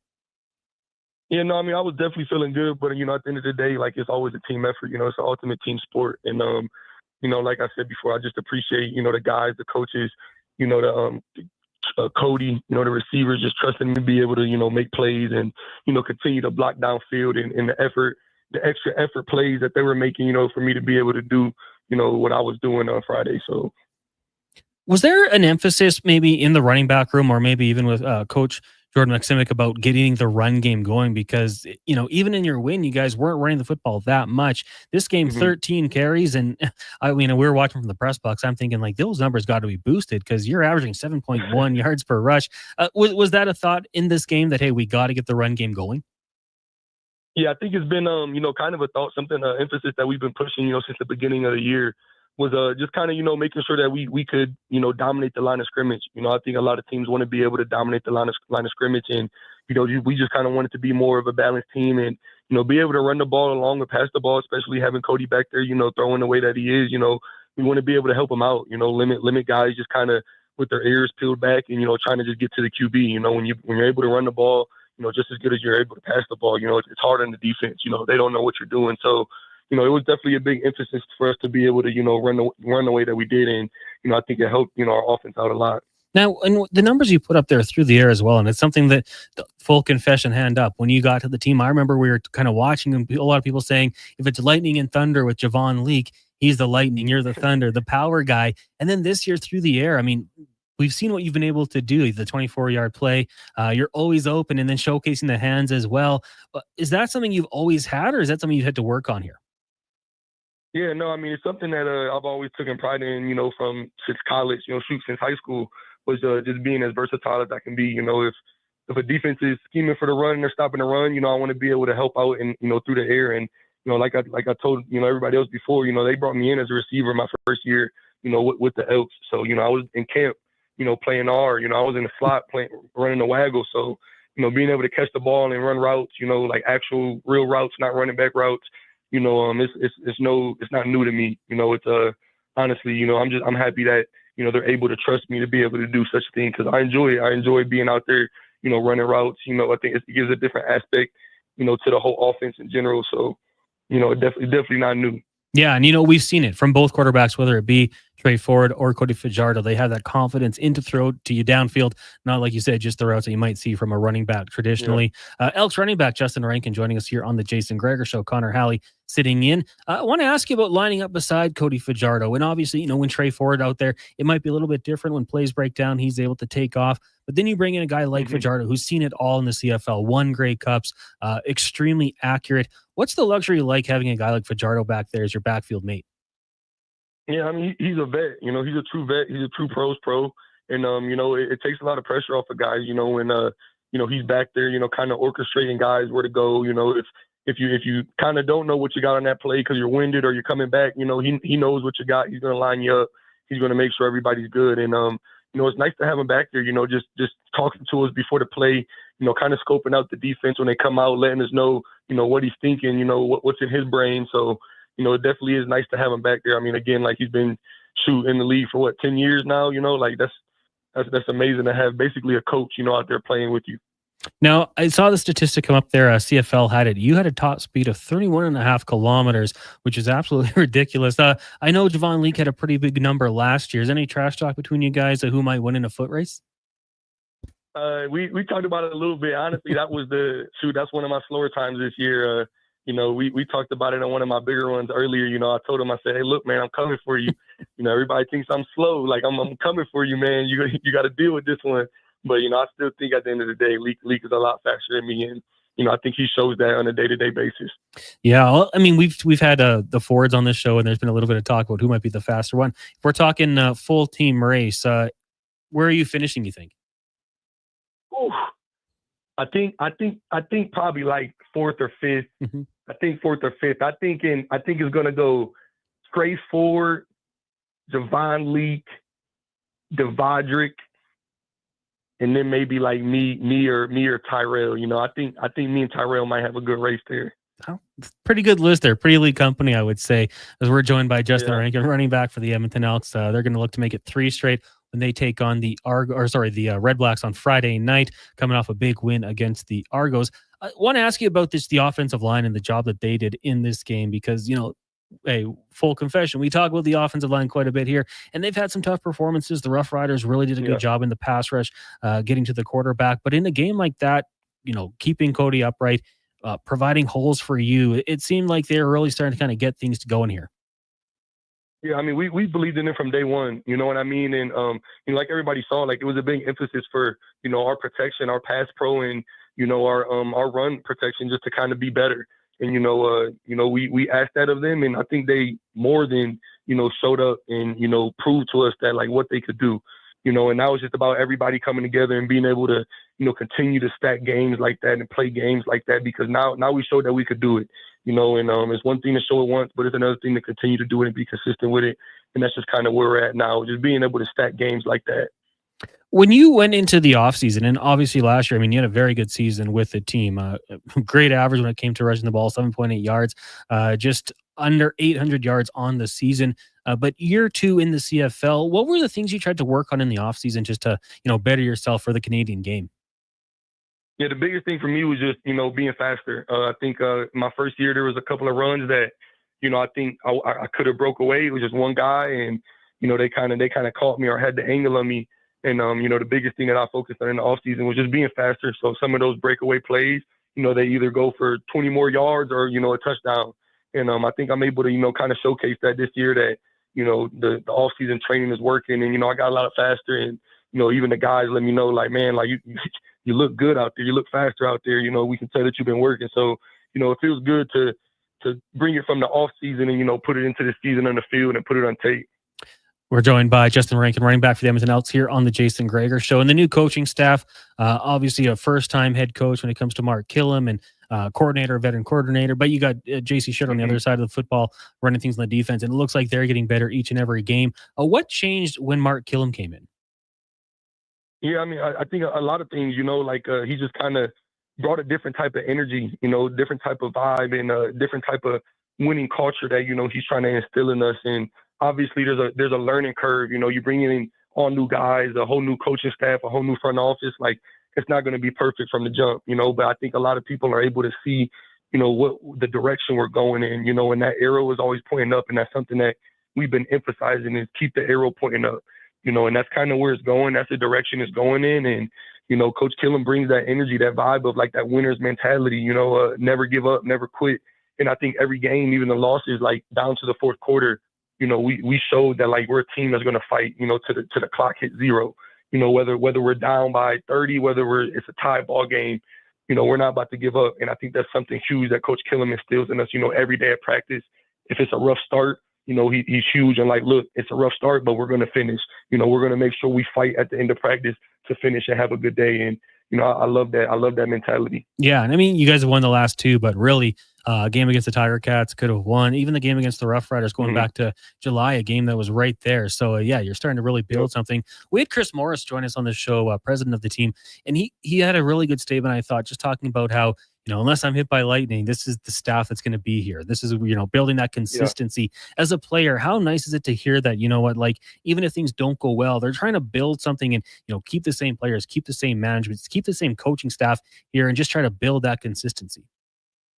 Yeah, it's super nice. I mean, if you look around the league and, you look at some of the teams that are consistently, top dogs, the Winnipegs, the Montreals, like, there's not a lot of turnover, right? And I think that's huge key, in any league is, being able to bring guys back, bring coaches back, bring players back, and, be able to build the bonds, the relationships that make you play a lot harder for each other, right? Like, and the longer you're in the system, the longer you're with a coach, obviously becomes a lot easier. Now I know what Coach Masimic likes to call in certain situations. So we're ready for it, right? Like, again, like, this is all our first year together.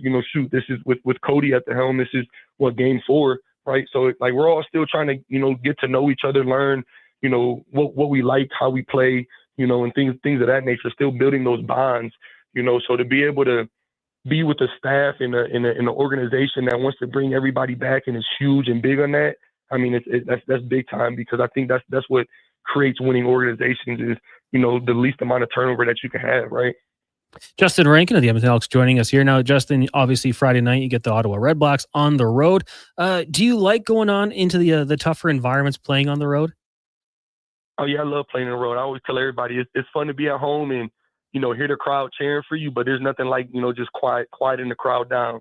Especially a good crowd. At an away game, you break a run and you quiet them down. Like that's a good feeling. So. I love being on the road. I love being up for the challenge of being in somebody else's house and, having to take that W from them. So, have you had a favorite road city to play in? Oh, either Winnipeg or Sask. It's hard to choose between the two, but man, both of those places are amazing to play in. I love playing in those hostile, loud environments. Those games are awesome. Those are the games that you live to play for, play in and play for. So. Out of one of those two, I can't choose though. Well, good options. Yeah, I totally get what you're saying. Some of the best environments in football going out to the prairies. A couple non-CFL questions for you. Are you in any fantasy football leagues this year? Oh no, I don't even watch no football, so I couldn't tell you nothing about no. League always makes fun of me because he'll bring up old football players. And I'm like, I have no idea who that is. They're always watching football and stuff like that. I haven't done fantasy football once in my life. Really? So away from the field, then, what kind of things do you get up to? Man, I go hiking, go bowling, read, just stuff to keep me occupied, play the game. But I'm not huge into watching sports. I love it. Go. So go to restaurants in an off day. Where are you heading in Edmonton? Oh man, I'll tell you what. I just found a new ramen spot downtown. Called Misoya Ramen. Mm-hmm. That's the spot right there. It's on 104th Ave off of Jasper. That's the spot. That's my new go-to right there. Ringing endorsement. Oh, hey, Justin, thanks so much for doing this today. Really do appreciate it, and good luck on Friday night against Ottawa and with the rest of the season. Most definitely. I appreciate y'all. Thank you. There you go. Justin Rankin, green and gold running back, number 5, a guy, man. Like I tweeted it out one. This guy's got to get the football like 30 times a game. Like every time he touches it, he makes things happen.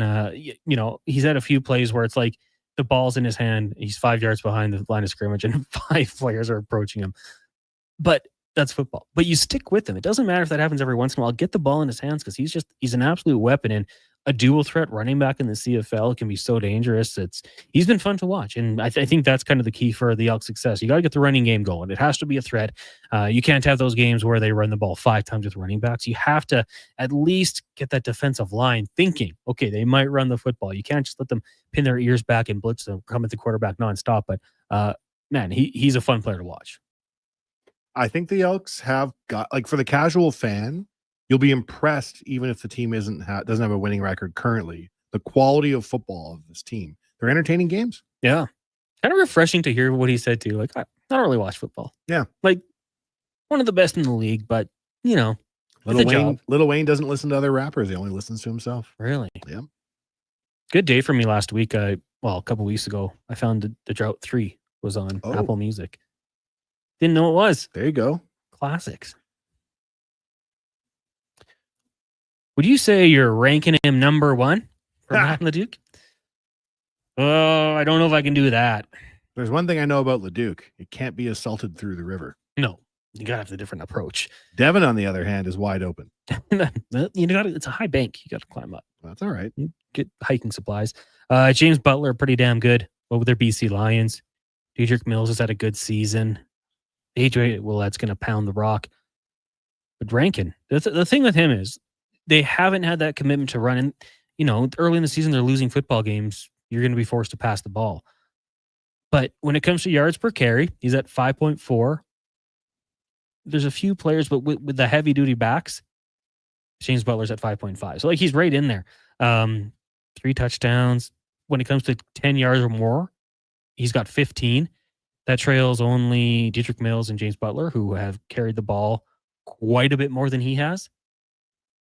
Yeah, if you prorate it to a full season, he's kicking butt. He's having one heck of a season. And then he also does it as a receiver. But I guess you got to give credit to the guys who statistically have been doing it all year long. But hey, if they can win football games, keep him in the loop, those rushing totals will go up. And he's the kind of guy, if you're up in a football game by a possession or two and you're trying to kind of wear down the team, run the clock, I don't have to tell you, Wanye. Averaging 5 yards per carry. If you run that twice, that's a first down. That's a first down.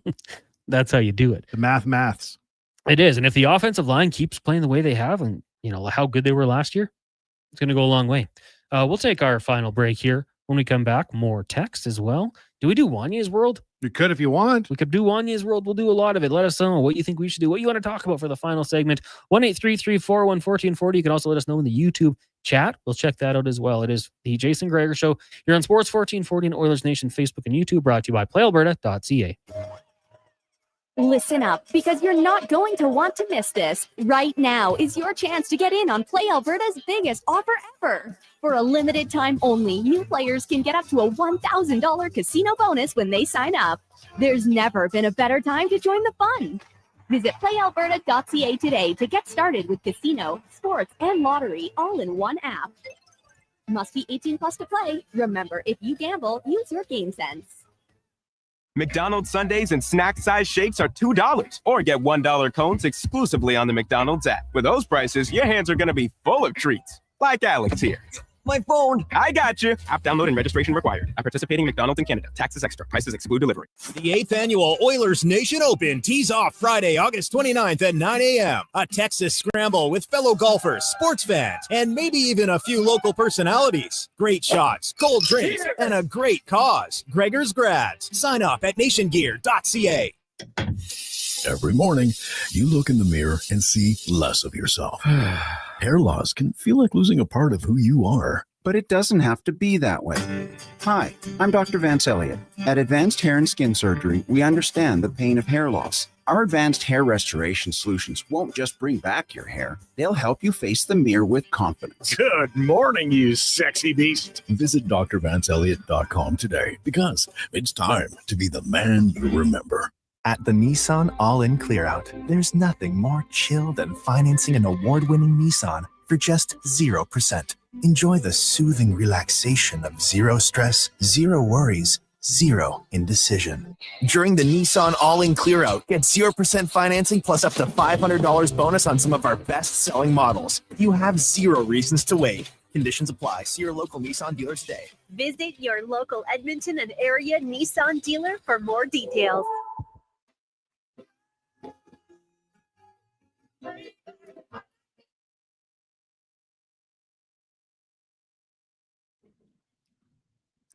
Portions of this hour brought to you by On the Rocks. Jump on OTR's party shuttle buses to River to concerts at Commonwealths and all upcoming bus events that you can see at ontherocksyags.com. He's not just another pair of glasses. It's the Jason Gregor Show. Thanks for checking out Edmonton Sports 1440. Presented by PlayAlberta.ca, Alberta's only regulated online gambling website.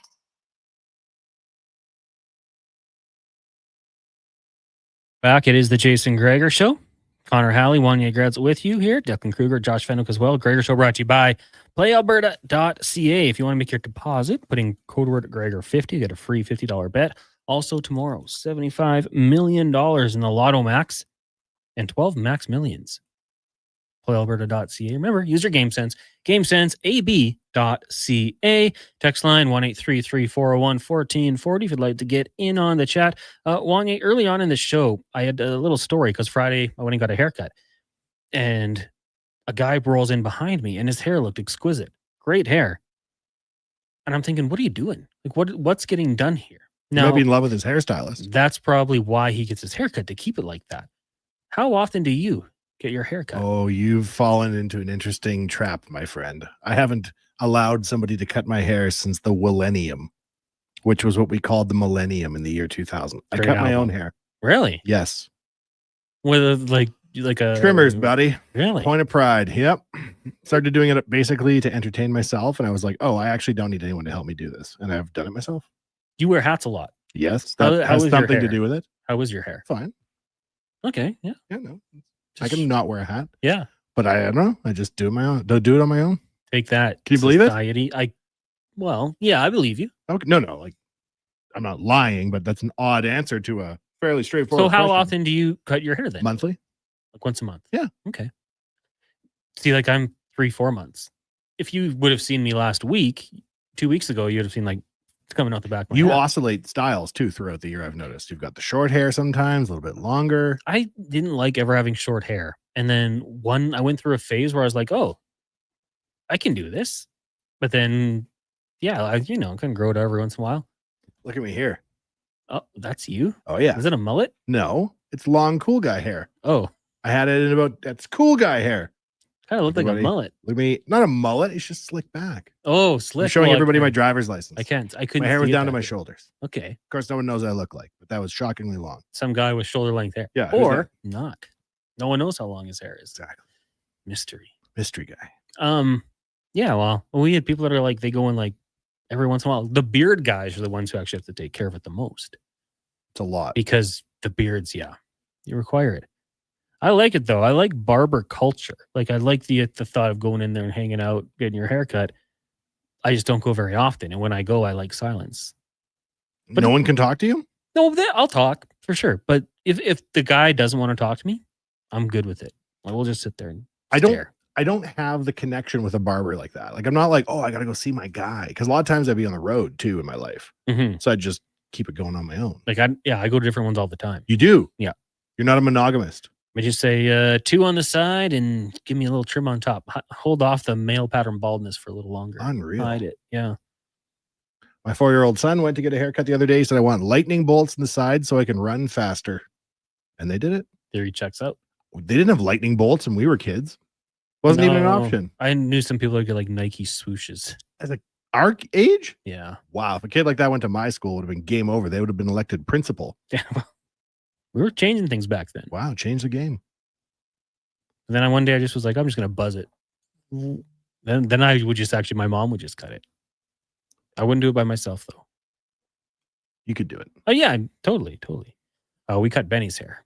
Yeah. Just he had a little curl one spot. Sure. Let's just clean this up. Yes. But I want him to have some long hair for a bit. It's a good look. Good flow to kick things off. Totally. What would you say if I said we got into Wanye's world here? Well, I was the hot mic Wanye's world. I still feel like we've had an unplanned segment there. I'd like to just discuss this time of year because it's the 18th of August. Gregor's away. For some, it's sort of the low point of the season, but for others, like the NFL season seems to start earlier and earlier and earlier, the hype every year. Yeah, and some might say it never goes away. And there's a lot of storylines right now as the preseason starts. Mm-hmm. And as a big football guy, big Chargers guy, what are the storylines you're looking forward to next year in the NFL? I'm a big Shedeur Sanders guy. Give me pick any team. Well, I'll tell you a storyline that I'm interested. I love it all teams. Like, what do you think as a macro level in the NFL? What do you think is going to happen this year? Like, what would you predict? Madness. And we're going to talk about the dumbest things, and players are going to get arrested and suspensions, and there's going to be bad calls. Just pick a team. The Chiefs. The Chiefs. Oh, I'm intrigued by Rashee Rice. Patrick Mahomes. Can he get back to his former self? Because he looks statistically, the last 3 years, statistically, not as big as years. Can he regain that form? The offensive line. How are they going to look? Their first round pick, Simmons. People say he was a steal. He had like a knee issue in his last year at college at the Ohio State, right, Declan? Knee injury for Simmons. Like, is he going to be a steal? Give me another team. Like any team, I feel like I do it during Fantasy Frenzy. Every team we talk about, I'm like, oh, I can't wait. This is my top 3 story. Well, I mean, are there going to be big movers this year in the NFL? Like the top 4 teams have kind of been static for the last little bit. Do you think that anybody's moving into that plateau, or is it going to be jockeying again? Like, do you think the Chiefs will be back in the Super Bowl next year? I mean, if you give me this year, I would say I take the field. Like I would take the field that maybe the Ravens or the Bills, Broncos are going to be good. I don't know if Bo Nix gets them that far. I would probably take the field, but Chiefs will be right there. I wouldn't be a bad pick. Eagles still going to be a very strong team. What are you looking at the Cowboys for this year? Well, Micah Parsons, what's going to happen there? The running back position for the Cowboys, I've got questions about if it can, balance with what the offense can do. Dak Prescott's always going to be polarizing, but then you got George Pickens. So all of a sudden, that's probably the best complementary receiver that they've had since CeeDee Lamb was on the team. I think maybe Brandon Cooks was there for a year, but Pickens, if he's not fighting opponents downfield, he can put up numbers. So yeah, like I don't know, you throw any team my way. Your beloved Chargers. What are you looking for there? Justin Herbert, Omarion Hampton, rookie running back. Bold prediction: he has a better rookie year than Ashton Genty for the Raiders. Does his pass weapon step up? Last year's Ladd McConkey. That's all he had, and it wasn't very good elsewhere. But they bring back Keenan Allen. They draft Trey Harris, Keandre Lambert-Smith, KLS. This guy's making waves as a 5th-round pick. KLS? KLS. That's a cool name. Well, some people call him Lambo. Oh. Keandre Lambert-Smith, so Lambo. Justin Herbert has to win a playoff game.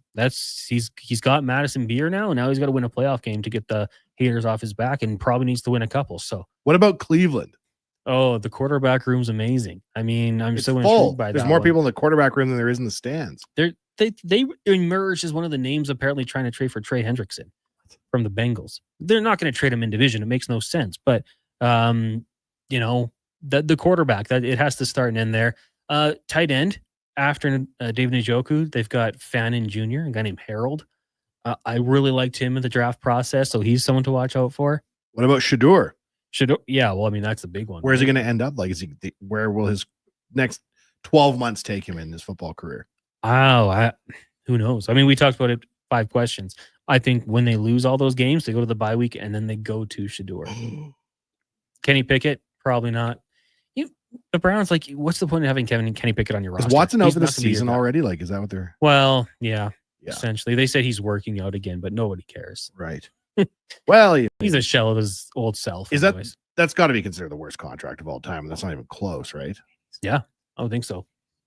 Any sport. Any sport. Worst contract of all time. There's some bad ones, but that much fully guaranteed. There's some NBA ones that are pretty really interesting. You made him so much term coming off the off-field problems. Plus, he didn't play. In the NFL, nobody gets fully guaranteed money when it's like. What was the logic? I don't understand. Other than Cleveland's going to Brown, like, why would they have? Because when he was good, he was really good, but he didn't play football for a year.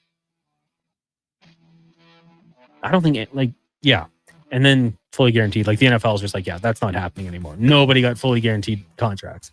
Kirk Cousins on 1-year deals, maybe, but that's it. Kirko Bucks.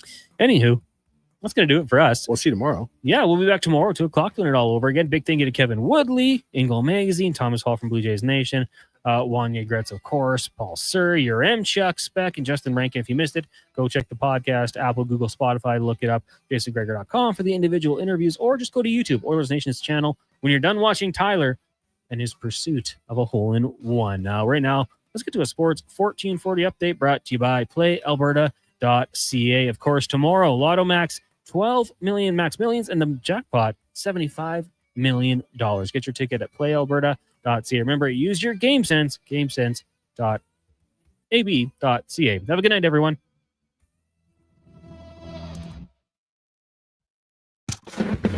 This is a Sports 1440 update. Scores around the majors. Currently, the Tigers lead the Astros 1-0 in the bottom of the 5th. Cardinals trail the Marlins 2-1 in the top of the 5th. Blue Jays and Pirates tied 2-2 in the bottom of the 4th. Phillies lead the Mariners 6-0 in the top of the 4th as well. Orioles lead the Red Sox 1-0. White Sox and Braves tied at 0-0, and the Royals lead the Rangers 1-0. The final from earlier today saw the Brewers beat the Cubs 7-0. Their second game of their doubleheader will be postponed due to rain, and the makeup date will be tomorrow. In the Little League World Series in 7 innings, it was Nevada over South Carolina 1-0. It was Venezuela over Japan 4-0. Chinese Taipei over Santa Cruz Aruba by the same score. And the one game in action right now sees South Dakota leading Connecticut 1-0. Iga Swiatek currently leads Jasmine Paolini 1-0 and 5-4 in the second set in the Women's Singles Championship at the Cincinnati Open. And the news around the sporting world has seen the Raptors hiring Bobby Webster, the team's general manager, to be their head of basketball operations, and Ottawa Red Blacks quarterback Drew Brown unlikely to play in the team's Week 12 contest against the Elks. I'm Declan Kruger. This has been a Sports 1440 update. This is Sports 1440, a Stingray radio station broadcasting on Treaty 6 territory. Download the free iHeartRadio app and